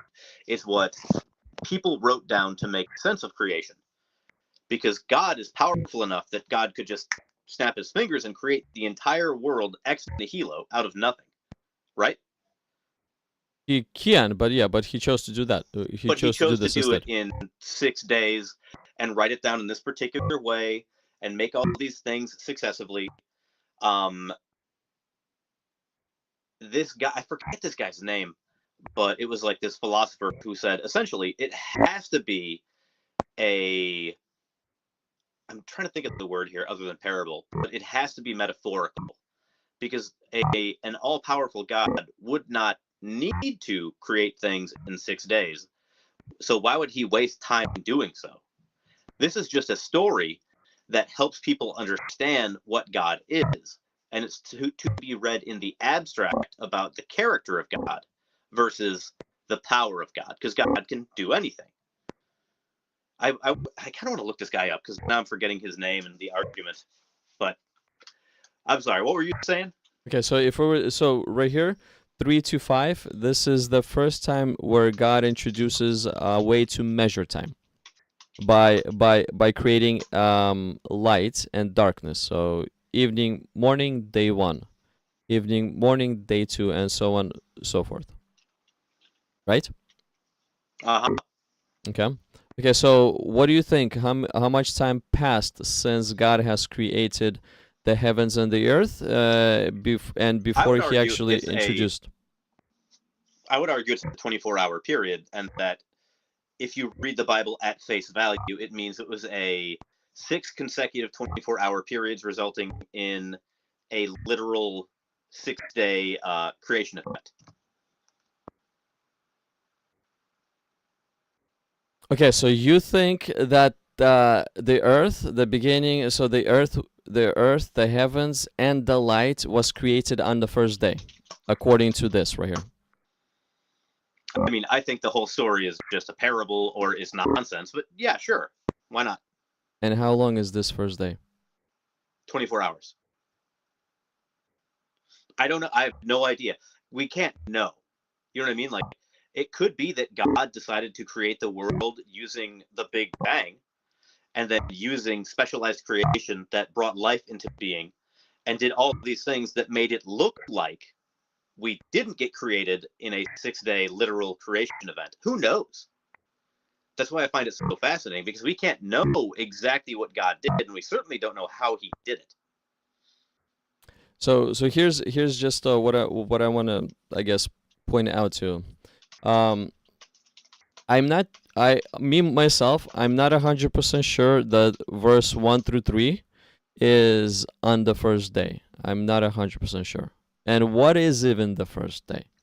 I mean, before light, right? Before light was created, what is the first day? There's no such a thing as the first day before light was even popped into existence. You cannot measure time in any way. Then fourth day, that's when God has created another measuring tool of time, seasons, years, all those things, months. That's when he created another measuring tool, because if we have a measuring tool of only evening and morning, we still are not able to count years. We're not able to count months, because we do not know how many days are in a year. But because we have the sun, all of a sudden we know how many days are in a year. One cycle is 1 year, and all of a sudden 1 year has about 365 morning and evenings. So God has introduced the measuring tool. But before God introduced the time measuring tool, I am not sure how long the earth just stood still. I mean, we cannot know. By definition, we cannot know. I think that is a reasonable position to take. I think that I look at these young earth creationists, and I don't think it makes any kind of sense.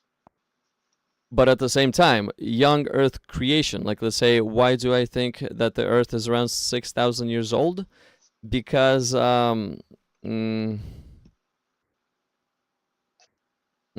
so there's two more aspects. I personally think that the counting started after the fall. The counting, how we started to count years and so on and so forth after the fall. It didn't happen before the fall. And I've heard that before.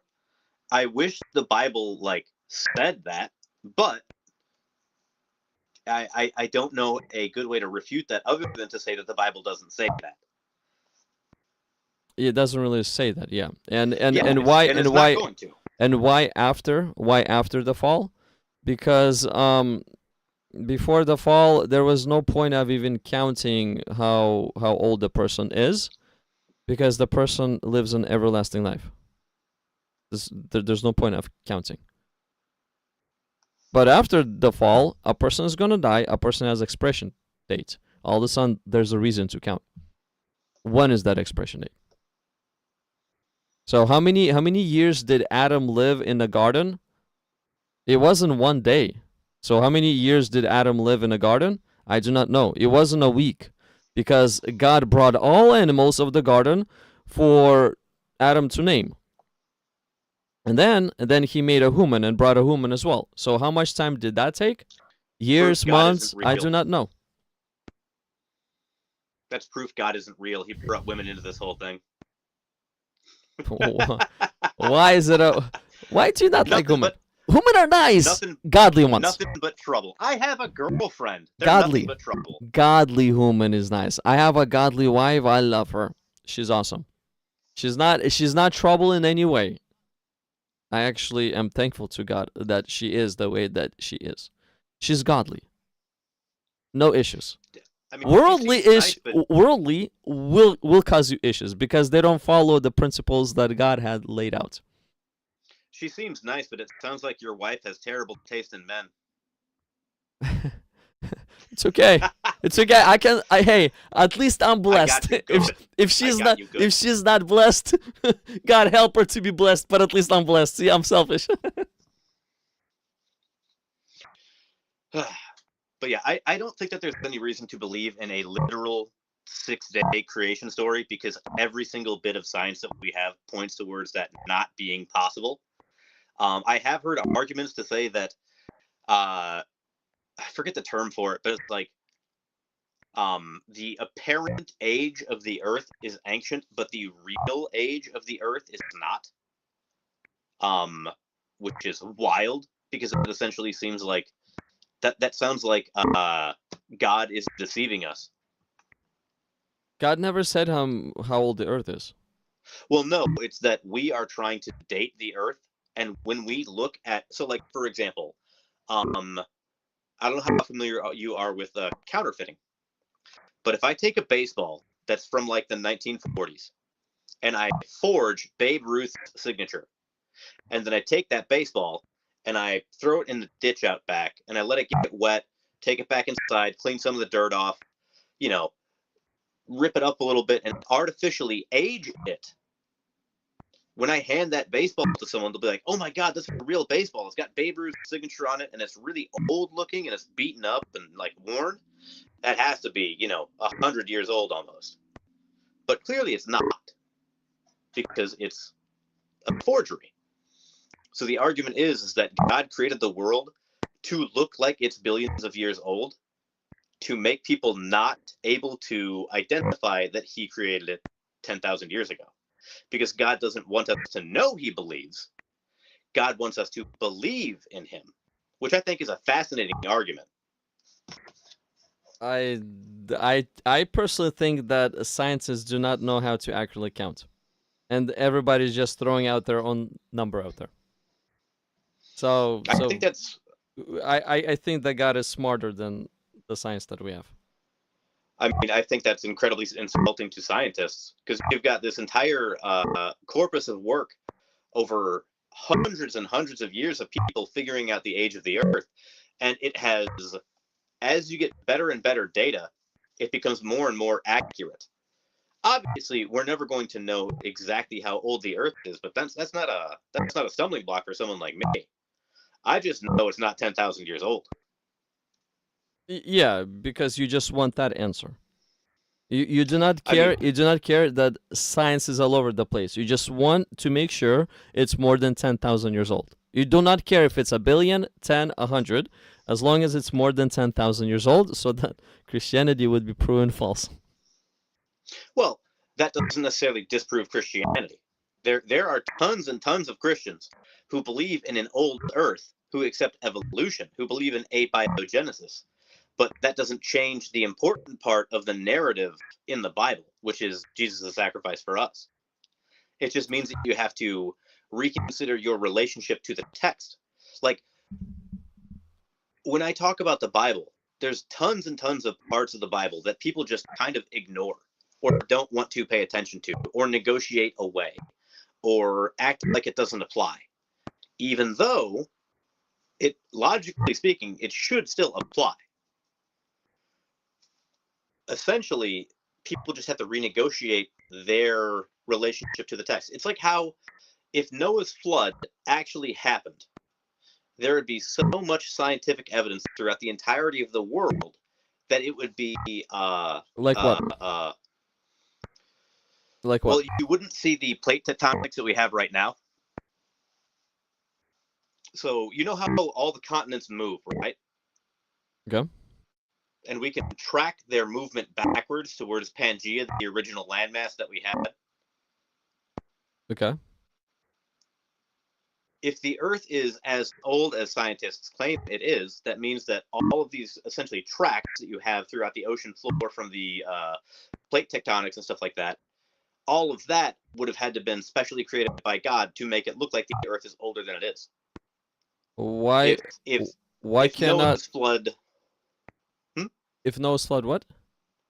if Noah's flood had actually happened, then you would need to come up with an explanation of how we have the diverse. There's oh my God, there's so many things literally impossible about Noah's flood.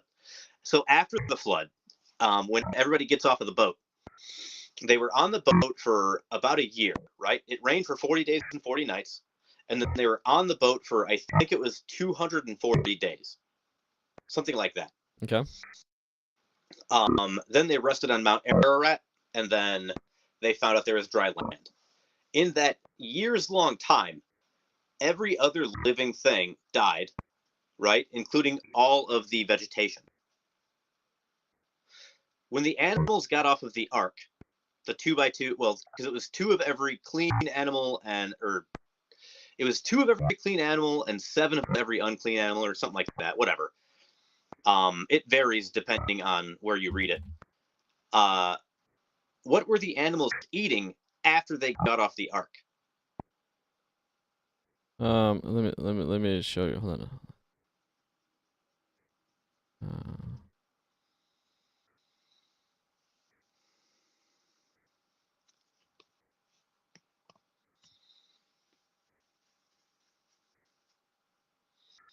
Okay, so how much? Let's see how much time passed by.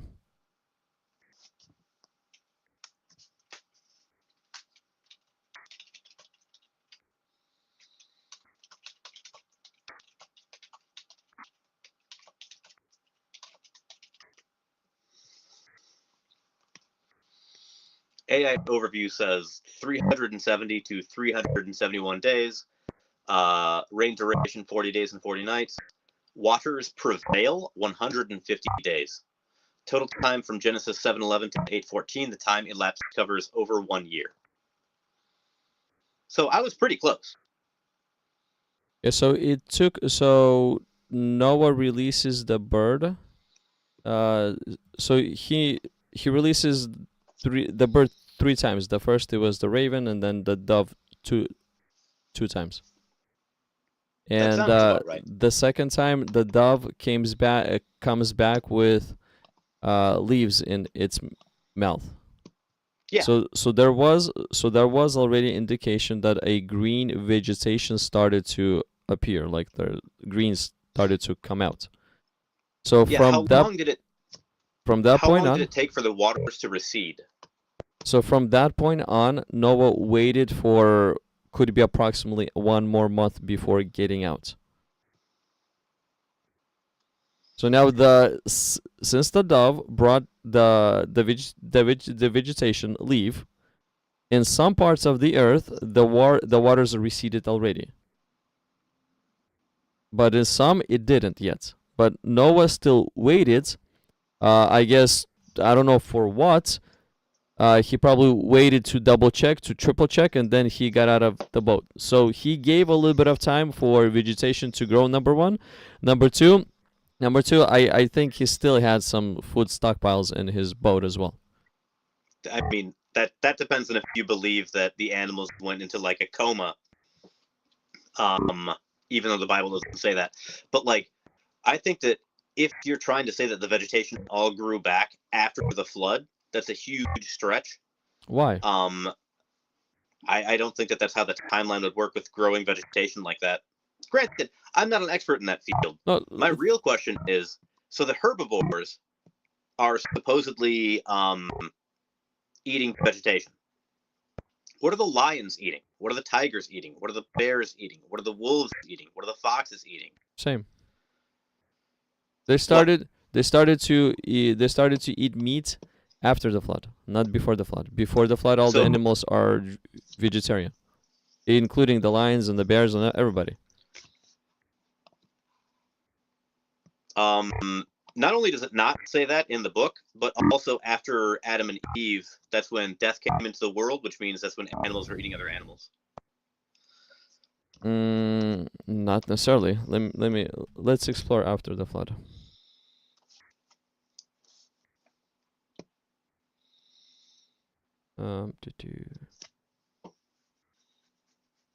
Genesis. When was it? 7, 8, somewhere over there. 8:14 is where I think it starts. Genesis 7, and then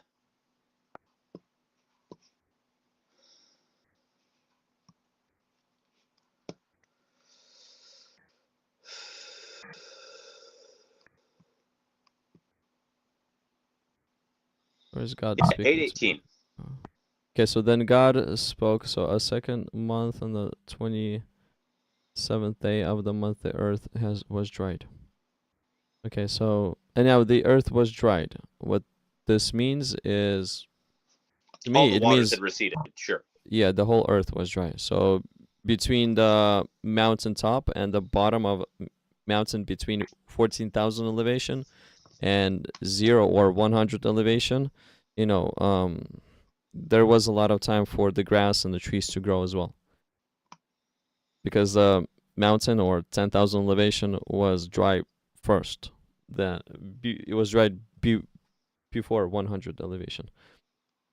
Okay, so go out of the ark. They had about 2 months of growing time. As far as I can, if I'm correct here, it's about 2 months of growing time. There's not enough time for animals that are herbivores to subsist on that. But then the big why problem not? is, Why not? Everything is fresh and green. It's the same. I'm from California, so we have drought issues in the summer. But the thing is, the second rain comes and waters the ground for approximately 3 weeks or so, our grass is growing rapidly, and within But yeah, 2 that's- months, our grass is huge already. that's assuming living grass, because all of these all the vegetation just died in a flood. Yeah, it hibernated in the flood, sure, and then it restarted. I mean, Oh, you no, can it- you can flood grass all you want, but the second it dries up, it's gonna start growing again. No, if you flood grass long enough, it'll just die. It goes from being growing grass that's living to dead. Now, if you want to say that like God supernaturally made the grass and the vegetation hibernate, that's an appeal to a miracle. There is literally no other way to argue for it, right? Like, appealing to a miracle from God is like your get out of jail free card. You can just say, "Oh, well, God made it happen," even though He didn't say it.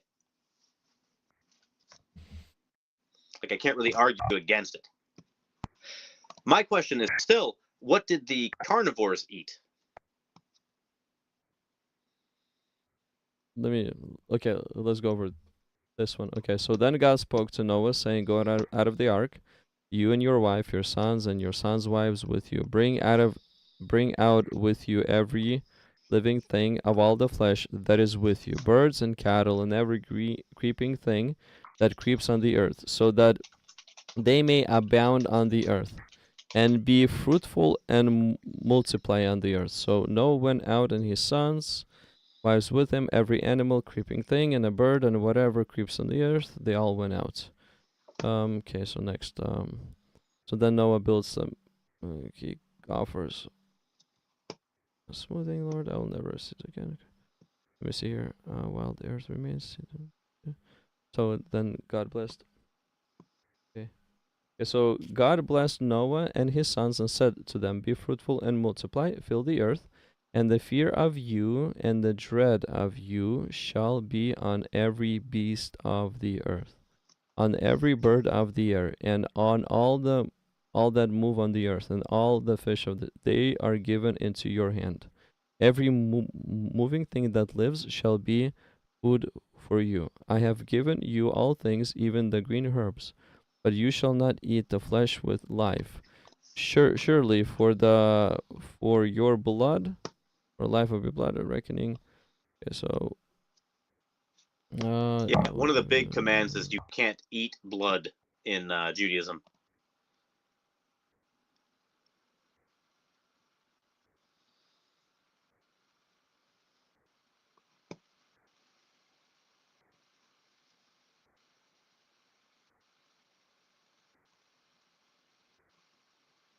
so there's no explicit verbiage that the animals were, I guess, they were eating meat before the flood. They were eating each other before the flood. There's no explicit verbiage on this.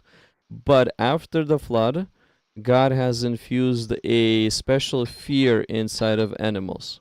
So they started to act in a different way towards the humans and probably towards each other too. But before the flood, we actually do not have anything that reference where an animal would be eating an animal. I mean, that's not the issue before the flood. My issue is after the flood. You need to figure out how all those animals are eating after all of creation was destroyed. If Yeah. you want to appeal to a miracle again, you can say that, even though God didn't say it, he made them not hungry. He made them multiply to the point where they filled the earth before they started killing each other. There's tons and tons of ways you can just like pull that get out of jail free card and be like, yeah, God made it work. But I don't think that is being honest to the text, because you can't just say, oh, well, even though the Bible doesn't say this thing, that's clearly what happened. It's kind of like how people say that when the animals first went on the ark, they went into a coma or a deep sleep, and then Noah and his family didn't have to worry about feeding them because the stores they had saved up for those animals would have run dry.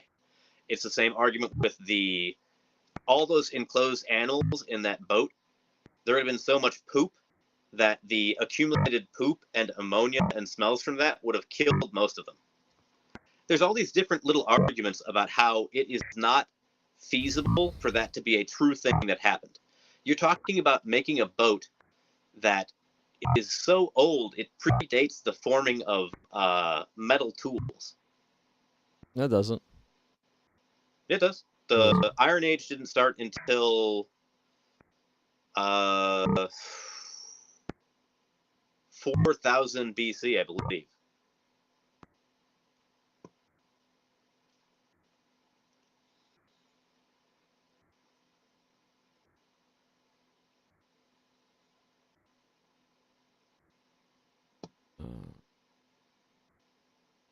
Genesis 4.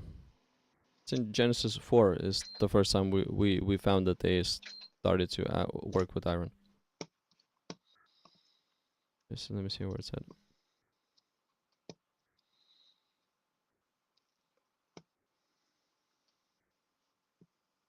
Right here, see? And as for Zillah, she also bore Tubal-Cain as an instructor, so an instructor of every craftsman in bronze and iron. Yeah, I mean, that's what the Bible says. The Bible is wrong. Yeah, I know. That's what you keep on claiming. I mean, if iron had been made around that time, we would find artifacts that would be from that time made of iron and bronze, right? Literally, there are no archaeological digs that have ever found metalworking from that time back in those days. I mean, if you want to say that they discovered metalworking and then lost metalworking, I guess. But every timeline that we have for those ancient old times does not show that. So we are required to find something specifically from that time in order for this to be true, or that's one option. Or the second option is we need to find or we need to what properly count how old the iron is. It really depends. Like, do you want to presuppose that everything in the Bible is true and accurate? then you can just make up any reason. No, I'm trying to figure. What I'm doing is I'm throwing questions out there. Like say you presuppose that everything in the Bible is inaccurate. Because So a little bit. and the Hold on. reason why it's inaccurate, because we haven't found a tool that dates to that specific year, or a span of those years. Is that So even valid enough argument to say that because we didn't find a tool, that's why it's inaccurate? So you're essentially trying to say that I'm making an argument from silence. What I'm saying is that all of the archaeological records that we have essentially state that there is no iron working around that time. Now, it could be that for some reason Noah and his family and his predecessors were working with iron and iron tools and then used iron to build the ark, but there is no archaeological evidence to make that possible. Yeah, because basically you rely on the things that we find as proof. But my question is, do we need to find everything for it to Not be proof? everything. The problem is that there's so many things that are just literally nonsensical about the entire story of Noah that it essentially collapses under the weight of all of these different issues with the story. How so? Okay, so you said poop. Can they not throw it in the water? I mean, yet again, they don't talk about that in the story. They don't talk about anything other than here's the thing that happened, here's how they survived. There's none of the thing to say, like, were all the animals awake and running around and trying to fight with each other and eat each other, or were they locked up in little pens and stuff? We don't know. The text doesn't say, right? Yeah, we do Like not. the We do common not. idea. We do not know. So that's why. I don't think so. It's fair for you to fit in a text where what is not in the text. Let's say, because we do not know what they did with the poop, thus the story is wrong. But I mean, you are inserting in a text. So like, I can also insert in a text and say they threw the poop in the water. I mean, that's what I would have done.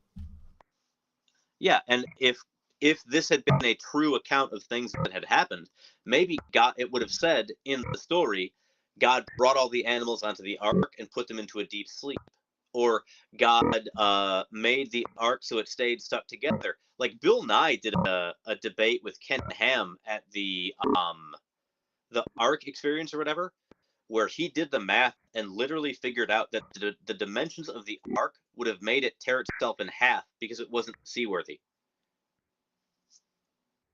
Like, there's all these things that I hear, and I'm like, everything just ends up being an appeal to miracles. Like, it doesn't matter if the ark would have torn itself apart from the torsion, from it moving back and forth, because wood is not rigid. God just made it work. So I look at that and I'm like, it's kind of useless to bicker over the individual things. I think that it's entirely implausible that Noah's Ark actually happened. I think it was just a story that was told to explain how there was a flood myth. And like, that's why so many of these old religions had a flood myth, because floods were terrifying back then. So You'll note, though, and you're saying all this because you don't have enough details to figure the story out. That is basically your base claim. I don't have enough details to understand this, the measurements of the ark, when did the iron start, and the rest of the things. How did the animals, whether they were sleeping, walking, whether they were eating, whether they were pooping in the ark, outside of the ark. Since I don't have all those details, thus the story must be false. I mean, just the sheer idea of like getting onto an ark, a gigantic boat with 2 of every kind, and then 7 of all of the, I forget the exact numbers, but it's like 7 of this and 2 of that or whatever. Yeah, of every kind. So, dog is one kind. 7 pairs of all clean animals, the male and its mate, and a pair of the animals that are not clean, the male and its mate. So there were 7 pairs of birds. So there's 7 pairs of all clean animals, 2 of all unclean, and then 7 pairs of all the birds. if every kind of animal is represented, the sheer amount of poop from those animals means that you don't have enough time to clean up all the poop before your entire place is overrun with poop. That's one of my favorite arguments I've ever heard, just because there's so many different kinds of animals, which there's no such thing as a kind of animal. That's just a word that kind of people ascribe meaning to. Well, It doesn't make any sense. the kind of animals, what that I think means is, an animal gives birth after their own kind. What that means is cat cannot, give birth to a dog. But let's say one species, not species, but one breed of a dog can give birth to another breed of the dog, and they can intermix within their own, again, I guess, dog kind. So I believe that's the why did no one need to take all the species of dog on the boat? You just needed to take 2 dogs. there are certain breeds of dogs that are not, in fact, sexually compatible. Like, you cannot have a Chihuahua give birth to a Saint Bernard. Over time. Over time, yes, but you would need to have like a Saint Bernard, and then like a boxer, and then like a pug, and then a Chihuahua. So, like, let's say there's just 4 of all the of the dog kind, right? And then there's 4 of lion kind and 4 of tiger kind. You're essentially like, what about the billions of species of bugs? He didn't take any bugs on the boat. Doesn't So specify. they just all died out? No, they're capable of living underground usually. I mean, that's the thing, is like, the story is so full of holes. I don't think it's credible at all. That's what I mean. That since you don't have every detail, you just annul the story. You want every detail in order for it to sound legit in your mind. Well, when I read a book like something as important as the Bible, which I've said before, I'll say again, is the most important book in the history of the human race, the most influential collection of stories in the history of the human race. If you want me to believe something like that, I need to have more than just like the kind of broad, vague details, like someone just hand waving away all of the nuts and bolts of making something work. I need to get a little bit more details in there. I need it to make a lot more sense. Sure, but what is the context of the Noah's story? What's the point? What's the context of it? Is it all those details that you want, or God is trying to make a different point behind the story? The point is that God wasn't able to make a race of humans that were clean enough for him, so he killed all of them in a horrific act of genocide.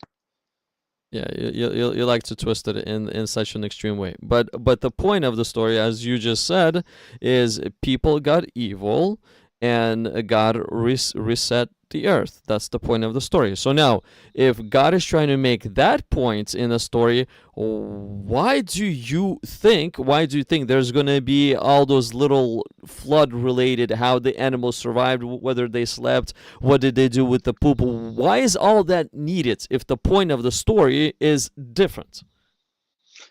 I would argue that essentially my standard for God is very high.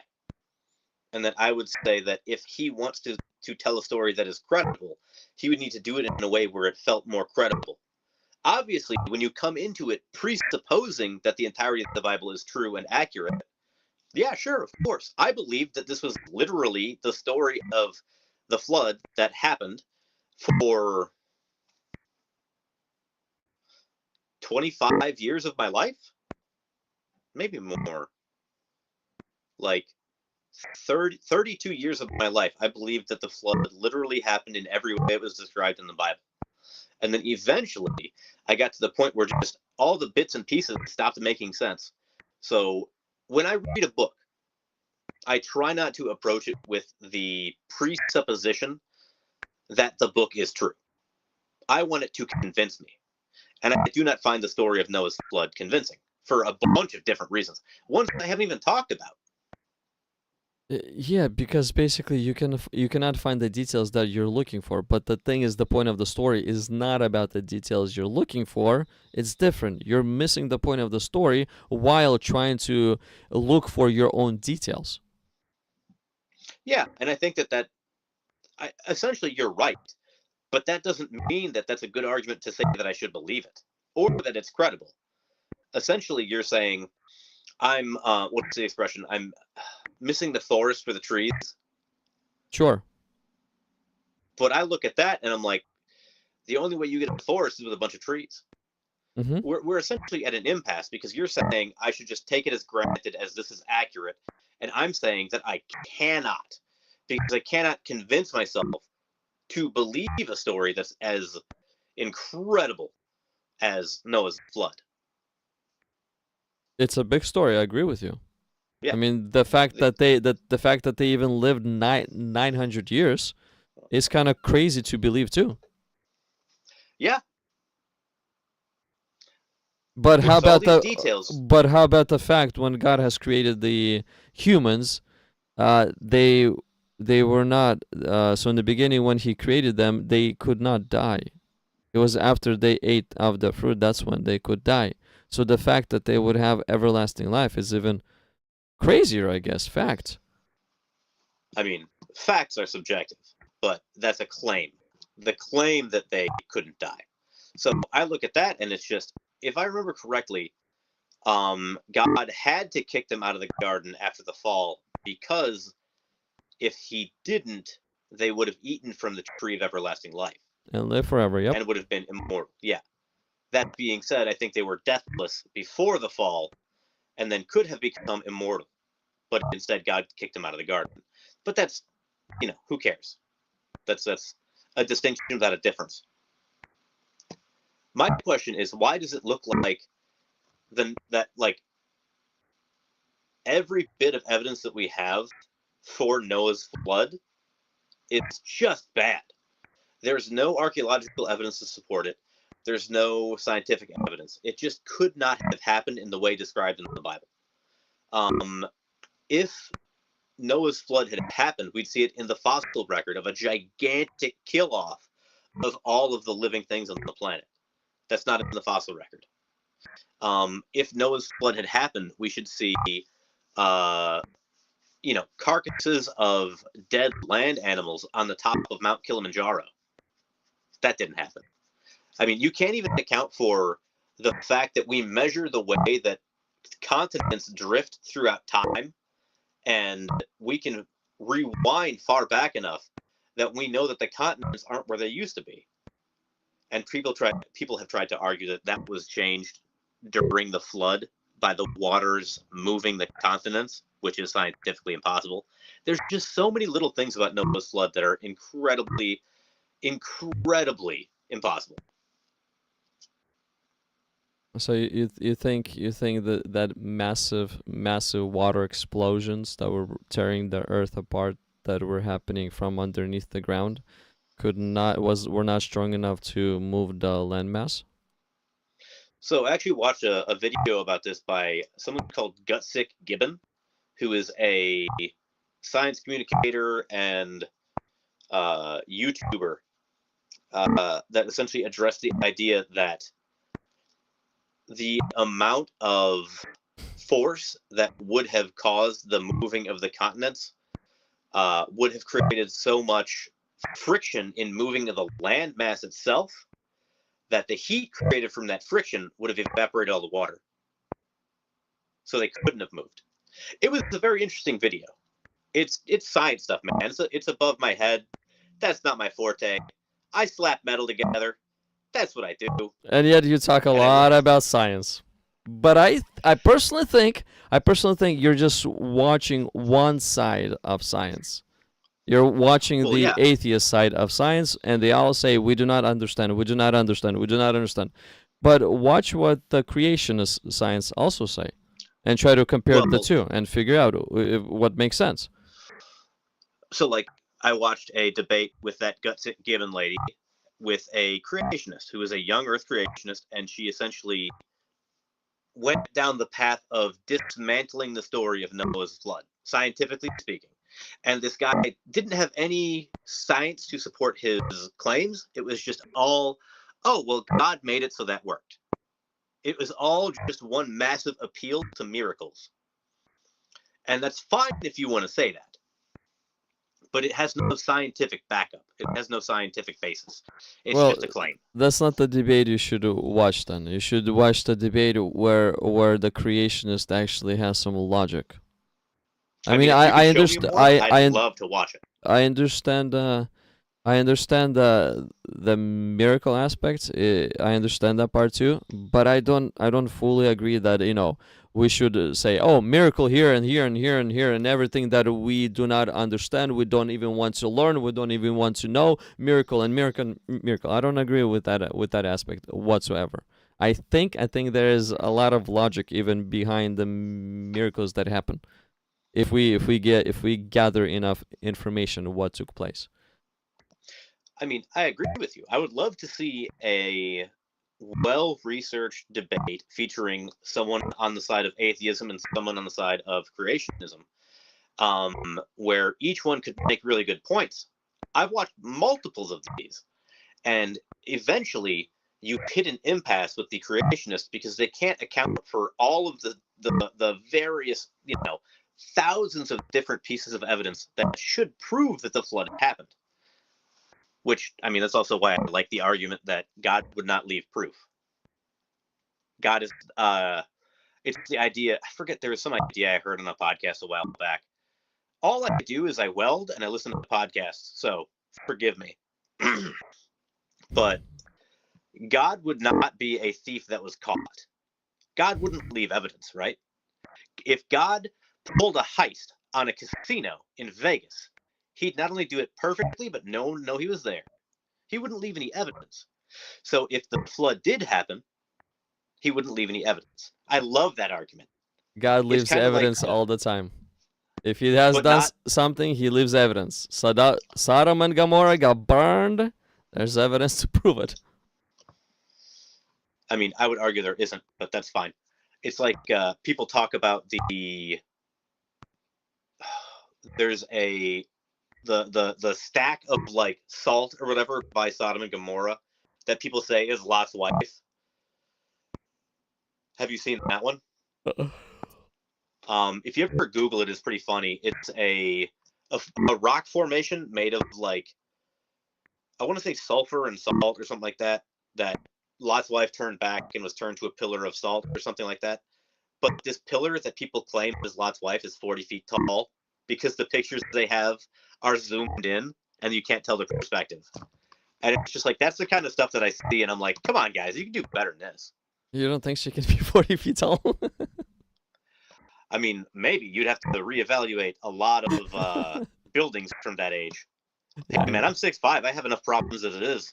I don't know if you ever hit your head on a ceiling fan. Yeah, okay, so to be honest with you, I haven't done much looking into Noah things, much looking into archaeology things. I haven't done much looking into that. I like the teachings of Jesus. I like more the common sense aspect of the teaching. So like I'm more stuck on the common sense aspect. But I know once I apply the common sense aspect to the science, science falls flat hardcore as well. If you say that the Bible, biblical evidence falls flat, science falls even more flatter because they're all over the place, even more than the Bible is, according to what you're saying. And you're essentially saying that every aspect of science is either wrong or lying. It's like, so do you think that evolution happened? Do I think that evolution happened? Yeah. The big boom, I think it's as mythical as it gets. Hold on. The Big Bang and evolution are two different things. Evolution started from the Big Bang. Yeah, everything did. Okay. But there are multiple different scientific claims. So like there's evolution, right? There's the Big Bang. Then there's abiogenesis, which is the idea that life comes from non-life. And people tend to lump all three of those together. Big Bang cosmology merely explains that the all the matter in the universe was in a hot, dense state, and then it exploded out, and then over billions and billions and billions of years, stuff eventually condensed into planets and suns and black holes and stuff like that. If you want to say that Big Bang cosmology was wrong, that's not true, that's fine. That doesn't disprove abiogenesis or evolution. Yeah, it does. Could God make a world ex nihilo out of nothing, not utilizing the Big Bang, and then allow for life to begin without his direct interference, and then allow for evolution to happen to eventually get to modern humanity as we have it now? Could God do that? Yes, he can. Of course he can. But if you assign the Big Bang as God, then no. So it just depends who God is. Literally, If God is the all-powerful Almighty, the Creator, and he would wanted to choose that path of creation, of course he can. But now if the beginning, if prior to that path of evolution or creation, you say Big Bang, then by default it's a no. It's just by default no. If anyone mentions Big Bang and then they say evolution after, the Big Bang theory just annihilates their evolution theory by default. why do you say that? Because the Big Bang just cannot be real. It just cannot be real. How can it be real? I mean, a chaos caused a perfect order, or a chaotic explosion caused evolution to happen. What in the world? How? Well, you're looking at it from the wrong perspective, because you're looking for a cause, right? Nothing created everything is illogical too. Or out of nothing came everything is illogical too. Or even out of nothing something came is illogical. Why? Well, I honestly speaking do not know, but let's say you see where my hand is? I don't think that all of the sudden a hamburger is gonna pop in my hand and I'll squeeze it and I'll start eating. I just don't think it's possible. I mean, no one in the world that I know of, at least, is claiming that something came from nothing. The only people that claim that are Christians, because they believe that God came from nothing, that God is the only uncreated thing in the history of the universe. Okay, The Big Bang theory, okay. Big Bang cosmology, posits that all the matter in the universe was in a hot, dense state and then exploded outwards, right? Does that say where all that matter came from? Where did it come from? The claim, who knows? Nobody knows.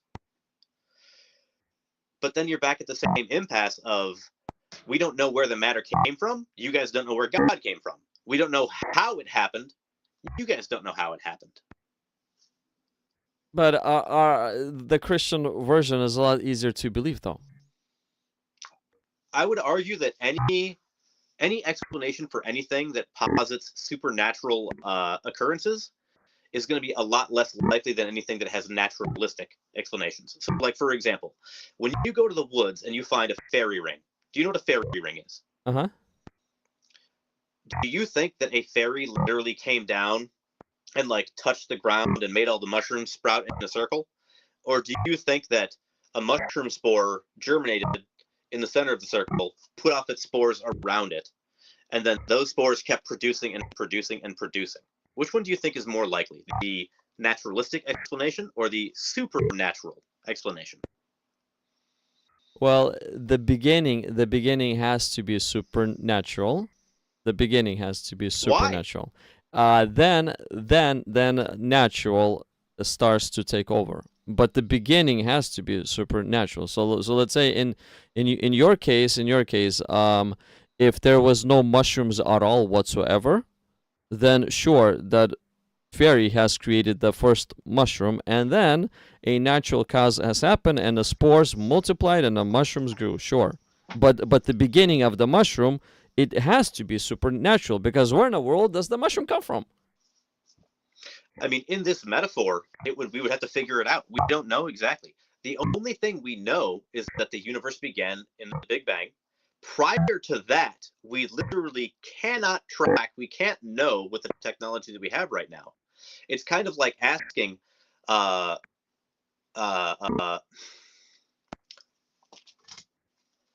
is there a hole in this pair of scissors? Like right here where I'm putting my finger, is that a hole? Looks to Does be that like. hole exist? Well, looks to be. But how can a hole exist if a hole is nothing? Well, something is making a hole. Something is Well, defining something's a hole. making a hole, but we're not. Something's making the hole, right? But does the hole exist? It's something is defining, is outlining that the hole does exist. So something does is measuring the hole. So what exactly is here in this hole? Or is a hole by definition nothing? Your plastic around the hole actually causes the hole to exist. You remove the plastic, the hole is gone. So you're saying that nothing exists?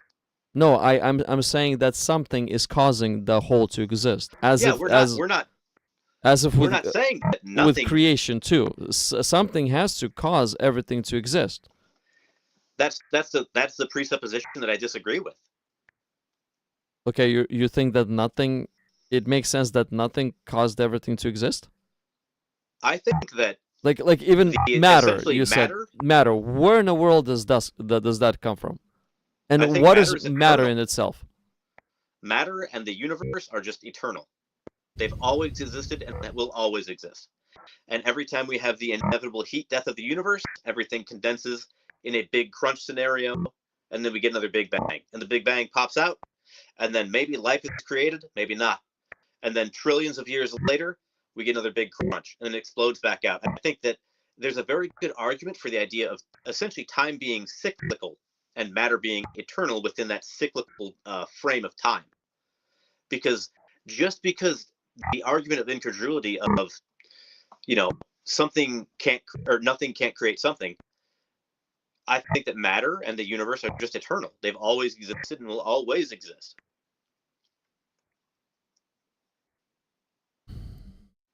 Well, that's literally that's your version of a god then. I mean, the explanation of a god is eternal. So, I mean, your explanation of God is matter and universe. And then matter and universe actually caused this explosion to happen and a creation to come forth. By definition, a god is a person with a mind. The universe doesn't have a mind.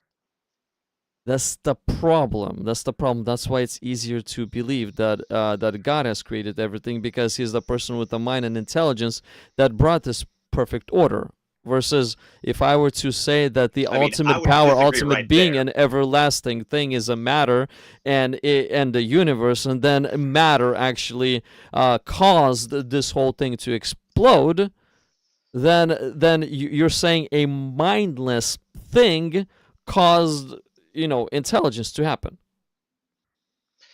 I would argue that we do not have perfect order, but also we don't need a mind for things to just happen randomly.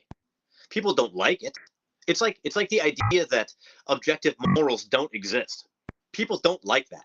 Inherently, people do not like the idea that objective morality does not exist. But that doesn't make it untrue. Okay, so objective morality does not exist. Correct. I don't know. Let's say murder. Do you think it's objective or subjective? It is absolutely 100% subjective. So it's moral. It's moral to kill someone. I didn't say that. I'm saying it's subjective. So you think that murder is always wrong every single time anyone ever gets murdered, right? Well, death chair is okay. So capital punishment, but that's not murder, right?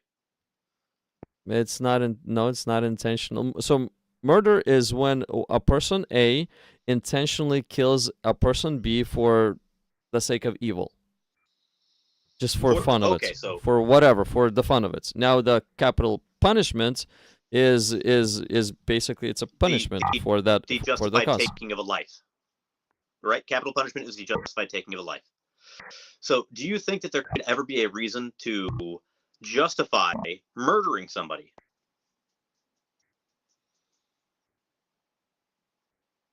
I mean, the super easy one is, would you go back in time and kill Hitler before he ascended to power? No.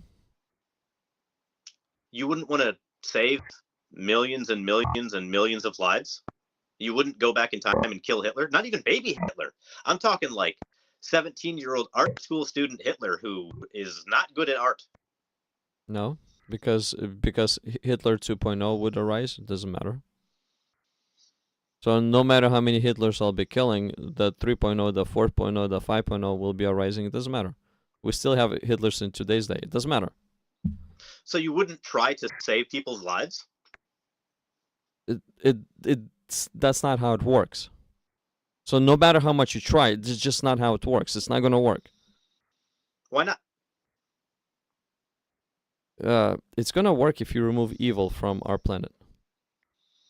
Well, so do you think that someone could do an act that was so bad that they would need to have capital punishment? Like, do you think that Hitler deserves the death penalty? Sure. So why not go back in time and find Hitler before he killed, millions and millions of people? Because he didn't deserve the death penalty then. Well, we already know that he's going to kill those people in the future, right? Okay, so once he does it, that's when he deserves. That's just how the language works. So can that argument be expanded to real life? So, like, if I know for a fact that someone was going to go kill somebody else, should I try to stop them or should I wait until they kill them? You should try to stop them, but not kill them in the process of stopping them. So, essentially, you would need to wait for a murderer to either murder someone else or you would need to try and prevent them from doing it. Let's say that doesn't work. I mean, let's say your only option was to murder somebody who was going to murder. I see it as justified killing. How's it justified? If he hasn't done anything yet, how's it justified? Oh, because a possibility he's gonna do it. If someone decides that they're gonna attack me, they're probably gonna die from it. If someone decides they're gonna try to attack my girlfriend, they're probably gonna die because of it. I do not believe that, like, I don't have my concealed carry license yet, but eventually I will have a concealed carry license. I currently have my firearm owner's ID card, FOID card. So we have multiple firearms in the house for personal protection. If someone comes into my house, they are going to die. Period. Flat. I'm not going to risk it. I don't really care. The Bible clearly states that you can defend yourself. The Bible clearly states that if someone is going to do something evil, you should try to stop them. I think that going back in time and killing Hitler is a universally good thing. And your only argument against that is that it wouldn't matter because there'd be more Hitlers rising up. Mm-hmm. Mm-hmm. So time has to be linear, is what you're saying, or what? Like, time. What do you mean? Are you saying that you could not prevent the atrocities of Hitler, or are you saying that there would be more Hitlers, like the massacres of the Rohingya, the Rwandan genocide, stuff like that? So yeah, I think that if you can try to do something good, you should try to do that. You ought to do things that save human lives. It's a bit of a utilitarian argument when it really gets down to it. I literally think that, okay, if you know that Hitler's gonna kill you, kill him. You sure you will change the way the time will play out, the way that events will play out, but still another type of Hitler will still arise, and if you try to take care of him, another one will arise. It's impossible to annihilate them all. It's just simply impossible. Yeah, I'm not saying that. Why? Because of the root of evil that we live with. Yeah, God. So, do you think that? Yeah, God. I mean, God created evil. Do you think That's what you think? It's literally what the Bible says. That's what you think. It's proved me wrong. The Bible says God created evil. Who? Sure. Okay. Who created the devil? Who put the snake in the garden? God did not create the devil. Who did The God devil create? has always existed. No, who did God create? God created Lucifer, his beloved angel.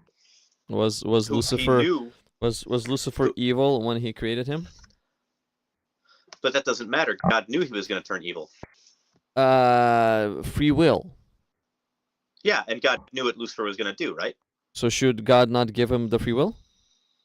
I think God should have never created Lucifer. I think God should have never made a world in which children can be born with deadly cancer. I think God should have never created a world where people die in earthquakes and tornadoes and hurricanes. And God looks think God and should- God looks at I us think God and shouldn't have put a sun in the sky that if you stand in front of it too long gives you cancer. That's crazy. and God looks at the chaos that we created and he goes like, if this people would only know what sin would have done, they would not touch that fruit. But because they're Why so did he put the rebellious, fruit in there? it's called free will. Do you not like the So- free will that you have? I love having free will. In the Christian paradigm, we don't have free will, but That's that's what just a you different think. thing. That's what you think Yeah, again. We literally do not have free will That's in the what Christian you paradigm. think. Why would God put a fruit in the garden if he didn't want them to eat it? He knew they were going to eat it, right? He knew it was going to happen. He knew it was inevitable. So he wanted it to happen. Does anyone go to heaven that God doesn't want to go to heaven? Does anyone go to heaven that God doesn't want to go to heaven? God wants everybody to repent and to come to the knowledge of truth. That's what God wants. Yeah. That's what he wills. Yeah. So he Yeah, wants but if I everybody in don't heaven. repent- so if I don't repent and God wants me in heaven, I still can't go, right?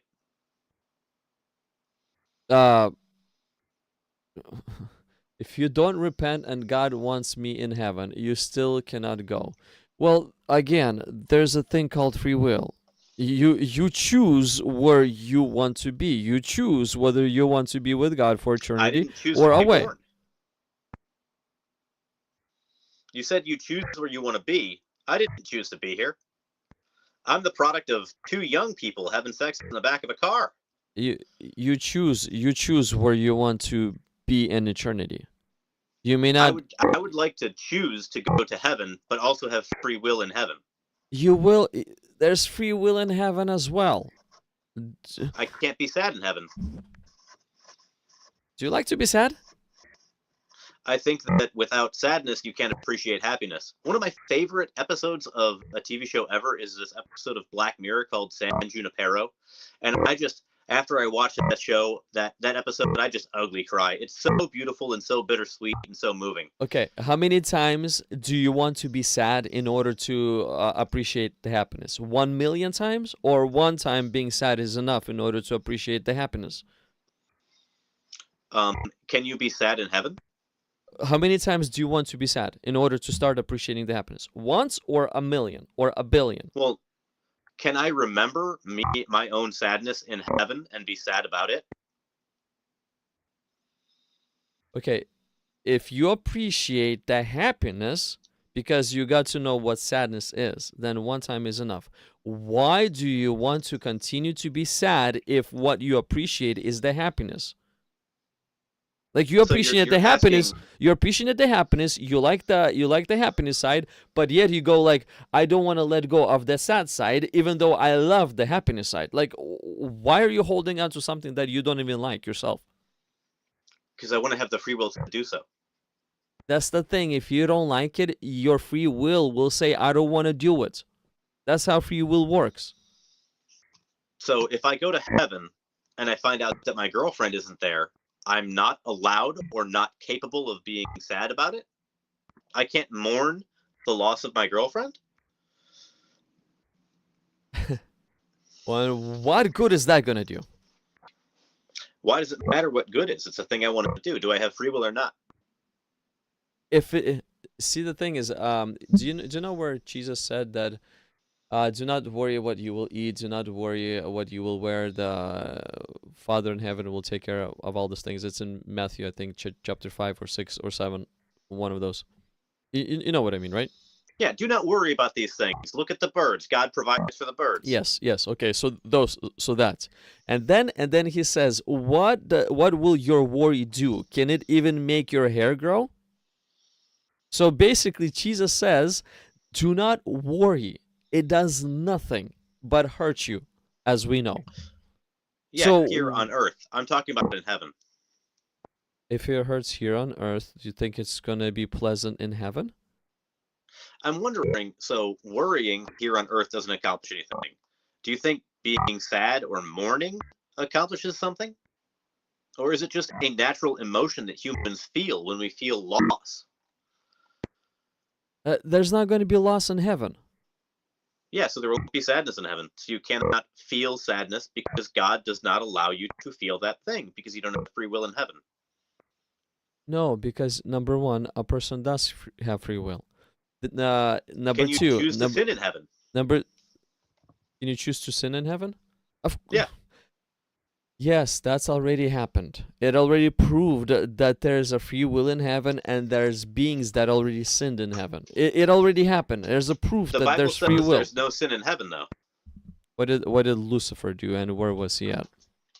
We don't know where exactly he was. I mean, he could have been on earth sinning, deciding to rebel for all we know. No, he was cast down to earth. But where did he start the war? In heaven. So yes, there's angels in heaven, and a third of the angels in heaven that fell into sin out of their own free will. But now, why will there be no more sin in heaven? Why?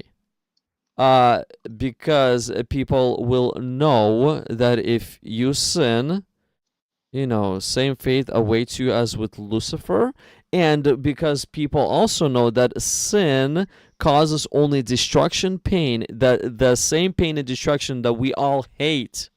So why would I, out of my own free will, sin when I know all this information? Why? All this knowledge of all this information and past memories and experiences on earth will cause me to stay away from sin intentionally because I hate sin. So why would I do something that I hate? Well, because you would want to have the free will to do it in heaven. The Bible literally says nothing impure will ever enter heaven, nor will anyone who does what is shameful or deceitful. Enter. Only those whose names are written in the Lamb's book of life. Enter. The cowardly, the unbelieving, the vile, the murderers, blah, blah, blah, blah, blah. They'll be consigned to the lake of fire, burning sulfur, all that stuff. Do you think you can sin while in the presence of God? That's what Lucifer did. Well, does the Bible say you can do that? If the Lucifer was able to do it, then it's possible. But now, why would anyone do this, knowing what happened? Do you see that there's not going to be sin because of free will? Because of free will, there won't be sin. Because people will not be intentionally sinning because they know what it resulted in. Like me myself, right? Fire is in front of me. A burning bonfire, a huge bonfire is in front of me. If I walked in it already one time, what are the chances I will walk in the same fire the second time? What are the chances? If I experienced it one time already, do you think I'm stupid enough to do it again? I don't know you well enough to know if you're stupid enough to do it again. But logic. Do you think a person is actually stupid enough to go into the fire when they just got burned? No, of course not. But children too. They do so. No, it's true. Do you have the capability of it? It's choosing to do so because yes, in heaven, the Lucifer proved that there is a capability of sinning. A third of the angels proved that there is capable of sinning. But now, once we enter heaven, we enter heaven with full knowledge of what happened. We enter heaven with knowledge of how fire actually feels. And because we know how fire already feels, we're not stupid enough to go do it again. Well, And that's called you free can't will. go back to hell after going to heaven, right? If you follow Lucifer and sin, you're going to hell. Well, it doesn't say that. So after God establishes the new kingdom, right, and people go to heaven, they won't choose to sin, but they also will not want to. They will not choose to sin because they will not want to. But you could not choose to sin either. You can. There's free will. I'm saying there is free will, but again, So what's the punishment for sin in heaven? what's the punishment for sin in heaven? What happened to Lucifer? He was cast down. So are you saying that you can lose your redemption in heaven? Yes, because there is free will. But now Where does I it say that? am finishing up with we will intentionally not walk into the fire the second time. We won't. Well, we like already know that hell and Satan and his demons were thrown into the lake of fire, right? So hell probably doesn't exist anymore. So where do we go then? what do you mean? It's eternal. Well, I've seen arguments. So keep in mind, I've watched a lot of people talk about this. Do you think that once God throws hell into the lake of fire, hell will continue to exist, or do you think that it would be destroyed in the lake of fire? This is what Revelation chapter 20 says. Here, it's at the end of chapter 20. It's the end, at the beginning. Where's it at? Come on. Scroll.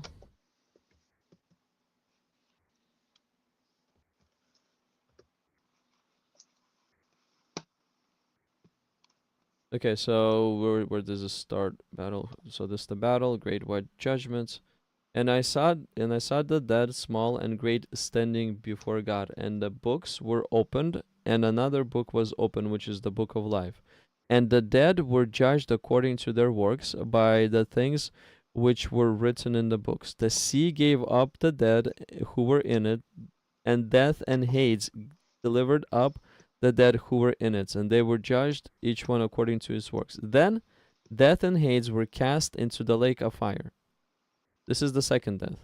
And anyone not found in the book of life was cast in the lake of fire. So they were not destroyed to start with. Death and Hades, they're not destroyed. They're cast into the lake of fire. So I would argue, well, I have heard arguments that once you give people the second death, then they're just dead forever. That is what happens when you throw the people that were there. Death and Hades were thrown into the lake of fire. The lake of fire is the second death. They then cease to exist. It's essentially annihilationism. Not cease to exist. They are, so the second death, yes, the people are in the lake of fire for forever, tormenting, not ceasing to exist. Yeah, and one of the reasons that I think that Christianity cannot be true is because God would not give people eternal conscious torment as suffering for the crime of choosing not to worship him. So I think that it would make more sense that a loving God would give you a certain amount of time as punishment and then make you cease to exist. Okay, so would it be just of God to actually punish a person forever, eternally, because that person really messed up his planet, his creation, and the people around, and the lives of people around him? You think it would be unjust? It would be unjust. It's his perfect creation, punishment, good creation. God destroyed. An eternal punishment can never fit a finite crime. That would be an act of injustice on God's part. Well, you also have well, how about the infinite crime, such as hating the Creator? Well, God could just choose to make that a finite crime by making you cease to exist. Cease to exist is very easy way out. Yeah, I mean, why wouldn't God take that? Because it's a little too easy. I mean, think about it. Like let's say a person, John, whatever, hates God with the bottom of his heart, and then God will punish him from ceasing to exist. Well, do you think that in this scenario, John believes God exists and hates him? Even you believe that God exists. I do not believe God exists. I am agnostic to the existence of God. I think Christianity is false. Hold on a second. You're agnostic, but agnostics say that there's some supernatural being that is behind all this. You're not, or you're atheist. Well, I think that there's a misconception that people use because they think an atheist is someone who says there is no God. An atheist is someone who is not convinced of a belief of God. I'm agnostic to the existence of God. I don't know if he exists or if he doesn't. I'm not sure it is possible for God to exist. I am uncertain. Does that make sense? It makes sense, but still, you align with the side that there's a possibility of his existence. Of course, And I a think that huge there's one a too. possibility of God's existence. I don't think there's a huge possibility of it. I'm right now like 60-40 that God could not exist just because it's so impossible to fathom the existence of a being like God. Okay, maybe according to the Bible, but according to your own mind, it's probably 90-10 that God, according to your mind, the one that is in your mind, is in Oh no, existence. that's I'm talking about that. Like just the concept of a general deity is like 60-40. I am 99.99% certain that Christianity is just false. So it's a matter of scale. Okay. Okay, if okay, then basically your God, the 40% God that you believe, you believe, the 60% will drift you away from that 40% God that you believe in, and cause you to be away from Him. Yeah, but you can't So it's hate your own something choice. that you don't think exists. Well, you can hate Him 40%, not really 100%. Well, no. 40%, 40% thinking that a generalized deity exists versus 60% not be.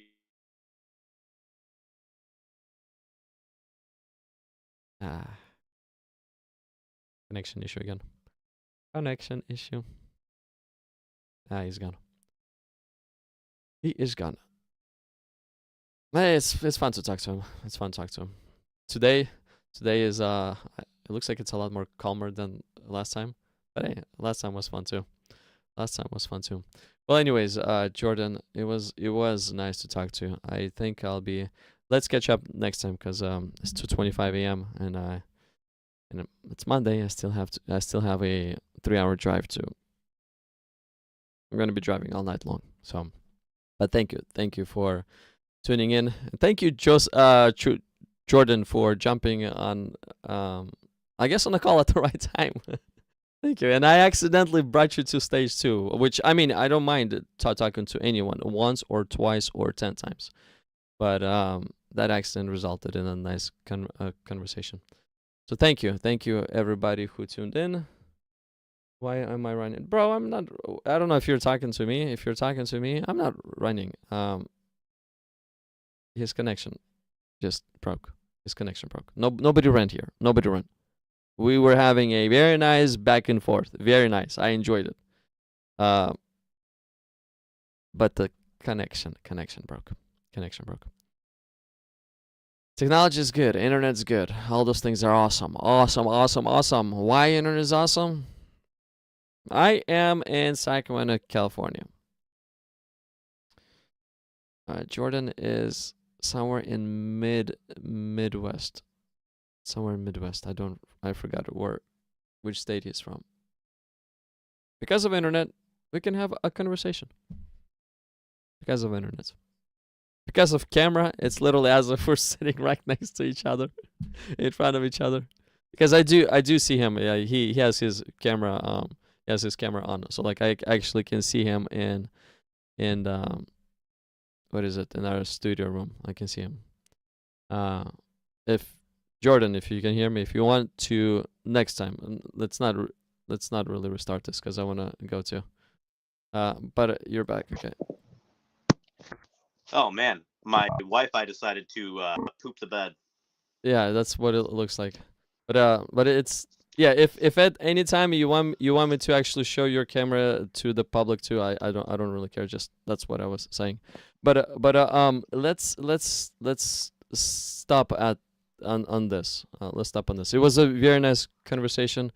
I enjoyed it, but let's stop here because I'm gonna be getting off. It's 2:27 a.m. I still need to do a 3-hour drive to the destination that I need to be at tomorrow by 7 a.m. Ugh. It's okay. That's life. I'll be going to sleep in like 2 hours. You know. Yeah, I'll be going to sleep maybe in 3 hours. See if I'll even go to sleep in 3 hours, because 3 hours for 5:30 I'll be there, and the person's coming at 7. What's the point of sleeping for an hour and a half? So I don't know. Yeah. I wanted to ask you before I left though. Do you believe there are any contradictions in the Bible? It all depends what people mean by contradiction. Like, Because like good. Which like real quick, which one? the most ironclad contradiction I've ever seen is actually the dumbest one in the entire Bible, and it's the Jesus and the walking stick story, where Jesus says, "Go out and preach to the towns around here.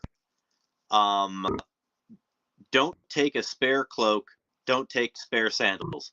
Don't take a wallet. Just take a walking stick and go." And then in a different book of the Bible, he says, "Don't take any of that stuff. Just go." So did he want you to take a walking stick or not?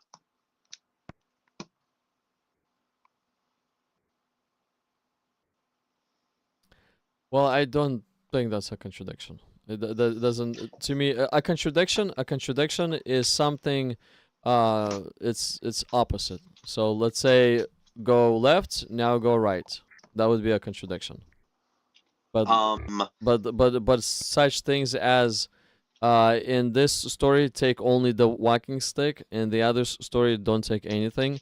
Well, if I were to apply this general language to such places, like let's say Sodom and Gomorrah, once the two angels came to Sodom and Gomorrah, they entered into Lot's house. It actually says in the Bible that all men of the city surrounded all men of the city. But Lot's son-in-laws were not there. But aren't Lot's son-in-law are men too? It says in the Bible all, but they were not there. So is the Bible contradicting? I don't think so. I mean, if I see that literally looks like to be a whole town is gathered around, I will probably myself say also, it looks like all the men of the city are here. I'm not going to count through all of them to make sure all of them are there. This is just a general language that they use. So like taking a walking stick here only and then taking nothing here, well, it could be, walking stick is probably included even in the nothing part, because it's just a general language. Yeah, but it's not like it's written perfectly, right? Like it's not like it's saying the same thing in both places, right? Does that make sense? Yeah, because the walking stick brings of no importance. Like, let's say, do not take food. That is important. Do not take clothes. That is important. Why? Because within the context, they were supposed to learn that God will take care of them. Now, do not take a walking stick. Do take the walking stick. That doesn't matter at all, because the walking stick will not help, will not be taking care of them in any way, or it will not provide care for them in any way. So, but literally speaking, it's not necessarily a contradiction. It is an inaccuracy, because we don't know exactly what Jesus said. Would you believe that's true? I don't think that matters. Like, I don't think that matters at all. That's why I say it's the dumbest contradiction in the Bible, because it's the most meaningless thing that is clearly different amongst the two different texts, right? Within the context, I don't. So, if it would be pointing to the main point of the context, and we see that there's a contradiction, sure. But let's say if a contradiction is in a matter of a small detail that does not even alter the context, or that does not contradict the context, it doesn't matter. Like that's how I think. Like same thing. How many Marys went to the tomb when Jesus arose from the dead? Well, Matthew says one Mary, possibly with another woman. John says one Mary alone. Mark says I think around 3 women, and Luke gives 4 or 5 women. So how many women Yeah. went to the tomb?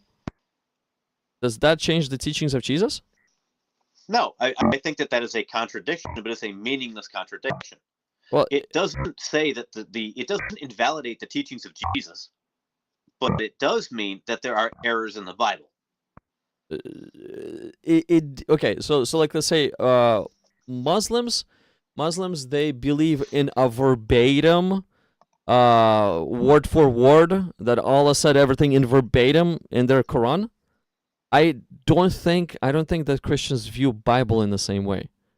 I just don't think let's say those 4 gospel accounts, they are first-hand eyewitness accounts. Now, are they wrong that the woman went to the tomb? No, all 4 are correct. Now, does it really matter on the details how many went to the tomb? It doesn't change the fact that they went to the tomb and they saw what they saw. So those small things, it's a to me it proves the Bible to be even more true. Because I understand that it was revealed by humans, and humans are not able to keep everything in their memory, all the small details in their memory, but they are able, by the power of the Holy Spirit, to keep the most important things, like the teachings of Jesus Christ, in the memory. So, like small things they can, but the big ones they will. Yeah. My problem is that I've met a ton of Christians that think that the Bible is literally inerrant. There cannot be any inaccuracies. There can't be like a minor contradiction. There can't be a translation error. Nothing. They don't read the Bible. Are you familiar? Well, they believe that God breathed means inerrant. It's a thing you see among the evangelical and Protestant crowd here in America a lot. Not like the Catholics, because they're pretty reasonable about it. But the people who say like there cannot be any errors in the scripture, and they go just go out of control trying to make things harmonized. And I don't think that is trying to harmonize the Bible to make it so that 2 different accounts match up is not a thing I would expect from a book written by a deity. Well, okay. The Gospel of Matthew was not written by a deity. The Gospel of John was not written by a deity as well. Written by human beings, the first-hand eyewitnesses. They're reporting to us what they saw. Yeah, the church people that I grew up with said that God used humans as his pen, and that it was written. God's words literally went through humans onto the paper. So, like that. Keep in mind, that's a very extreme position, but that's one that a lot of people have. Like, here's just my personal opinion. And I can align it with the scripture to this personal opinion. Like let's say, let's go to John 3.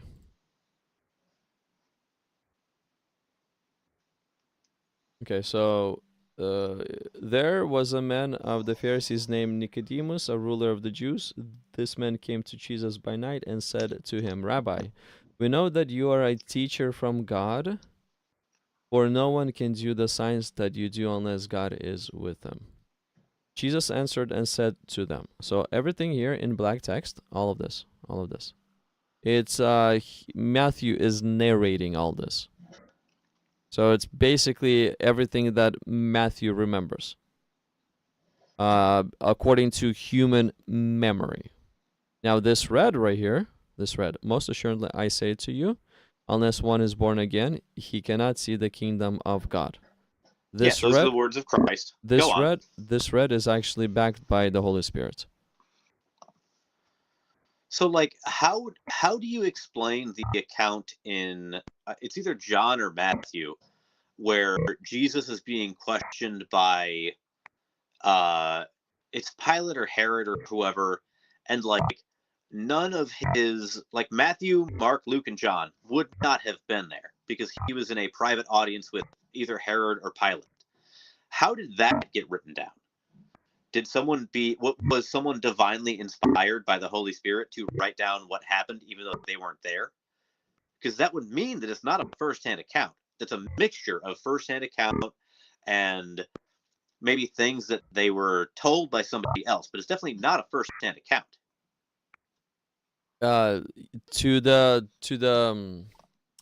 Yes, it's not a. I think it's not 100% first-hand account, first-hand eyewitness account. Like, let's say John, he was there pretty much the whole entire time. I just don't think that John was inside of the room where when Jesus was speaking with Pilate. I don't think that John was there.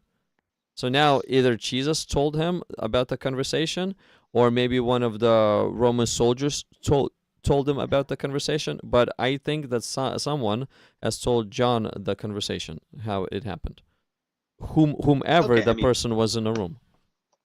Yeah, because like obviously if that happened, someone would have had to tell whoever was writing the book about those things, whether it was the Holy Spirit or a Roman centurion or whatever. Do you think that, so like I always go to the spear of destiny in John, the spear that pierced Jesus' side, and it's not mentioned in the three other gospels, right? Do you think that is an important detail that they left out, or do you think it's just kind of a thing that maybe they threw in? I think John naturally would give us the most details about the crucifixion event, because he was there. So he will remember the most, and he will know the most detail.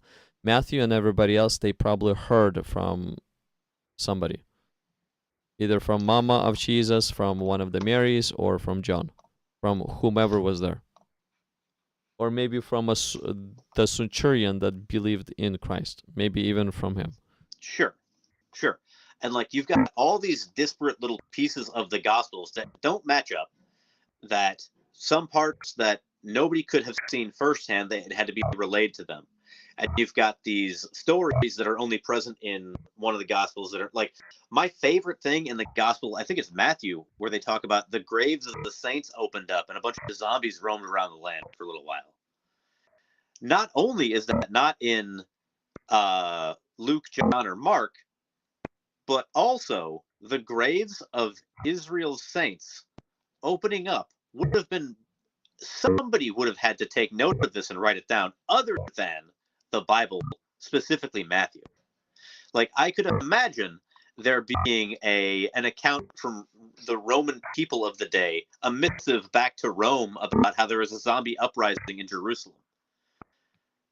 That is one of the most incredible things in the Bible. To me, the claim that the graves of the saints opened up and the dead saints roamed around for a little while, that's crazy.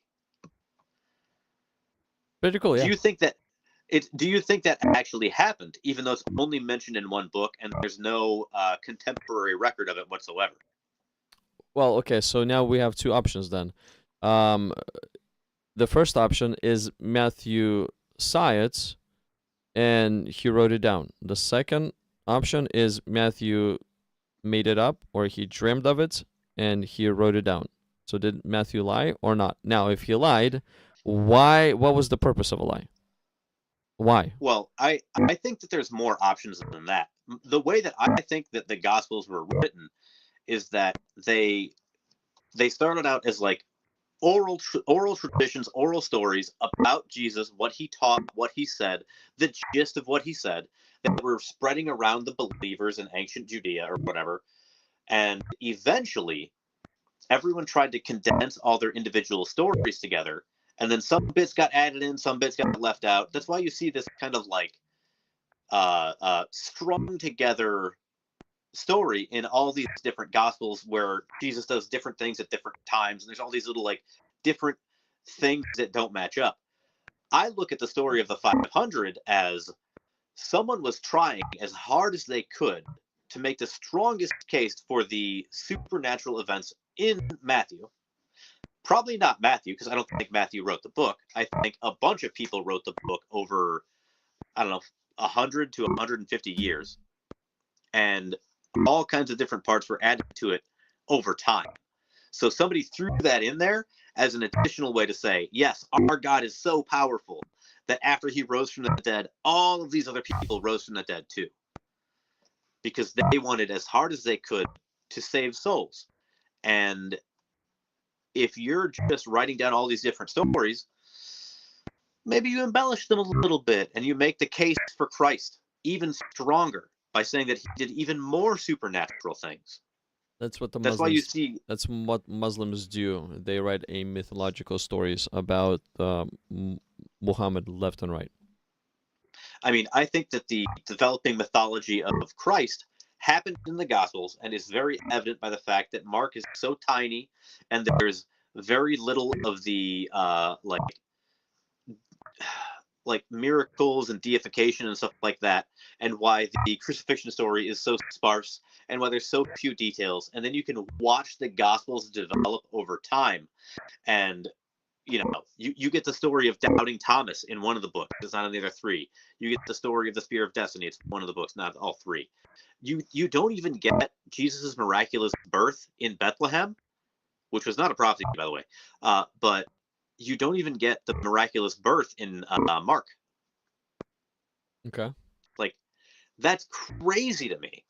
That, like, okay, first of all, do you think that Jesus was prophesied to be born in Bethlehem? Matthew says something along those lines.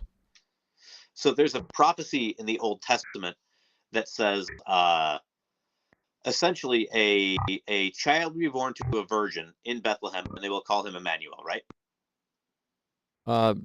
That's what Matthew hits. He hits on. I don't remember word for word, but Matthew he hits on that aspect.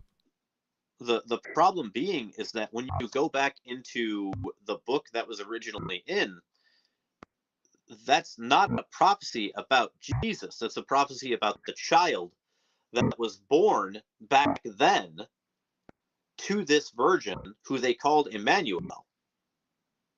Is not a prophecy about Jesus. To this virgin. So how many virgin births do you think we had? Is it normal 0. to have a? I think there were no virgin births because it's all nonsense. Okay, what did you say then? Right now, there was some kind of a woman, Emmanuela. She had a virgin birth. Yeah, it's in the Old Testament. I forget. I mean, I can look it up. Okay, but why are you saying it refers to that? Because it's not a prophecy about Jesus. And what they were doing is, as they were writing the book, they decided to give Jesus a prophesied virginal birth origin because that added to the mythology of Jesus.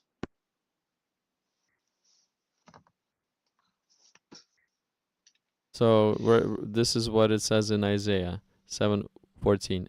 Therefore, the Lord Himself will give you a sign. Behold, a virgin shall conceive and bear a son, and shall call his name Emmanuel. So that's one of the prophecies about being born. Keep reading.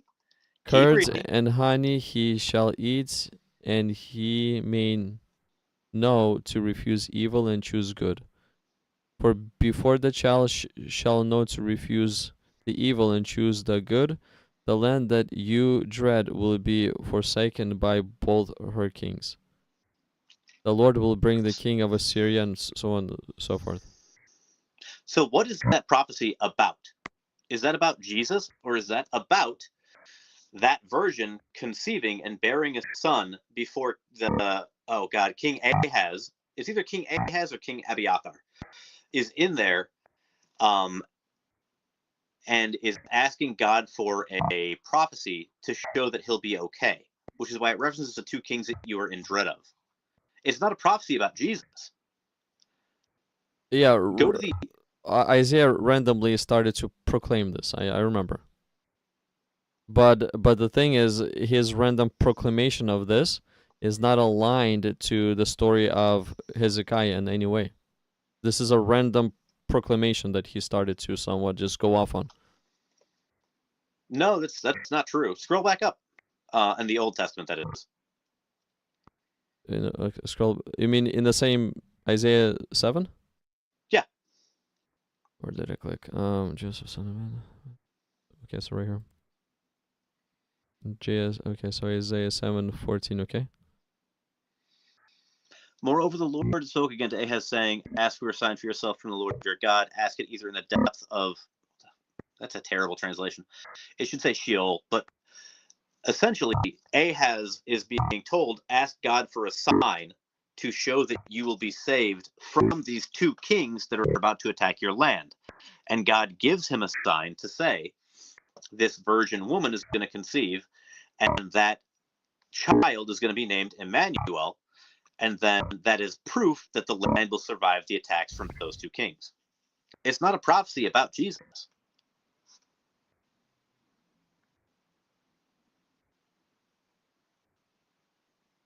I think it is because it doesn't fit the timeline when they lived. It's just a random thing that Isaiah said. So it's not a prophecy in the Old Testament about that child being born. It's instead a prophecy about Jesus, even though it doesn't say Jesus. Yeah, you find this often. Like, let's say Psalms, I think 22. Or even Psalms 2. Look right here. Where's Psalms? Like, Psalms 2. I have a very high standard for something to be called a prophecy. If you're just referencing something from the Old Testament, that's not a prophecy. You need to right? Like, you need to look at the context. You literally need to look at the context. Look. I mean, I just made you look at the context of the story of the virgin birth, and it clearly shows it's not about Jesus. You really need to look at the context, because if what Isaiah actually fits within the story, within the event of the context, that's one thing. It should align to that story, to that event. But if it's a random proclamation that you cannot fit within the context of that event, then it could be referred to something else. I mean, we might have to go back and read that entire chapter, but the whole entire story is literally King Ahaz refuses to ask for a sign from God, and then is given one, and the virgin birth of that child in that time period was the sign given to him by God. Okay, did the virgin birth actually happen? I mean, that depends for the on if you sign think, to come through, to come true? That depends on if you think that a virgin birth actually happened back then. Who knows? It's the Old Testament, man. Like, it could, maybe it did or didn't. I really am not invested in it. Yeah, My question is, do you think it's a prophecy about Jesus? Well, if it didn't happen during the time of Ahaz, it's a prophecy about somebody else. So, like, Well, did it fulfill? If it didn't happen during the time of Ahaz, then that means Ahaz would have been overwhelmed by those two kings that were going to come in and trash Israel, right? The two kings, the two lands that you were in dread, to reference the scripture itself. I need to go over the story, to be honest with you. Like, I don't remember all the details of the story. You should. People tend to just accept that that's a prophecy. I don't think it is. I think that when you read the chapter in context, it's clearly not a prophecy about Jesus.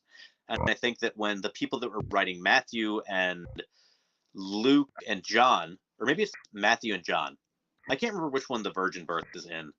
I think it's Matthew and John.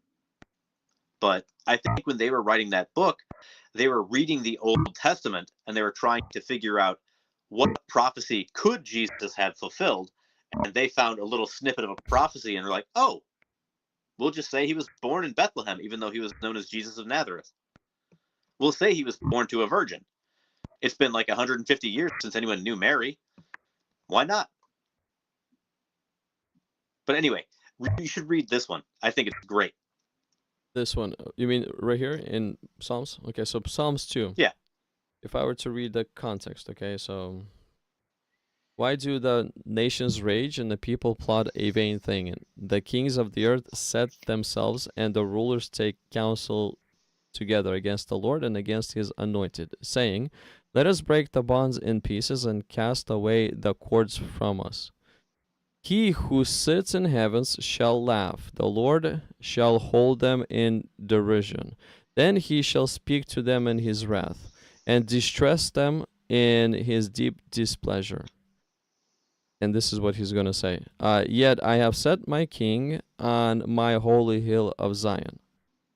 I will declare the decree the Lord has said to me. You are my son. Today I have begotten you. Ask of me, and I will give you the nations for your inheritance and the ends of the earth for your possession. This seems like David is talking about himself, but could David reference this to himself? I mean, it has some such language as, you are my son, today I have begotten you. So did God really beget David? Do you think that God can speak in metaphors? Well, did God beget David, or is it applicable to somebody else? Did God create all of humanity? And So I think that I don't think this is yet again, I don't think this is a prophecy. This is just something that was written down in the Psalms. A prophecy needs to be clear as to what it is prophesying about for it to be a prophecy. It needs to say something like, for example, the traditional Hebrew prophecies about how the Messiah will come and will set everybody free. Okay, that's kind of a prophecy, but he didn't really set everybody free. The Jews were still under Roman rule. Right? He said free from sin. It was specific from sin. It's a spiritual fulfillment. It's a spiritual fulfillment of the prophecy, not a real fulfillment. It's spiritual. The Jews were actually awaiting for him to come and rescue them from the Romans. That's what they thought. That's literally what they thought. But because they did not understand what will happen, they missed the real thing. So when they expected the Bible to be fulfilled literally, they were wrong. They should have expected it to be fulfilled spiritually. That's where the Jews cannot misinterpret what the prophets are saying, but actually understand within the context. Now, when within the context, God is promising a new everlasting covenants that basically will actually enter into the hearts and minds of men. What is that covenant referred to? A spiritual one or a physical one? But the new covenant wasn't promised in the Old Testament. The Old Testament is operating under the Old Covenant. The New Testament only comes around with the New Covenant after Jesus shows up. New Covenant was promised. New Covenant was promised in the Old Testament. It was. Am I remembering wrong? I feel like there was not a New Testament promise in the Old or a New Covenant promise in the New Testament. You know what I mean? That doesn't sound right. Let me show you. It's one of the, I don't remember the top of my head, but it's in Jeremiah. Okay, so Jeremiah 31:31. And also Ezekiel 36:26 as well. So Jeremiah 31:31. Jeremiah 31 through 34. Yeah. Behold, the days are coming, says the Lord, when I will make a new covenant with the house of Israel and with the house of Judah, not according to the covenant that I made with their fathers in that day, that I took them by the hand and led them out of Egypt, my covenant which they have broke. So he's going to make a new covenant that will not be like the old one. But the Jews, they thought that the new covenant will be a continuation of the old one. So that's why they missed the new covenant itself. They misunderstood what this new covenant is going to be about. This is the kind of thing that we look at. So I will put my law in their minds and write it on their heart. I will be their God, and they will be my people. No longer will they teach their neighbor to say to one another, know the Lord, because they will all know me. So according to this covenant, you will not need to teach people about God, because everyone will know God. Yeah, and the reason for this, I will give you, Well, so Ezekiel 36:26. And I will give you a new heart and put a new spirit within you. I will take the heart of stone out of your flesh and give you a heart of flesh. I will put my spirit within you and cause you to walk in my statutes. So yes, so that's why people will not be needing to teach each other, because the Holy Spirit is the one who's going to be teaching each one and causing people to walk in his statutes. That's the new covenant. It's the covenant of the according to the new Spirit. covenant, according to the new covenant, you won't have to teach people to be Christian. You won't have to go out and convert them to Christianity because No. It applies to God's people. God's So people that will not only be applies- teaching each other. so it only applies to the Jews, God's chosen people, that they no longer should be Jews. They should be Christian. Is that what that's supposed to mean? No, it applies to God's people, where God's people will not be teaching each other. The Holy Spirit will be teaching God's people. So right now, is the Holy Spirit moving through you to teach me?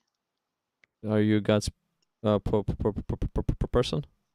You belong to God? Sure, why not?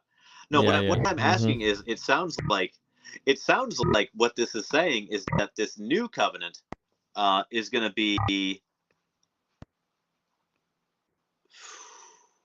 where did it go?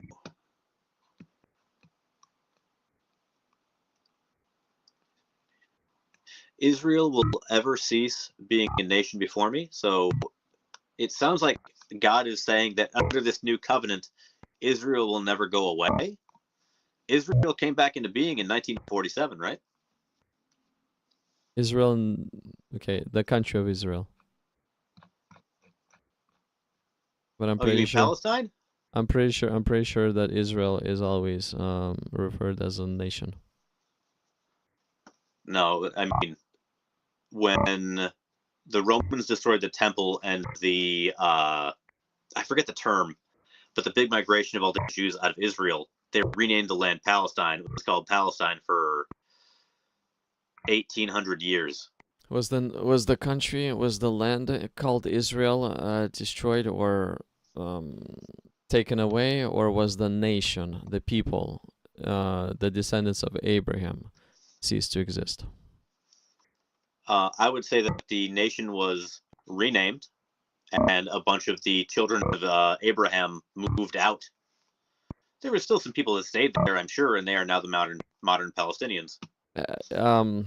Look, even when the Babylonians came and they took the Jews away, the nation of Israel, it just traveled to the Babylonians, and then in time God has brought them back.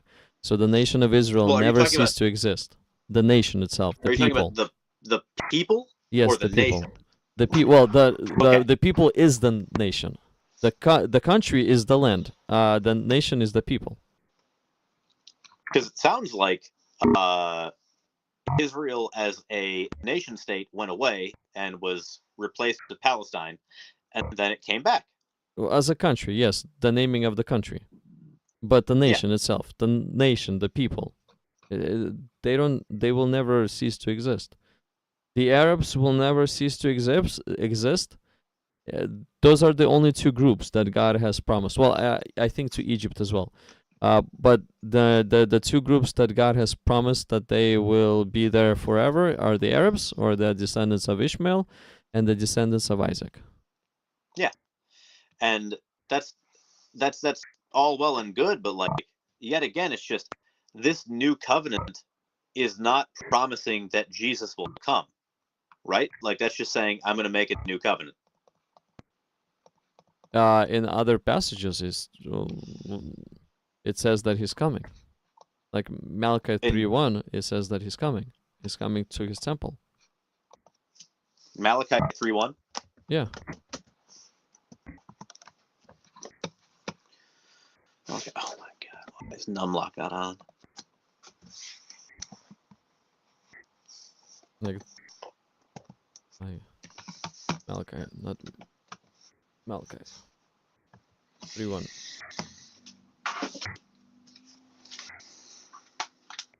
Look, it says, "Behold, I send my messenger, and he will prepare the way before me. And the Lord whom you seek will suddenly come to his temple. Even the messenger of the covenant in whom you delight. Behold, he is coming, says the Lord of hosts." So the Lord of hosts is saying that he's coming. Who? The Lord of hosts, right here. Yeah, is saying that he's who coming. is coming. The Lord of hosts is coming. Look, So and he will prepare a way before me. Who's this me? Who's the speaker? Who's this me? sending a message to people.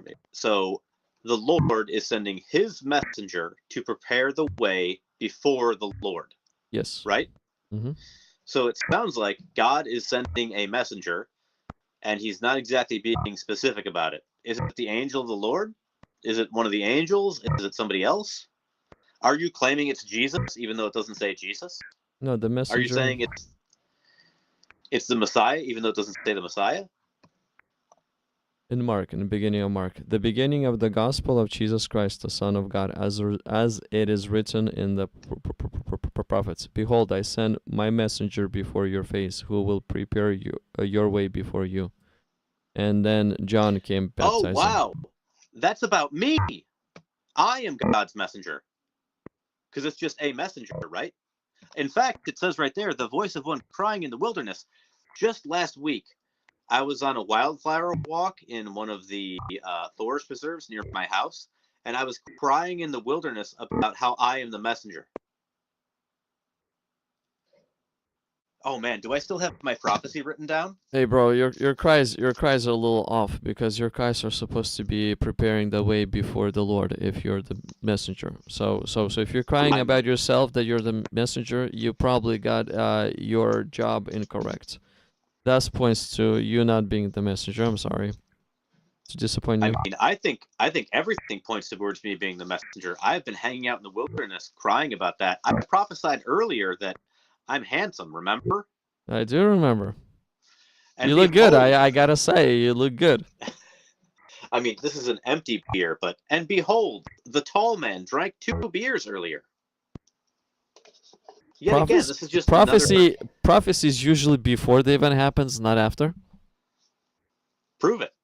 Well, that's the problem. Any idiot. I mean, I look at the way that Muslims claim that there's prophecy in the Quran, and it's like, yeah, any idiot can write down something after the fact. Joseph Smith can write down something after the fact. People could just make random prophecies up. I'm trying to think of there was some Roman guy who prophesied that like he was gonna die and come back to life. I think it was Aristeus who died in a fuller's shop, and then died and came back to life, and he was seen all around. Like, it's just the same kind of thing. It's just the most vague thing in the world, where people are trying to look at an old passage and say that that is a prophecy about something that's happening in the New Testament. It needs to be forward-looking, not backward-looking.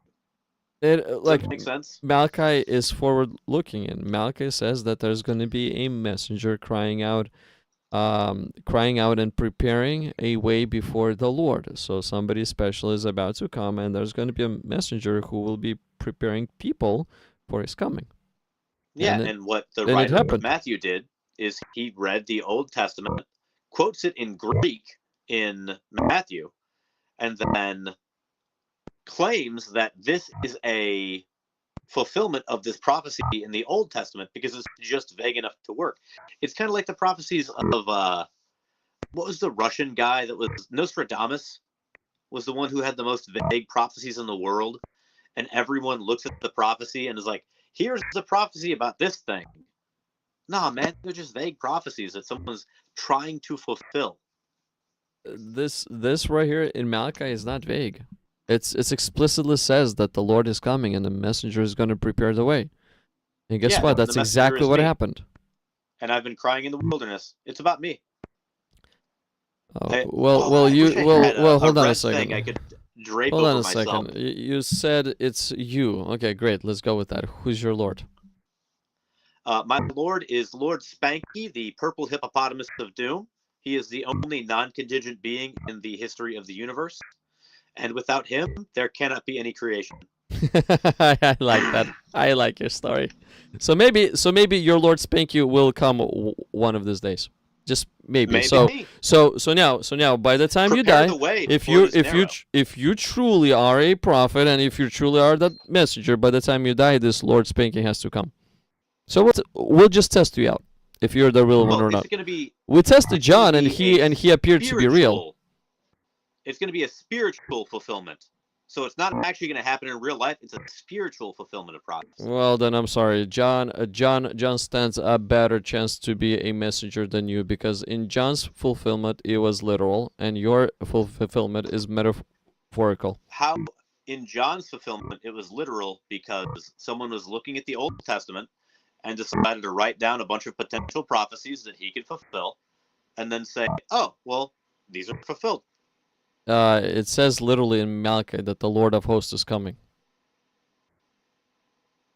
Malachi literally so says what they so. did- So it's not you need Jesus specifically needs to be the Messiah in order to fulfill it. It's not a random yell. So in book 1 of The Name of the Wind, it gives a prophecy, right? And then in book 2 in the franchise, it fulfills that prophecy. So therefore, that book is literally true. Sure. I mean, God said and it happens. In, What's going on? What's up? What's up with that?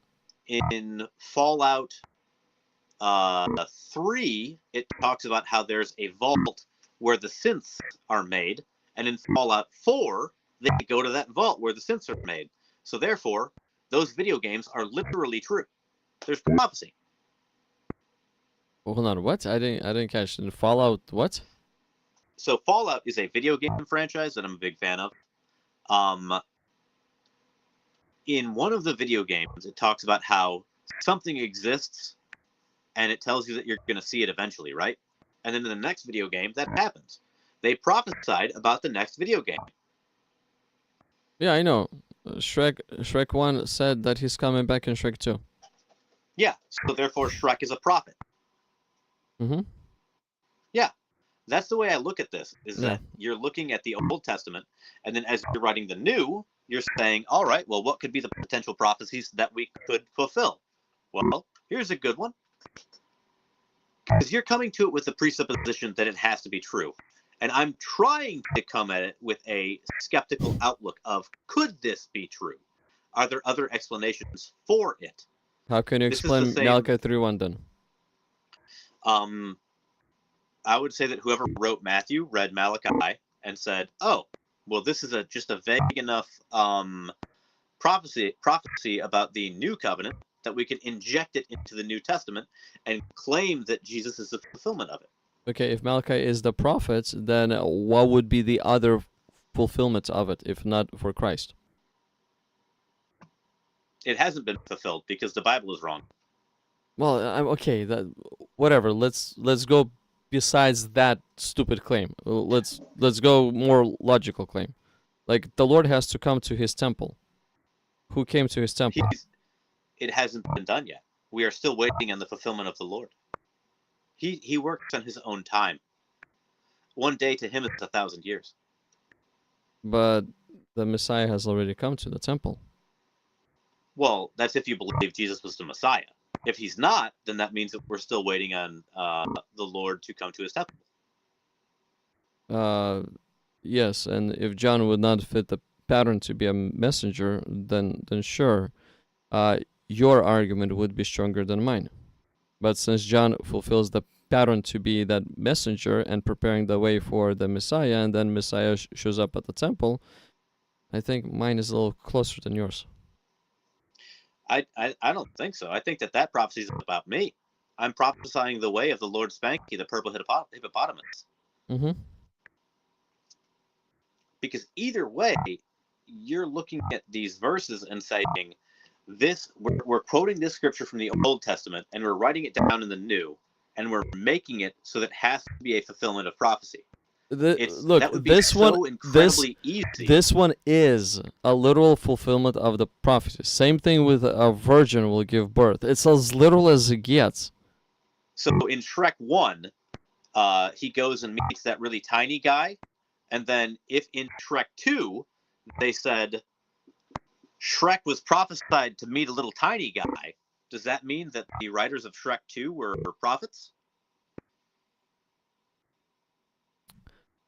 Shrek 2, they were prophets. They have a nice story down. They have a nice story down. The argument. So, like, if I write a book, like, let's say I write a novel, right? Let's call it Scientology. And then I write a second book called Scientology 2, and I say in this second book that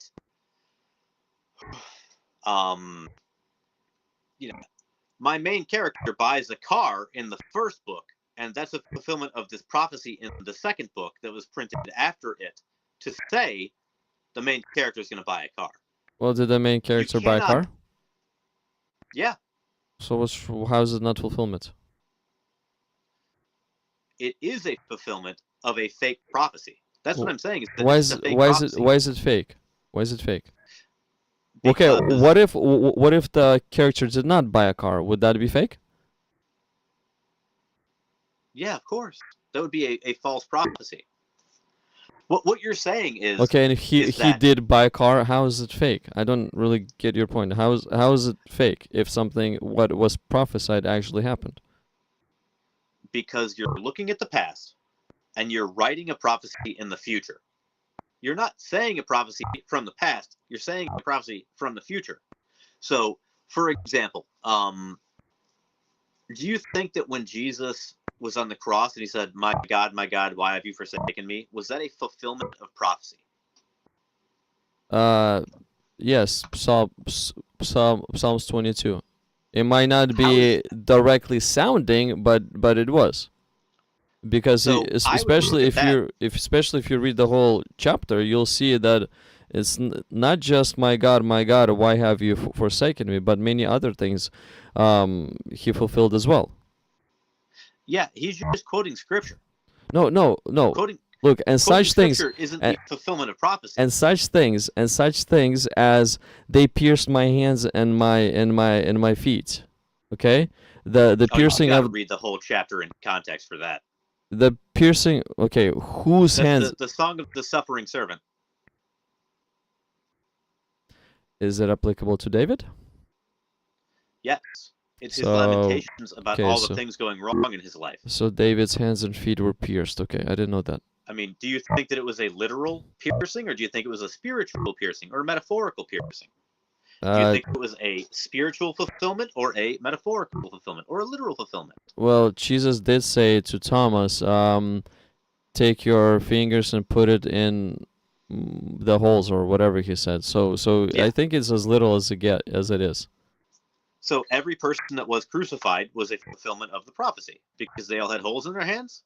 If they were an actual suffering servant of God, so if the Son of God got crucified, yes, it's applicable to him. But now if evil criminal got crucified, he's not a suffering servant of God. So how is it going to be applicable to him?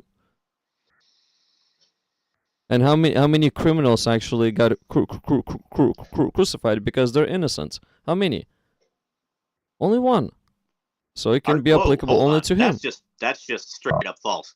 The Romans crucified a boatload of people that were innocent. They were known for just randomly killing people constantly. It was part of their ruling scheme. That was why, I mean, are you familiar with the story of Spartacus and how they crucified a whole bunch of innocent people just because they had the gall to slightly resist? There are stories of people getting crucified because they talked back to like a Roman ruler in the area. So there were a ton of people that were innocent that got crucified, but that's beside the point. I look at that and it's just like, yeah, someone was reading the Old Testament and is trying to make the fulfillment of prophecy happen, because anybody can read an old book and say, oh, this section of this particular book, I'm going to turn and twist and make it into the fulfillment of prophecy for something else. Look, and this what you just said is okay to do. It's totally okay to do. Why?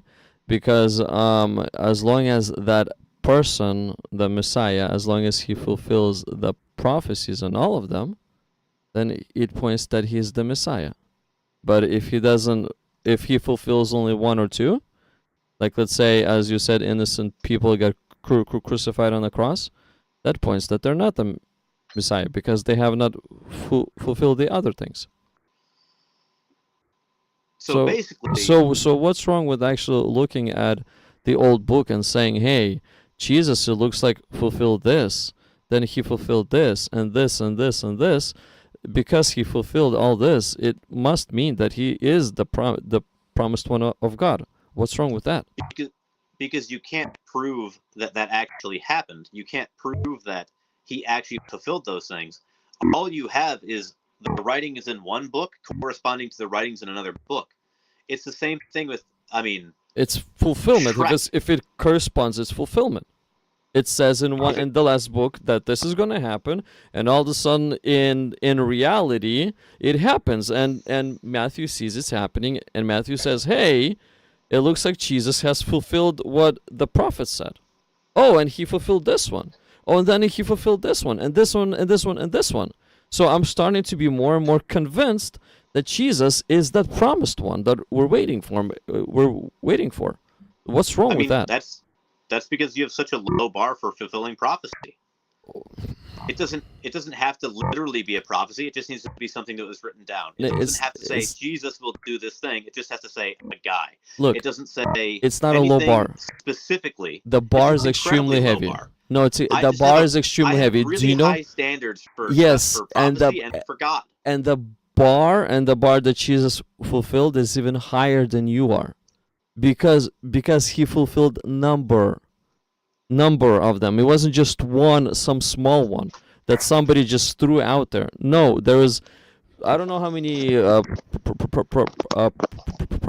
prophecies he fulfilled off the top of my head. I just don't remember, but it was a lot of them, and he was the only one that actually was able to fulfill them all. So now, if he's the only one that fulfilled them all, wouldn't that logically point that he's the promised one that everybody's waiting for? It's a huge bar. I mean, fulfill one, sure, but fulfill, let's say, 300, that's something else. I mean, people claim that Jesus has fulfilled 300 prophecies. I don't think they're prophecies. I think that people are just looking at Scripture and saying, oh, my God, why have you forsaken me? Oh, well, he's fulfilling this. It's not a prophecy. It's just random Scripture written down that they're trying to turn into a prophecy because they want to figure out how to prove that the book is true. No, the whole chapter gives a lot of, the whole Psalms 22. It gives a lot of information, actually, what happened on that cross. And most of the things that happened on that cross was out of Jesus' control. Since it was out of Jesus' control, then God was fulfilling and pointing at Jesus as the promised one. All right, let's just go to Psalms 22. You're not going to sleep the whole night, too, it looks like. But I am a worm and not human. So you're saying that Jesus is claiming he was a worm? The way they were treating them, yeah. But this is they were not treating. It doesn't. It does. It yes. doesn't say the way he was treated. He was not treated humanly whatsoever. He was treated like a worm. Sure.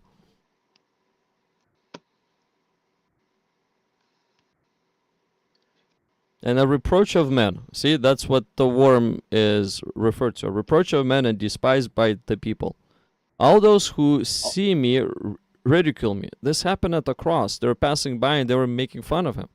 Now they're passing by the cross. That only happens in 2 of the 4 Gospels, but that's beside the point. Okay, it still happened. Yeah, because they're reading this and they're saying, how do we put that into the story later? And they just do that. No, because it happened. The actual event happened where people were making fun of him and daring him to get off the cross. That event happened, and once that event happened, the writer is like, hey, hold on a second, he fulfilled this. If that event wouldn't happen, then people would not try to align it. But since it happened, it gave him a reason to align the Psalms 22 to the cross. See, I disagree. I think that what they did is they just said, oh, well, we could make this align with verses in the Old Testament to make it sound like it happened. So they did that. Without an actual event taking place? Yeah, of course. Why not? Well, again, you're speculating big time here. I mean, if it is possible that it is true, then we should at the very least talk about it. Well, two out of 4 people say that it was true, and we need 2 witnesses to establish the truth, right? So 2 did say. You need 2 witnesses to establish something worth listening to. That's not the truth. I could get 2 witnesses right now that would tell you that I walked on water last week. Sure, that would be the truth. I hear you. But truthful witnesses. I mean, do you think that? So, like, one of the things I always go back to is the Johannine comma, the explanation for the Trinity that was not originally in the Bible. Do you think there was stuff that was added to it after the fact? Do you think there was stuff that was taken out of it after the fact?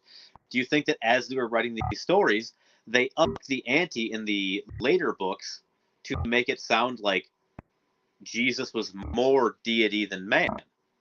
Because what I'm seeing is a book that is written in a way that was designed. Jesus was not only God, but also fulfilling prophecy.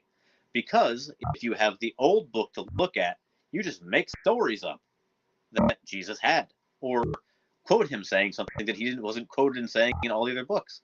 Okay, so basically you're claiming right now that all those 4 gospels are pretty much a fabrication of story, or a fabrication of most of the events.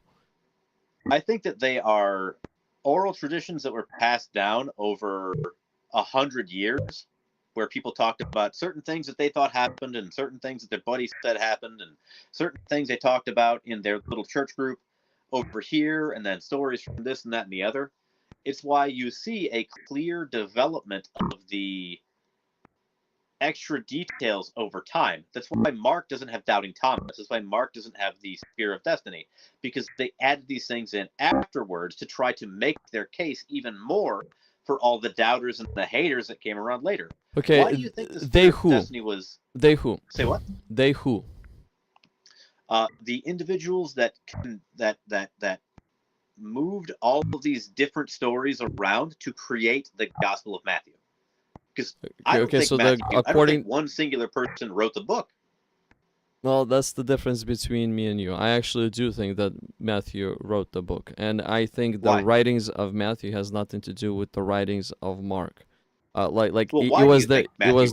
was their independent. Why do I think? Because it's logical for somebody to write a book and to put it in, or to publish it and spread it around. It's logical. And why Does did it say?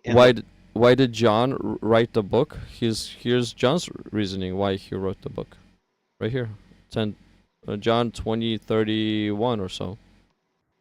31. But these are written that you may believe that Jesus is the Christ, the Son of God, and that by believing you may have life in His name.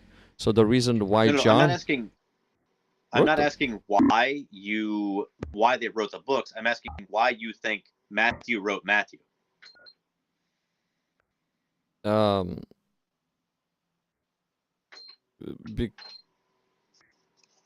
mean, I don't see why not. I mean, you're telling me that there was like probably a group of scribes. One scribe is responsible for chapter 1. The next one is responsible for chapter 10. The other one is responsible for chapter 20, and so on, so forth.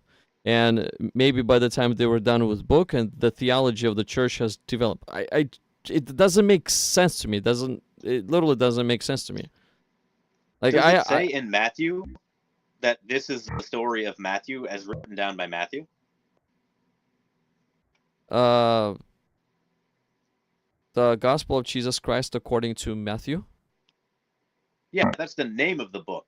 Where in the book does it say Matthew wrote it? There's many books that we read that doesn't have author claiming that he wrote inside of the book, but he does put written by on the cover page. Oh, where is that? Like, do we have a manuscript that says this was written by the Apostle Matthew about the things that happened in Jesus' life? The Gospel of Jesus Christ according to Matthew. Oh, so where does it say in the book that I, Matthew, have written the book? It sounds like that somebody decided to name the book Matthew, and you're like, that makes sense. No, most of the authors, they do not say, I, whatever, have written this book. It's just we have the title of the book, and then on the bottom of the front cover we have author's name.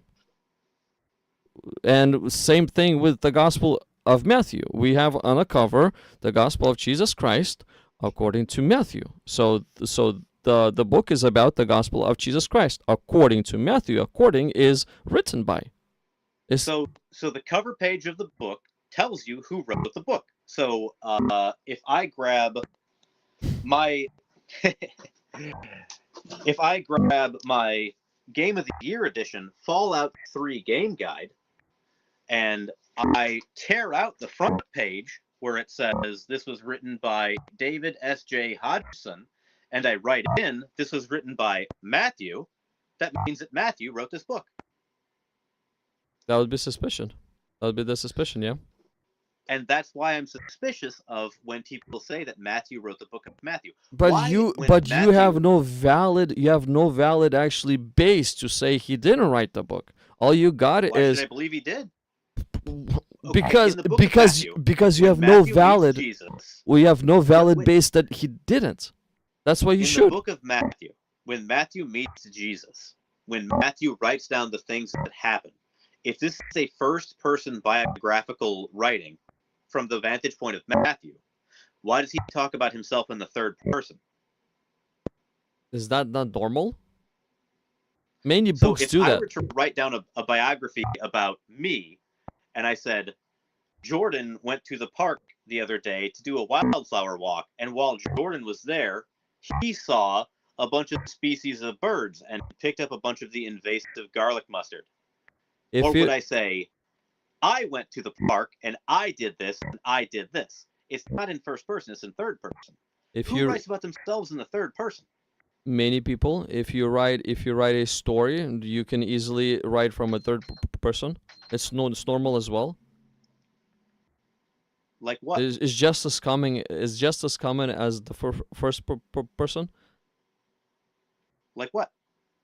where you can say that instead of I went, it says Jordan went.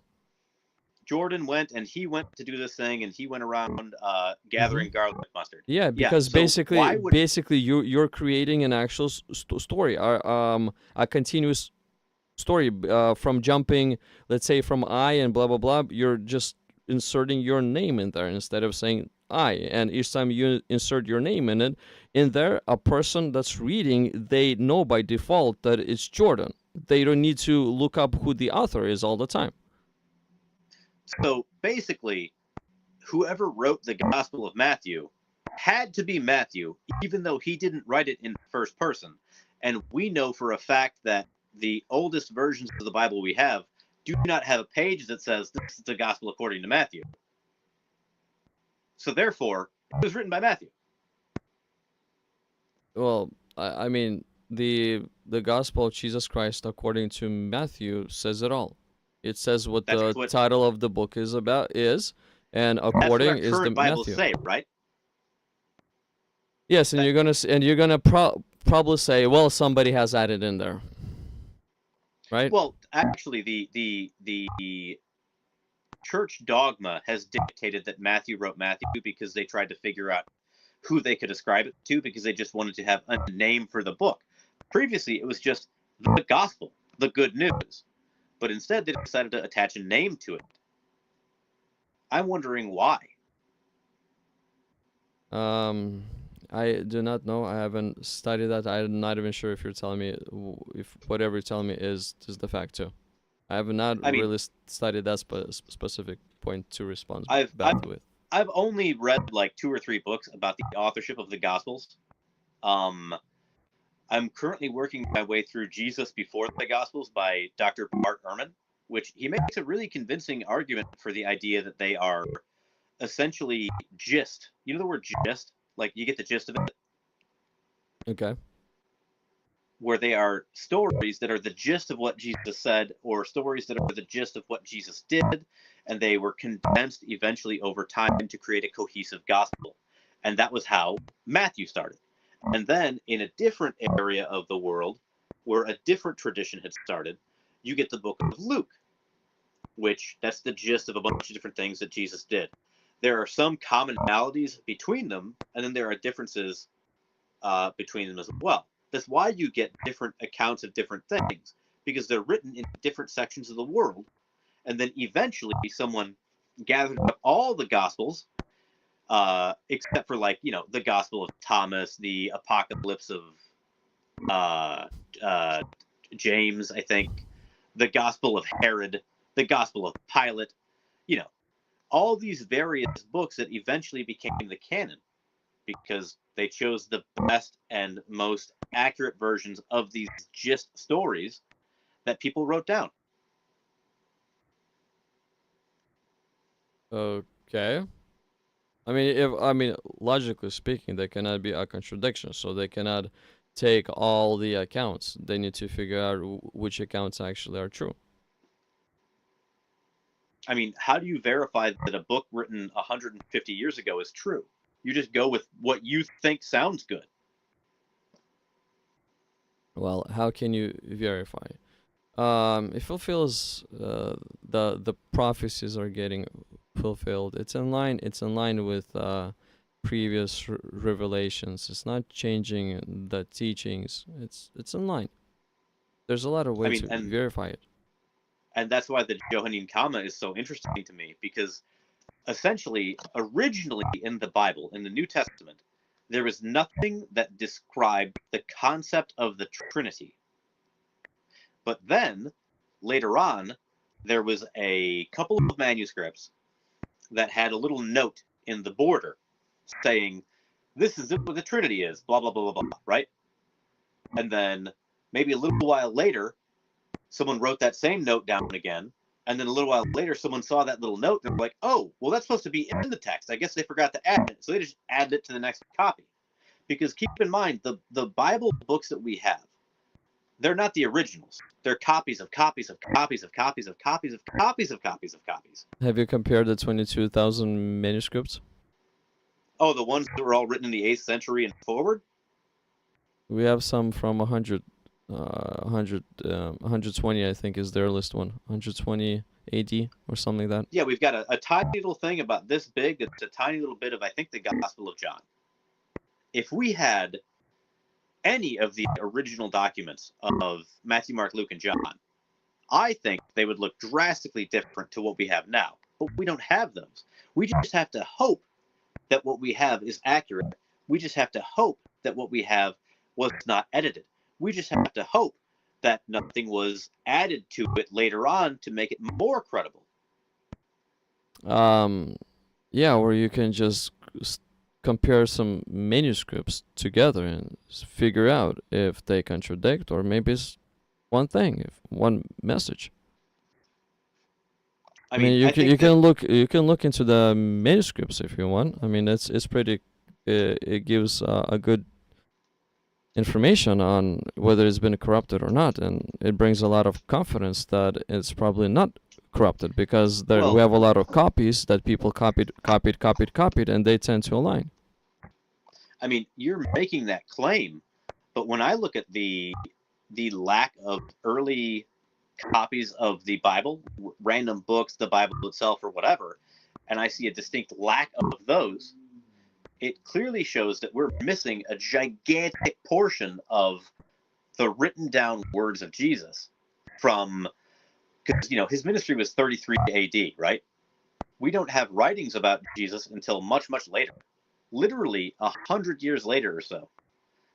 How much of that, do you think there was a scribe following Jesus around, writing down his every word? When do you think the Gospel of Matthew was written? I think the Gospel of Matthew was written around the year 120 AD. I know. For some reason, there's a consensus between 70 and 75. And John was the latest one in 95 AD. So that is what some people claim. I think that is way later. The general consensus is much earlier. Not what some people claim, the general consensus. Yeah, that's the AI overview. The problem is that is a bunch of Christian apologetic websites that they're trying to make the case for You're welcome to do your the research. historicity of the Bible. You're welcome So, like, to do for research. example, for example, if you want to go to JesusIsAlive.com and go with their historical research, I think that they probably have a bit of an investment in trying to make this stuff true. Not that they're trying to lie about it, but they're going to look at it and they're going to try to push that range as close to Jesus' death as humanly possible. They're not lying about it. They're just saying the best case scenario at all times. Is that lying? No, they're trying to make a case for what they believe. I completely understand it. I don't think that it is accurate. But either way, let's say I think Gospel I of- think I even heard Bart Ehrman say that the last one was the Gospel of John, somewhere written in the 90s. Perhaps, I don't remember off the top of my head. I think that people are trying to make a case for these things being written instead of 100 years after Jesus' death. Oh, it's just 60 years after Jesus' death. 60 years. In Okay. a largely illiterate society, how much of that story wouldn't have been written down, would have been changed, would have been turned into, like, here's the gist of it.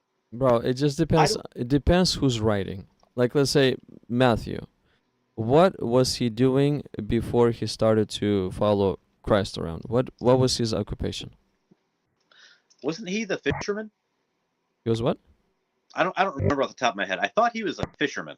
He was a Roman tax Tax collector. collector. There we go. Is he going to be educated? Is he going to be versed and organized and multilingual too? Perhaps, but didn't the Bible describe most of Jesus' followers as unlettered? No. Where'd you get that from? Luke was a doctor. The Bible describes Paul was a Pharisee.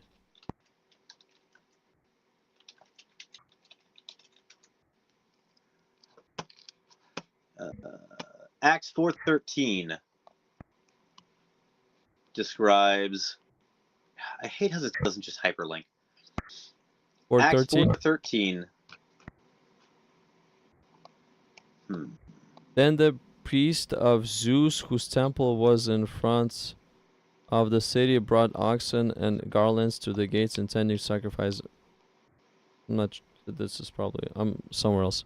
Acts what? Acts 4:13. When they saw the courage of Peter and John and realized that they were unschooled, ordinary men, they were astonished and they took note that these men had been with Jesus. So some of the unschooled doesn't really mean illiterate. It doesn't necessarily mean they're illiterate, but it definitely means that they had not gone to school. What do we mostly learn at school? Literacy. I don't think that there's an argument that can be made that is cohesive to say that in a world where 99% of people were illiterate, that a bunch of people from the bad area of Galilee and Nazareth somehow were randomly speaking in Greek. Not even Aramaic, but the original Gospels were written in Greek, right? And when they quote the Old Testament, they're quoting the Greek Septuagint. They're not even quoting the original Hebrew. Did you know that when Jesus speaks in the New Testament and he quotes the Old Testament, he's quoting from the Septuagint? What is Septuagint? The Septuagint is the Greek translation of the Hebrew scriptures. What's wrong with that? So if Jesus was going to be quoting it, wouldn't he have quoted it in Aramaic, the language that they were all speaking? He's spoken Greek as well. Or the original Hebrew even. I would assume that Jesus would be quoting the original Hebrew from the Hebrew scriptures instead of the Greek translation of it. It's just yet another thing that doesn't make any sense to me. Why does the language matter? Because if you're writing it down years and years and years later, I would argue that the people that are generating these stories are just making stuff up whole cloth, including some of the words of Jesus. When Jesus is quoting the scriptures, I would assume he'd be using Hebrew or Aramaic. That's what languages that they were using. That's what you assume. Now, yes, sure, they were probably using Aramaic amongst each other. Were they using Hebrew? I do not know. But the primary language was Greek. So I mean, why does Jesus need to speak specifically and only, let's say, Greek or Aramaic for it to be true? Why can't he speak in, let's say, Greek or Hebrew, using the same words, using the same point for it to be true? See, that's what I'm saying, is that like he doesn't necessarily have to do that, but it would make more sense if he did, to me, Like that he he would be speaking the language the scriptures were originally written in. like Like, in Matthew, we find that he spoke to Roman centurion. So do you think he spoke to the Roman centurion in Aramaic or in Greek? it might have been Latin. Who knows? Okay, I so have no idea. what's wrong with, let's say, Jesus speaking in few languages, but the message is the same? It just depends whom he's speaking with. That's what I'm saying. Like, I'm not, yet again, I'm not saying that this disproves anything. It casts more and more doubt onto this story, that there's so many of these things that are just so weird. I don't see your It's not- doubts. You're making things overcomplicated, and a lot of things overcomplicated. I'm questioning oftentimes, what's wrong with this? What's wrong with this? What's wrong with this? Because you're making things complicated for yourself. Because if I'm going to ascribe my entire life to the worship of a deity, I need to be absolutely certain that that deity is right. That that deity is true. But I the need thing it is, all to make sense. you need to make me sense. What's wrong with the things that doesn't make sense to you? Like, what's wrong? Like, you're just saying because it just doesn't make sense. Well, thanks. You're not really pumping logic why or reasoning why. You're just saying, well, for me, I just need a little more. I just need a little more clear. Okay, great. I mean, thank you. Do you think it is not worth paying attention to that Jesus was speaking, that Jesus was quoting the Old Testament in Greek instead of the original Hebrew? Do you think that doesn't matter? Yeah, I don't think so. I mean, if the world Because- language was Aramaic or Greek, then I'm pretty sure that Jesus rather speak in a language that people would understand than oh, this is authentic language, thus I need to use it. It's all about understanding and reasoning. It's not about how authentic the history is or whatever. Yeah, Or and the language is. the language spoken where Jesus was Aramaic. So why would he be quoting the Greek when most of those people spoke Aramaic? Well, if the scriptures were in Greek, why can he quote Greek? And the scriptures were in Greek because they were translated in Greek. Now, do you think if they would be mistranslated, then Jesus would be quoting a mistranslated, corrupted scriptures? Well, no, I'm saying, why wouldn't he quote the Hebrew instead of the Greek? Whatever the world language was, whatever was easier to understand to the people at that time, and Greek was the primary language at that time. That is the reason why the Jews have translated their scriptures from Hebrew to Greek. Why? Because there's a lot of Jews that were scattered throughout the Roman Empire and started to lose their own language. The Septuagint predates Jesus by like 300 years. Yes. So once the scattering has happened, they translated to Greek. Why? Because majority of the scattered Jews, they started to forget Hebrew, but they were able to communicate in Greeks. So that's why they translated 300 or 400 years before Jesus even came to be, so that the Jews in the other areas could actually remember the scriptures. What's wrong with that? Well, it's interesting too, because the Masoretic text was, I believe, discovered in Leningrad, and this is one of the older Old Testament texts we have.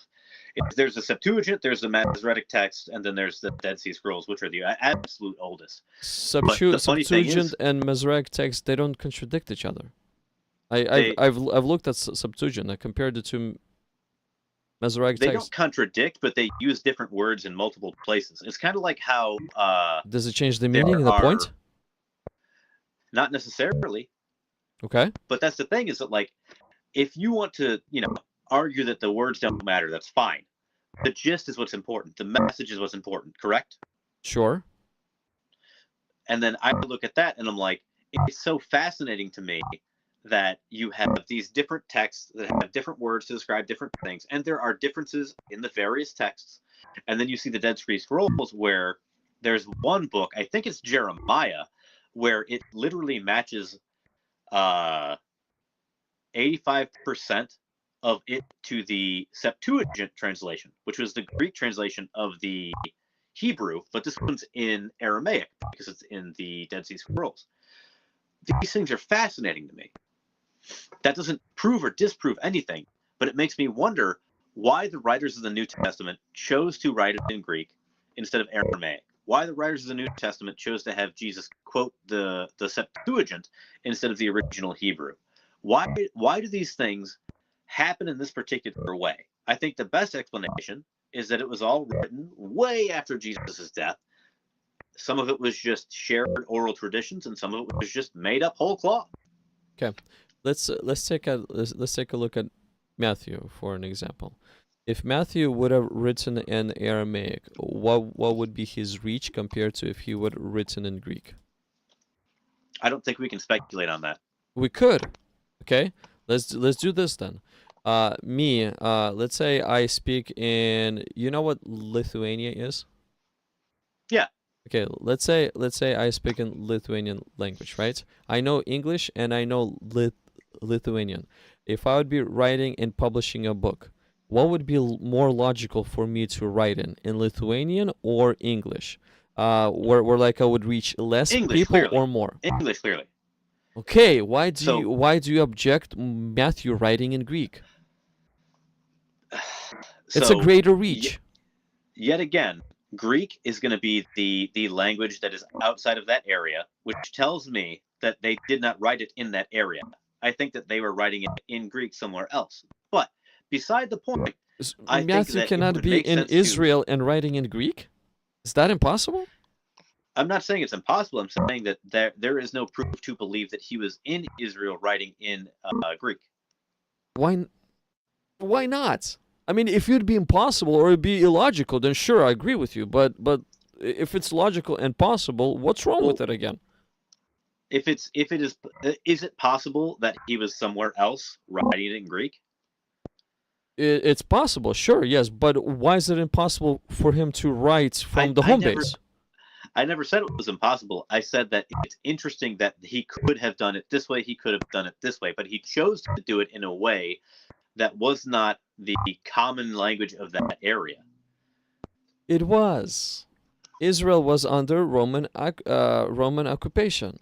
The Greek was normal language. If an Israelite wanted to advance in life, they must know Greek. It's the same thing, right? If I speak in Lithuanian, but if I want to advance the United States, I probably need to drop Lithuanian and start learning English. And me learning English, I would reach more people. I would be more successful compared to if I'd be stuck to my old ways and my old language that doesn't really work anymore. Yeah, you could almost argue they were trying to write it in Greek to try to make it go even further and convert even more people, even though it wasn't originally written down in Greek. It's a fascinating question. I'm not saying it's impossible. I'm saying this makes me wonder about it. Because I don't just take whatever people say at face value when it comes to the Bible. I think that you have to investigate it further than that. Look, and when church dogma says something, the church has a very heavy investment in making you believe that is true. Look, Matthew 28:19. This is what Matthew claims he heard Jesus say. Go therefore, make disciples of all the nations. Okay, if Matthew heard all the nations, what would be more legitimate, logical thing to do? Write in a language that all the nations could understand, or write in the language that only one nation can understand? I mean, Jesus said all. So for Matthew, what would be more logical to do? It would make more sense to write it in Greek because you're going to hit more people than that. Okay, right? And that's what he did. Yeah. So what's wrong with that? When Jesus said, go and make disciples of all nations, why did it take them so long to get to North America? They need to cross the ocean. Columbus So made it, all but the they people- probably didn't. So do you think that all the Native Americans that were in North America prior to 1492 or whatever, are they all burning in hell? I have no clue. I have When- no clue. Have you looked into what the Book of Mormon claims? Yeah, Okay, then they're probably saved in heaven. they're the lost tribe of Israel. Yeah, Whatever. God.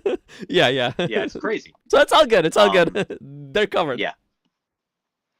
Oh boy, I've actually been reading a lot about Mormonism because it's just so wild. It is. It is. It's crazy. You can become God. You literally can have a creation of your own. You can have subjects of your own. Yeah, you become deified. Yeah. I mean, wouldn't you Yeah. want this? You don't want to worship anyone, but you want people to worship you. Like, Mormonism considering would the actually fact that- fit you. Considering the fact that we have sworn affidavits of people that say that they saw the golden tablets given to Joseph Smith, I'm seeing sworn affidavits of people that were like around 120 years ago. It has to be true, right? I mean, this was within the time of the U.S. even. Mhm. There's sworn affidavits. Mhm. Oh man, the Book of Mormon has to be true. There's fulfilled prophecy in the Book of Mormon. Mhm. But my And favorite obviously- is when a false prophet wants to make himself real. They do it by saying, "Guys, you'll find me in the previous scriptures. I'm there." And how they managed to get there? By writing themselves in there. That's what Joseph Smith did. And that's what they were doing in the Bible, not just the Book of Mormon.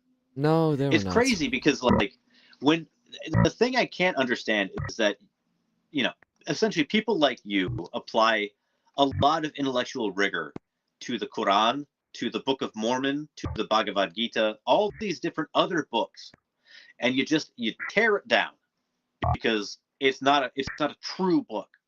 But when I ask people to apply the same intellectual rigor to the Bible, they can't. I do with you. I actually do. I like to think reasonably, okay? I like to think critically. I actually took, I think about 2 years ago or so, I took a whole year and read only the Gospels. Every single day for half an hour to an hour, I sat down and I read the Gospel of Matthew, Mark, Luke, and John over and over and over again. Why? Because intentionally comparing all four of them to critically think, to try to find any flaws, any errors, anything that's evil in the teachings of Jesus. I wanted to know if it's real or not. But after a year, I came to a conclusion that I cannot find anything. So that made me believe that, it's probably more accurate than inaccurate. That's the craziest thing you've said so far. Reading the same book every day for a year. Uh-huh. Wow. Because yes, I want same thing. I'm doing exactly the same thing right now. But not for a whole year. But I'm breaking down the Gospel of John every Monday at 7:00. I go over a chapter. So for a whole week, every single day, I literally just brainwash myself with one chapter. Whenever I'm at work, and if I'm doing a little bit of construction or some yard work or whatever, guess what? I have the headphones on, and if I'm working for 5 hours, nonstop, repeat the Gospel of John. The chapter that I'll be talking about is in my ears. Why? Because I want to extract as much smallest detail as I possibly can. That's that I'm critical about all this stuff too. I don't believe in blind faith in any way. We have to reason, and the truth will make itself known. And that's the problem, is that I think that you're looking at it and saying the most logical thing is that my book is true. There, kind of, yes, because all the rest of the And books, they fall flat. They fall flat, like the Book of Mormon falls flat. The Quran falls flat. The Gospel Exactly, doesn't because fall all flat. religions are made up. The Gospel doesn't fall flat. The Gospels, specifically the Gospels, they don't fall flat. Show to me where they fall flat. Show to me. They should You have won't be able condemned to. Slavery.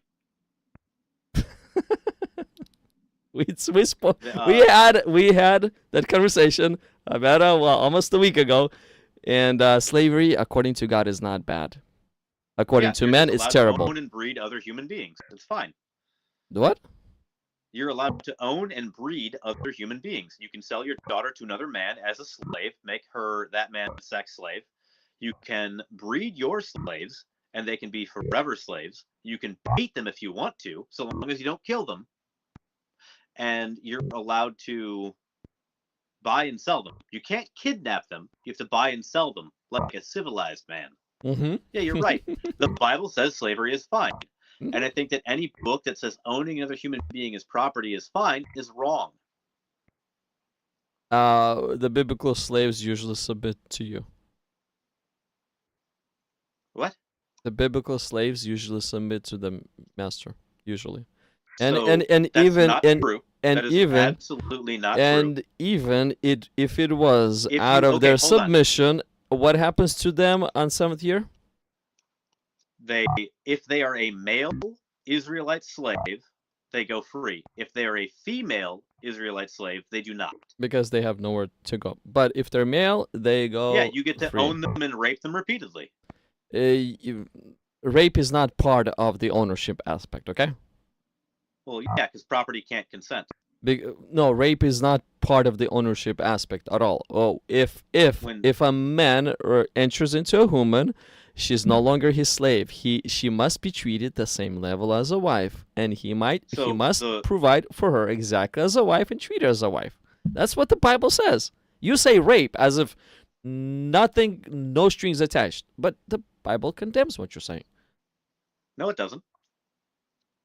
It condemns if a woman sleeps, if a master actually sleeps with a slave, it's his wife, and he cannot take the rights of a wife away from her. So if a man goes out and buys a woman slave, she then is forced to marry him and become his wife? Yeah, if he sleeps with her, she becomes a wife, not a slave. Oh, okay. So I can buy women for sex slavery. The second you have sex with them, she becomes your wife. Yeah. So you're gonna buy a wife. Property consent. Can property consent? The property belongs to somebody else, and since you buy it, now it's yours. Human being, if I buy another human being, and I decide that I want to marry that human being, but they don't get a choice to being married to me, what am I doing to that person? Since they don't get a choice, they get as many rights as the one that does get a choice. The rights don't diminish. So what you're talking about is if a man takes a second wife, you can't diminish the rights of the first. That's the literal passage of the sex slave. Yes. So you can buy women for sex and make them marry you and make them your sex slave wives. Great. They're going to be exactly the same as a wife. You must supply for all her needs, provide for her. You'll have children through her. She's literally going to be exactly the same as a wife. He cannot treat her any worse than a wife. What is wrong with that? So you can buy a woman from another man, make her your wife. She cannot divorce you. She cannot leave. She is your property. And he takes a good care of her.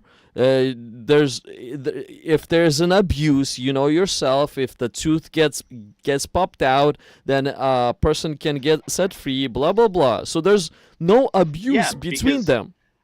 Yeah, because slaves were not seen as equal to humans. You're trying to popped out the tooth of a human like a normal person, you had your own tooth popped out, right? If you popped out the tooth of a slave, they went free because they are not your equal.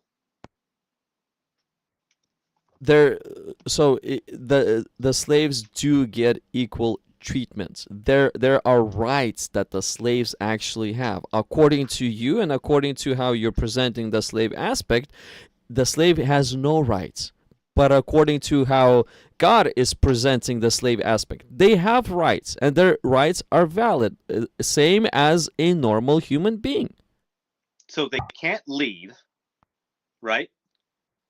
They can't choose what they do. You can beat them if you want to. You can breed them if you want to. Those don't sound like rights. Beat them if you want to. You can The breed Bible them. literally says you can beat your slaves because they are your property. They're Exodus 21:20. Come on.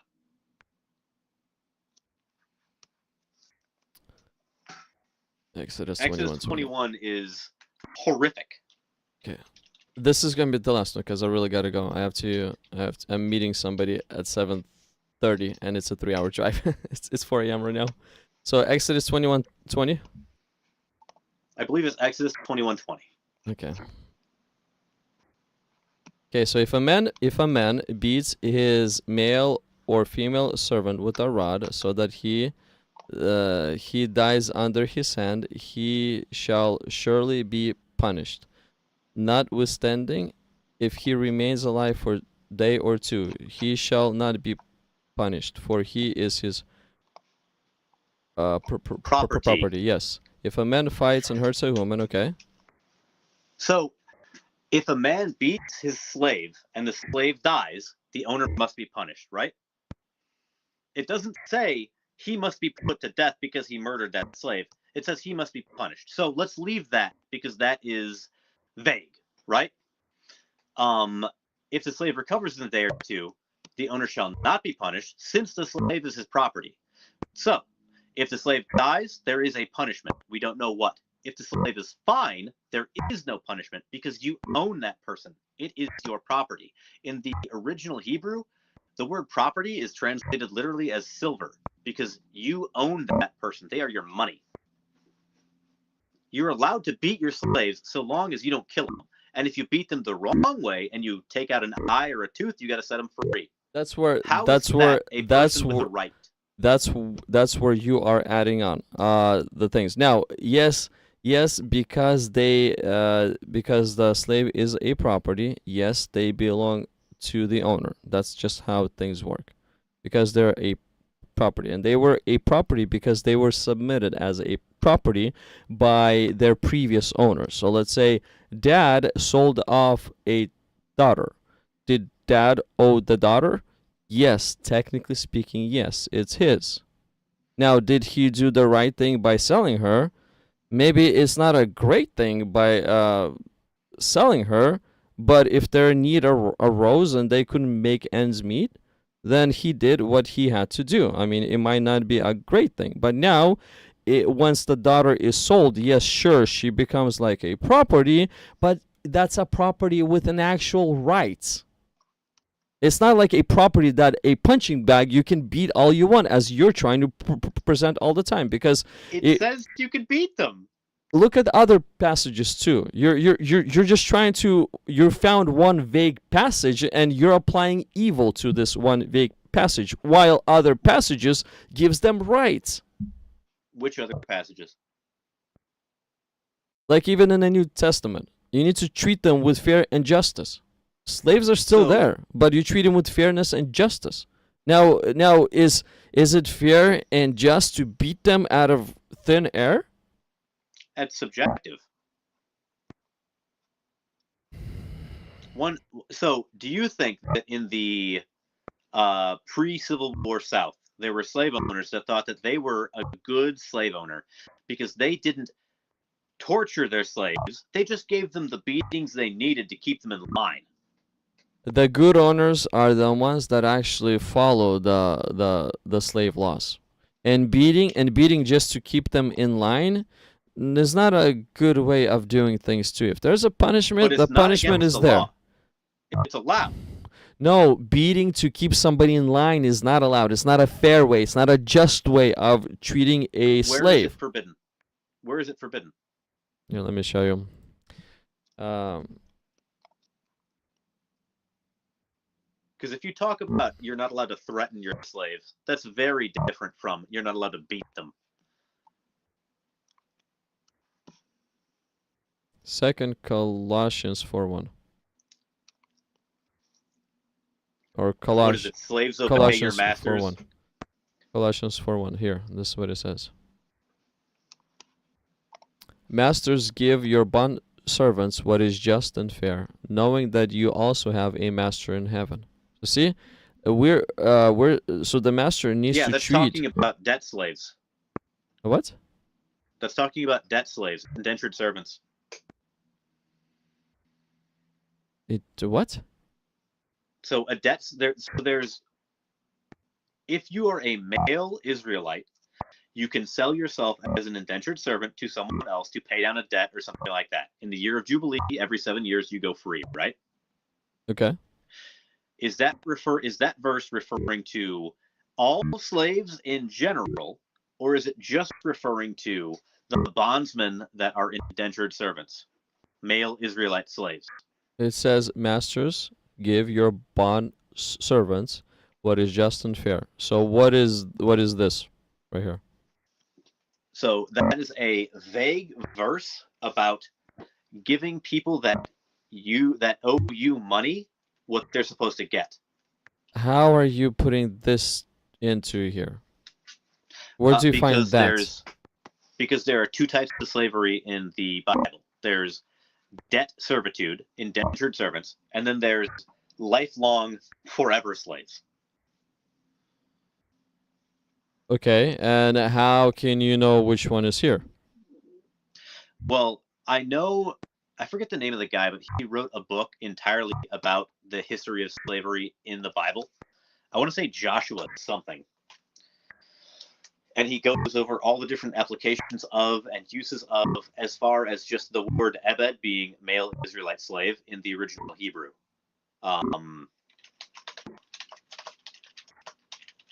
It's on my list of books to read, but my list of books to read is very long. Joshua Bowen. That's the one. Yeah, Dr. Joshua Bowen wrote the book about slavery in the Bible.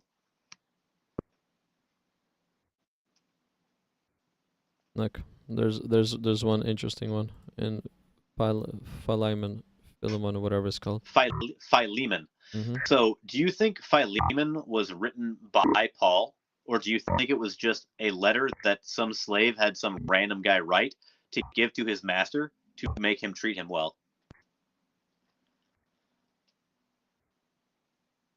Well, so the letter starts off with Paul. Well, because we know there's a bunch of fake letters of Paul that were circulating, right?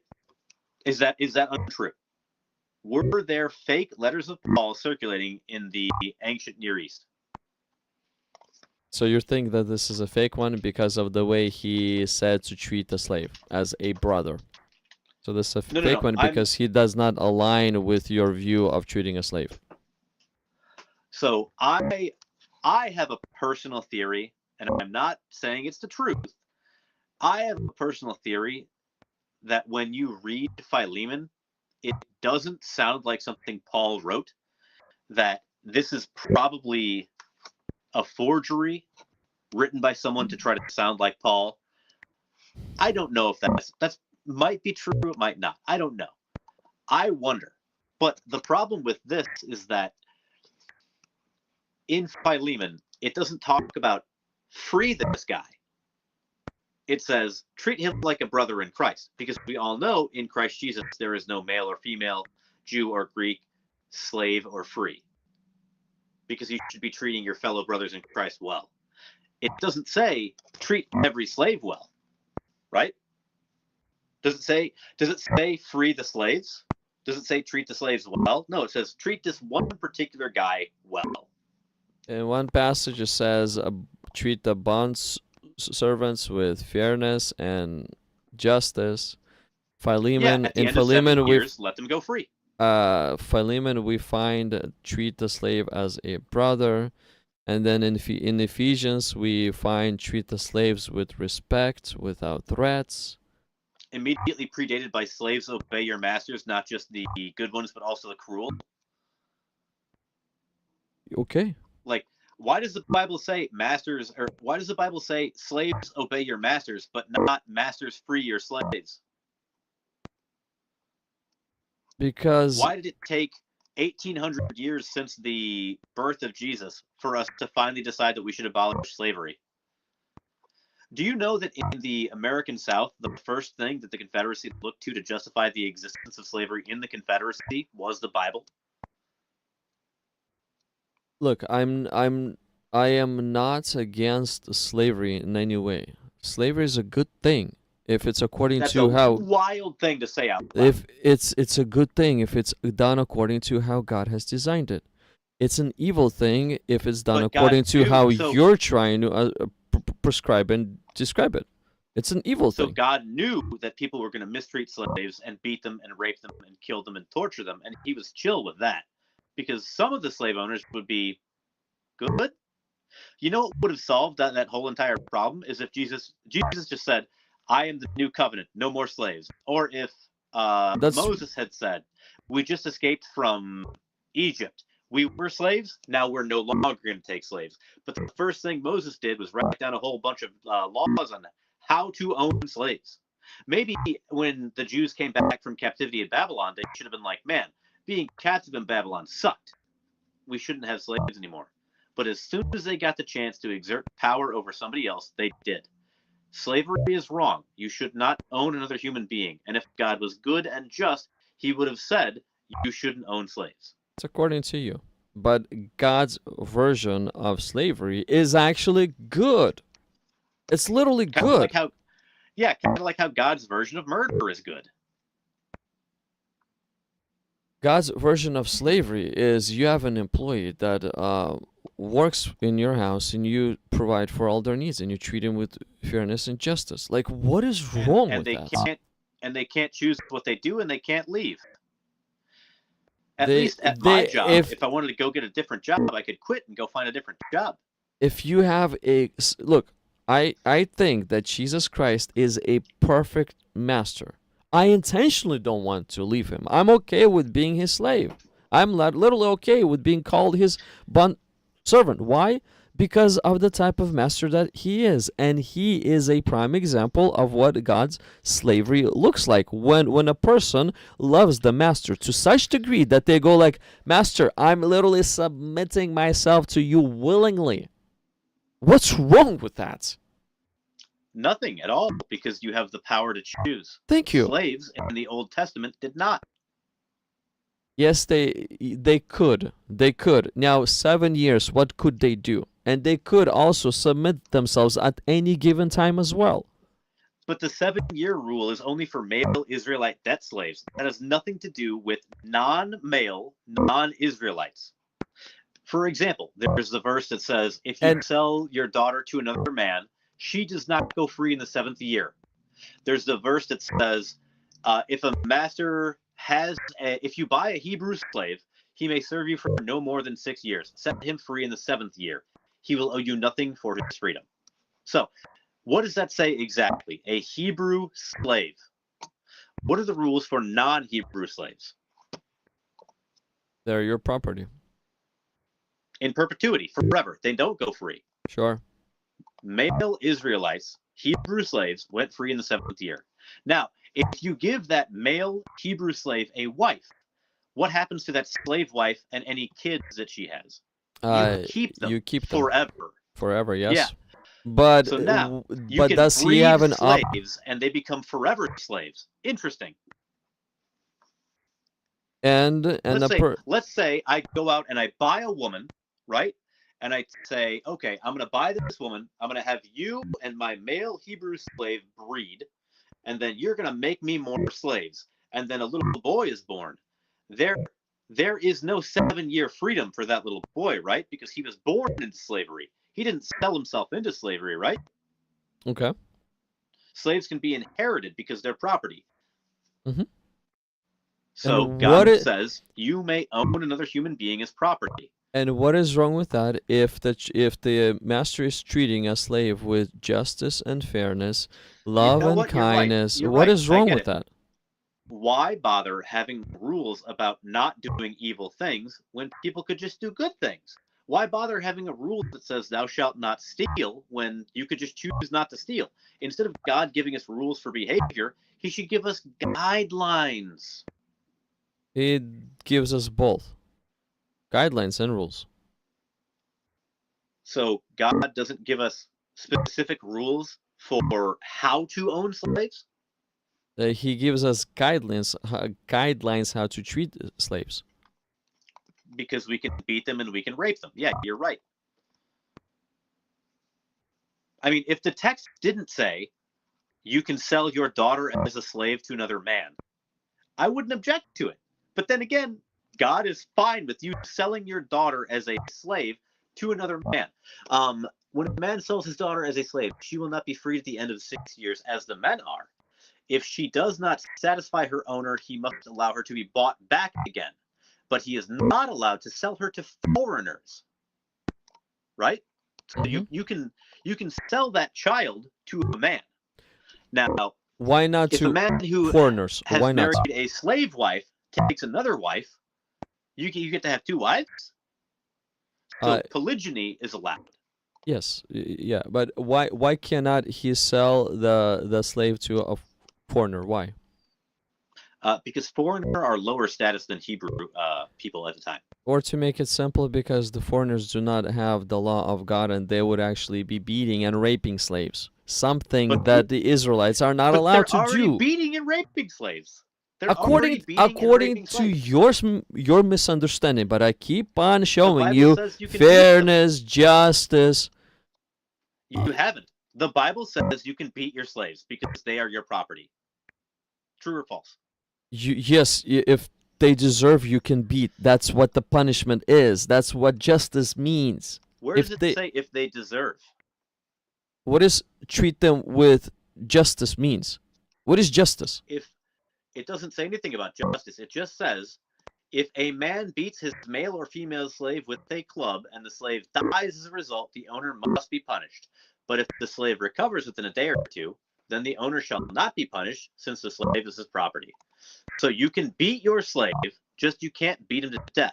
And if the slave recovers within a day or two, that's fine too. Maybe you put that slave into a coma.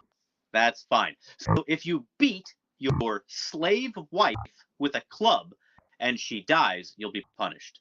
If you beat your slave wife, but she gets back up after a couple of days, that's fine. So beating your slave is not against the rules. There isn't even a punishment for it if you beat them. Beating your slave is allowed. So beating your slave is treating them with justice. I like your version of justice. Treating them with justice? I showed you where was it? Colossians 4:1. Oh, so 1,000 years. Well, let's see. So this is Exodus 21. So are they okay? So now 800 years before the writings in Colossians? Is Paul in line with what Moses wrote, or is he destroying what Moses wrote? Which one is it? Paul is in line with what Moses wrote, because Paul did not say don't beat your slaves. He said treat them well. So if he's in line with what Moses wrote, and Moses said you can beat the slaves, and Paul says for the sake of justice, what does that mean? It means the slave probably disobeyed or did something bad, and they deserve the punishment. Or maybe they forgot to make your bed, or maybe they served you the wrong milk at supper. Yeah, you can beat them for that. Yeah, or maybe they looked at you weird. Them. Sure, they are your property. You maybe your slave wife didn't suck your dick the right way. Jordan, you really do not understand the concept of justice. The more I speak with you, the more I'm literally fascinated, but that you're literally messing up the concept of justice. That's because justice is subjective. If the world would have your level of justice, it would be chaos. That's the thing. You need to learn what the true justice is first. Your justice, is the worst version of your justice is chaos. God's justice is actually good, but your justice is chaos. God's justice is not good. God causes women to be raped as a punishment for a crime they didn't commit. God kills innocent women and children. That's what you keep on claiming. That's what you keep on claiming. That's what the book says. That's what the book says. You're when you perverting read the book, it just says God does horrible stuff. You're perverting the book, and you know that you are. How am I perverting the book by reading it? Because I'm showing you what the meanings are. Like I'm showing you justice and fairness, and you just close your eyes on it as if it doesn't exist. what is fairness when it comes to owning another human being as property? So, don't you want your boss at work to treat you with fairness? My boss doesn't own me. He does for the time you give him. Except I can leave whenever I want to. I just have to go get a different job. Slaves Sure, can't leave. sure, the rule's a little bit different, but he still owes you for those 8 hours, and he commands you for those 8 hours. And if you do not obey, for He'll beat me with a rod. Yeah, you're right. there Oh, will wait, no, be he can't. there because will I'm not a be slave. there will be other consequences if you do not obey, but there still be punishment. So What he's punishment still will there be oh if I decide to go get a different job? what punishment there will be if you decide. But what if you don't so decide? If I walk out of my job tomorrow, tomorrow, and decide I'm just going to quit and go get a different job, is there a punishment? The rules are a little different than what they were, a little bit. Yeah, but because the it's not the same concept, thing as slavery. concept is exactly the same. You give your time, you must obey, you cannot rebel. If any of those happen, all of the sudden there will be fairness towards you, called punishment. So you give your time. That implies that I applied to that job and got hired on purpose using my agency, right? What if I'm a child born to a slave mother? Did I choose to be a slave? The rules are a little different, but the concept of slavery is still here. Okay. So the first rule is clearly not applicable because a slave born into slavery did not choose, correct? There's no such thing as born into employment in our days. Yeah, you're not born into employment, you're born into slavery. So therefore, your analogy claiming that my boss treats me like a slave or whatever does not hold up. He's not? Okay, so does your boss command every single thing that you do? Not every single thing that I do. He kind of does. He gives you a list of work that needs to be done, and guess what? You got no choice but to do it. Otherwise, there's going to be consequences. Punishments. Punishments So might if not be I- the same as you find in the Bible, but there's still punishment. So you're saying that because I go to work and I have a dispatch that I need to follow on the stuff I need to build, that's the same thing as me waking up and being property of another human being and having to wait on him hand and foot.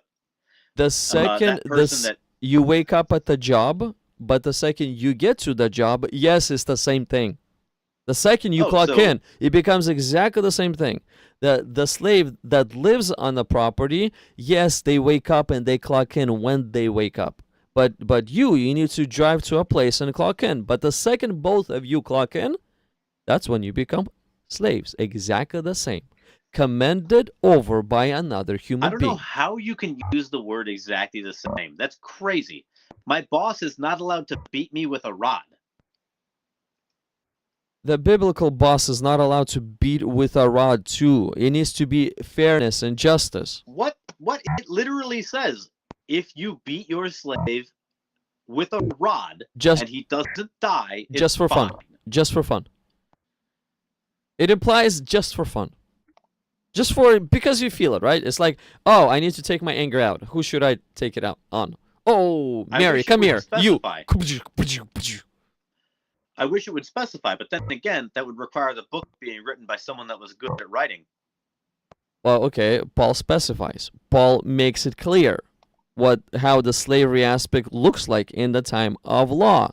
He makes it clear. He's not breaking the law. He's not going against the law.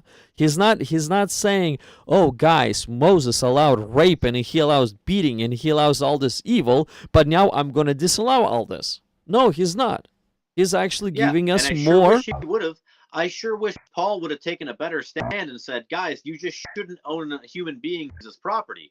You shouldn't be selling your daughters to other men and making them their sex slaves. You shouldn't be selling women to other men and having that little girl, who knows what age, become the future wife of your son. These are bad things. According to your interpretation, because you keep on twisting the I'm good just reading the book. interpretation. Yes, I'm and just reading the book. you're using your mind to twist it. I would argue that the plain text tells you how to treat your slaves. But look at plain text throughout the book, because the message is the same. Now, if I'm showing you plain, literally verbatim text, and you're saying, no, that's not what it says, the message is the same. The message hasn't changed. So you're saying that because, let's say, 700 years after these laws were given to Moses by God, 700 years later, Paul says, hey guys, be slightly better with how you treat your slaves, that is the same thing as saying slavery is wrong or you should treat your slaves well?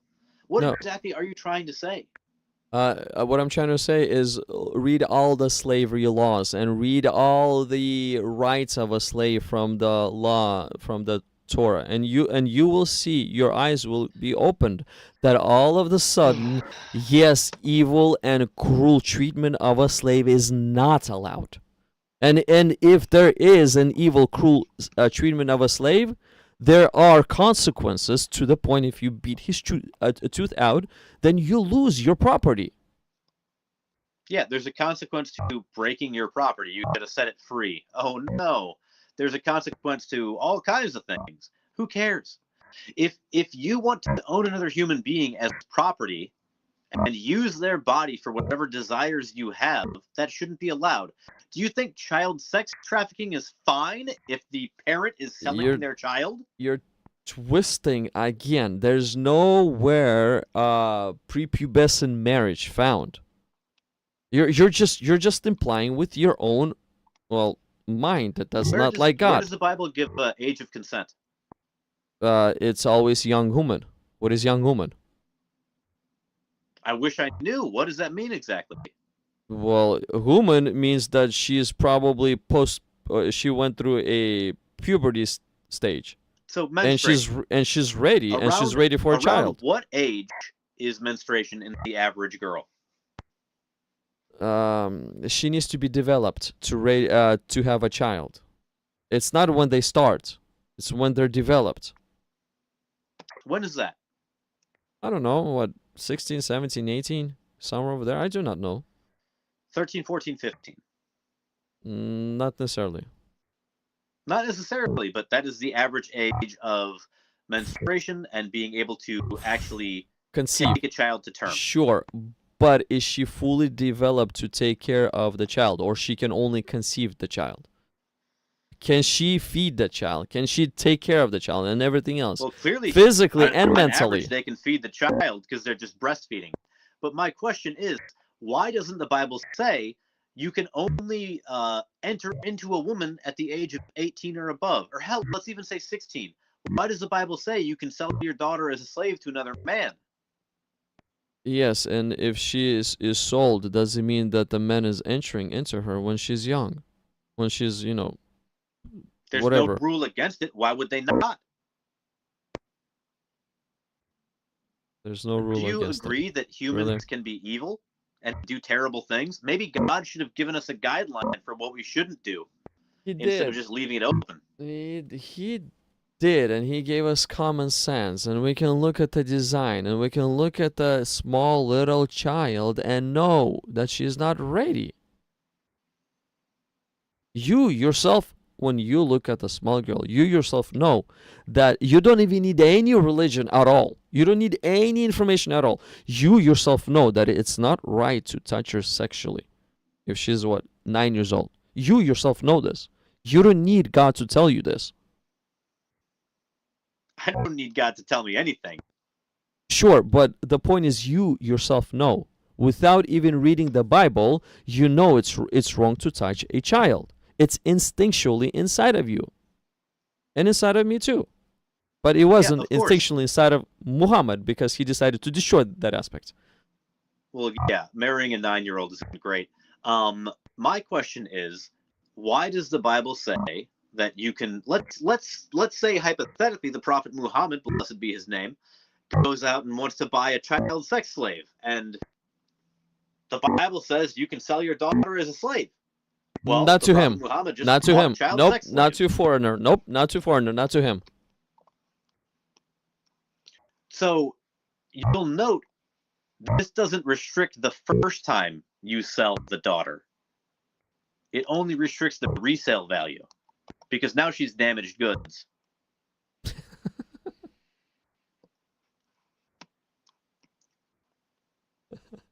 Not even the first time. I mean, it doesn't say it's restricting the first time. It's saying after she displeases you, you may not sell her to a foreigner. It doesn't say don't sell this child to a foreigner. It says if you sell her to another man. They're generally speaking not allowed to sell slaves to the foreigners. That's a general rule of thumb. That's a general law. Sure. It's written So somewhere now else. let's say you have a slave wife that you purchased at auction who is a Ethiopian. That's not a Hebrew, right? You get a daughter. That daughter is matrilineally not Hebrew. You can sell that daughter to anybody. There are no restrictions whatsoever.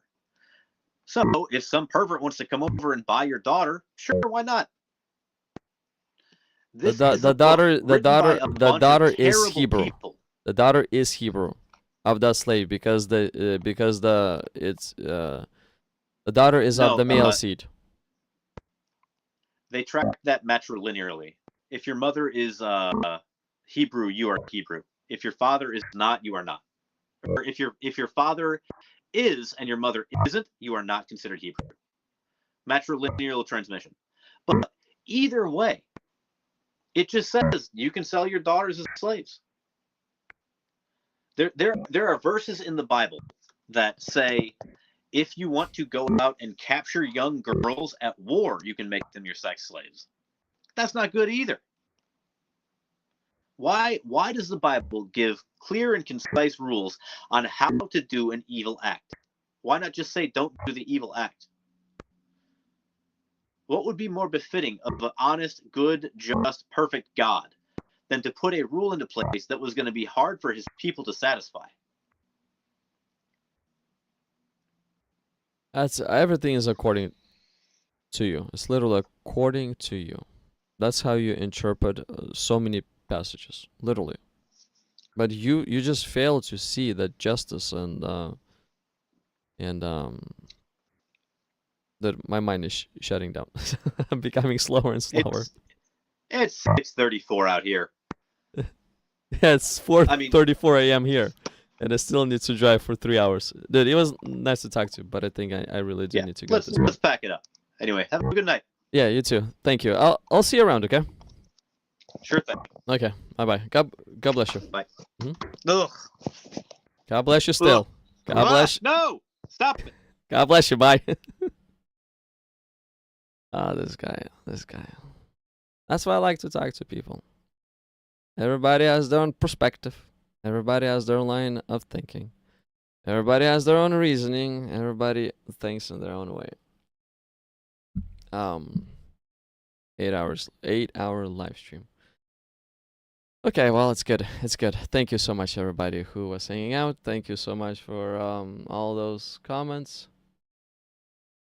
There's a lot of comments. I'm not even going to go through them, and I do need to go already. So thank you.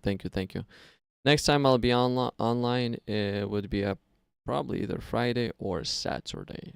I'm not 100% sure. So Friday or Saturday, I jump between, and then Sunday at about 2 p.m. Pacific Standard Time. That's set in stone. And then on Monday evening is also set in stone. But Friday and Saturday, they just jump around. So subscribe to the channel so that you would get a notification when the next live stream will be, either on Saturday or on Sunday. And let's continue to hang out. But do also join on Sunday and on Monday. Thank you so much.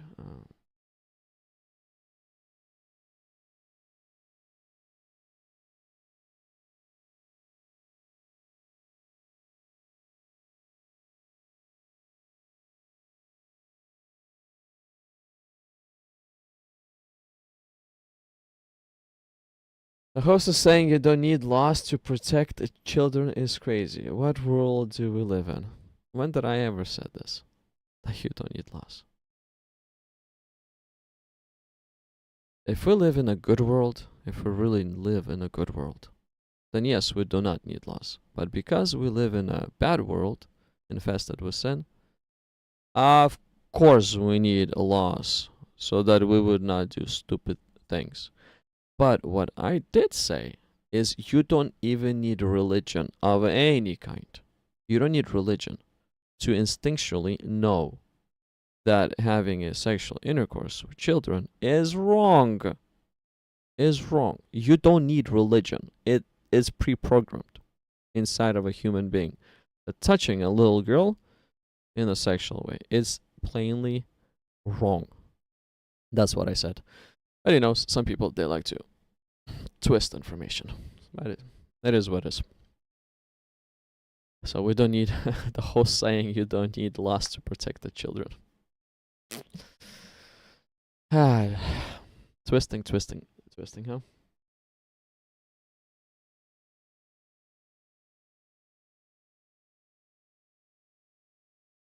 Anyways, guys, thank you so much for hanging out as always. Thank you so much for participating.